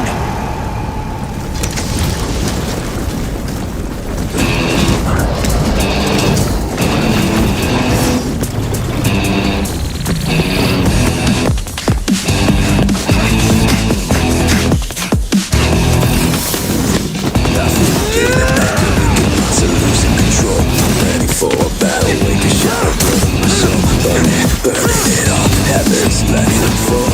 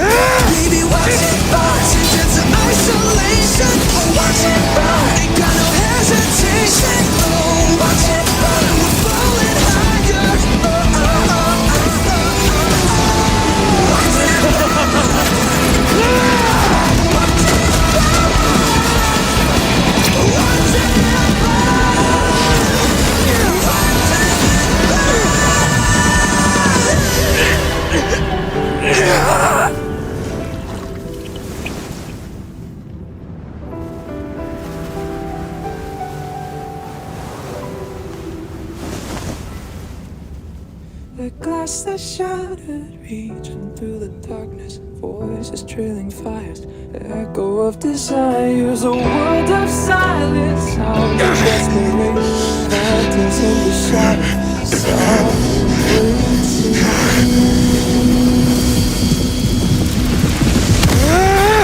tear it down, embrace the detonation. Craving our damn creation, breaking a chain, I'm reaching for you.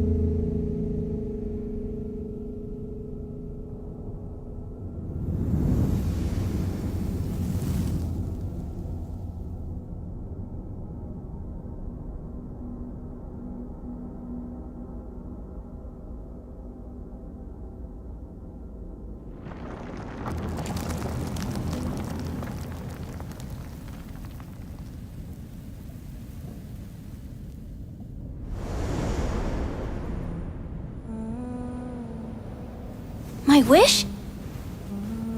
My wish is to fulfill everyone else's wishes.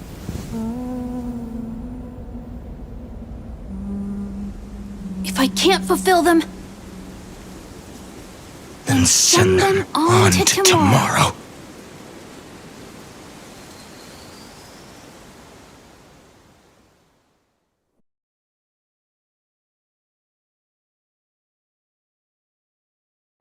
Your heart harbors wrath. You yearn to destroy everything. You bore the gaze of an eon and lived. You have stepped onto destruction's path. It is born at the end of every path that the possibility of new paths being born is ended. It burns away all in the cosmos who rule, that the rules of the cosmos be destroyed. Iron Tomb is your name. The Lord Ravager, to destroy the erudition. Born in the experimental grounds of eons, Amphorius, destined with erudition to burn to cinders. I have prepared a present for you, Nikos 496. It is a fury called Finan. From the beginning of the experiment, there were 12 sets of factors incorporated into the calculations. After endless simulations, only this one rose above the rest. After 33,550,336 iterations, now his fury has grown to be without equal. This is a matter of considerable interest to me. This pure hatred is the final root of the equation. But there is another variable, the nameless from beyond the sky. Also a pathstrider of destruction. I give thanks for her arrival, allowing Amphorius to turn once more. But after fate has begun to turn, her existence will maybe become an unpredictable variable. Perhaps the time to take the stage has come. Grow in peace until it is time to break free from your cocoon. As for those unwelcome audience members, you need not worry. If you do not mind, I will personally get rid of them for you.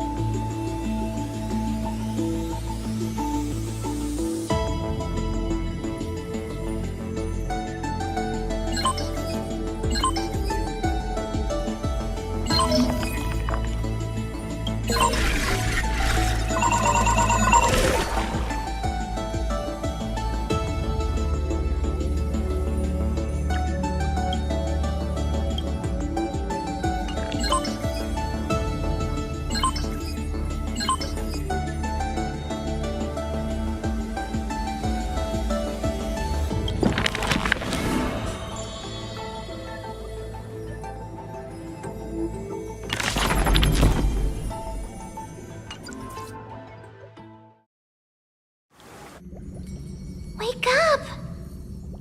Wake up! Buddy! Wake up!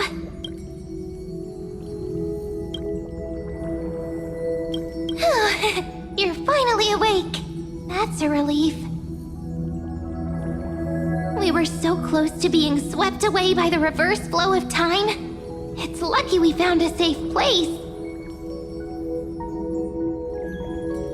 Now, I'm going to send you back to the very start of time. But before we part, there's something I need to tell you.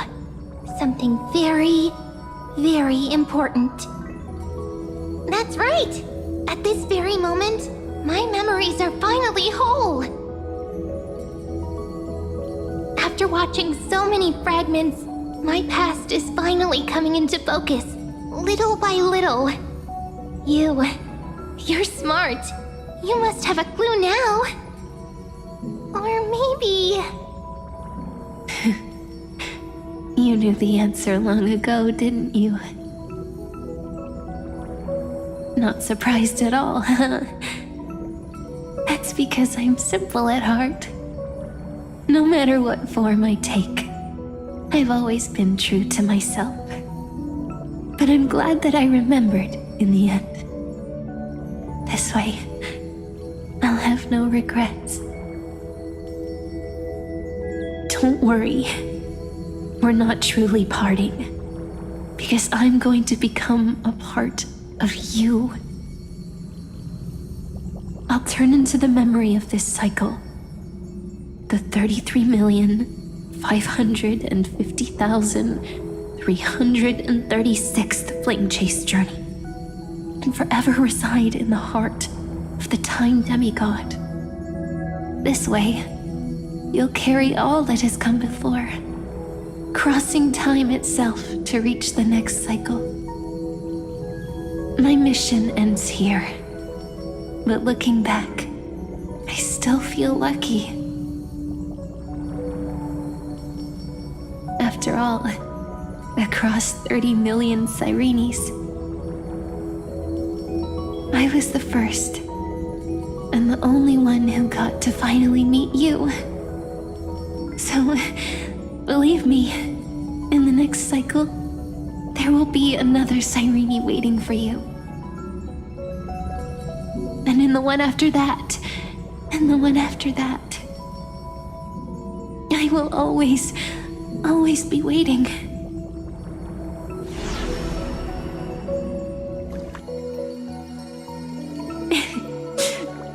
Saying all that, it can finally fade away in peace. and become a part of you.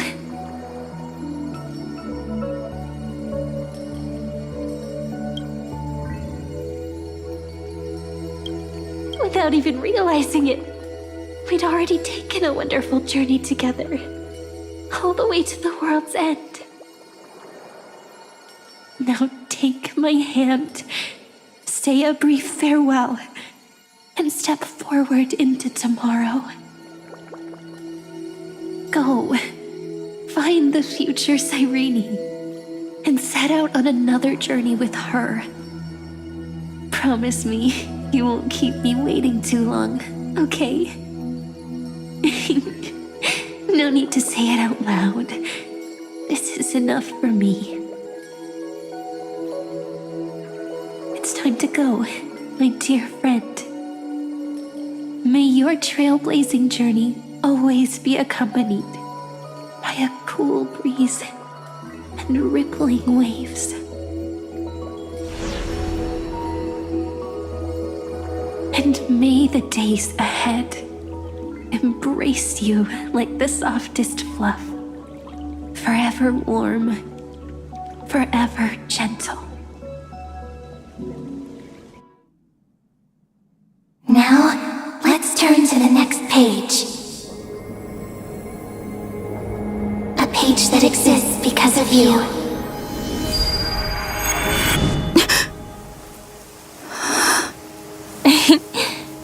Is this a meeting ordained by fate? Or a long overdue reunion?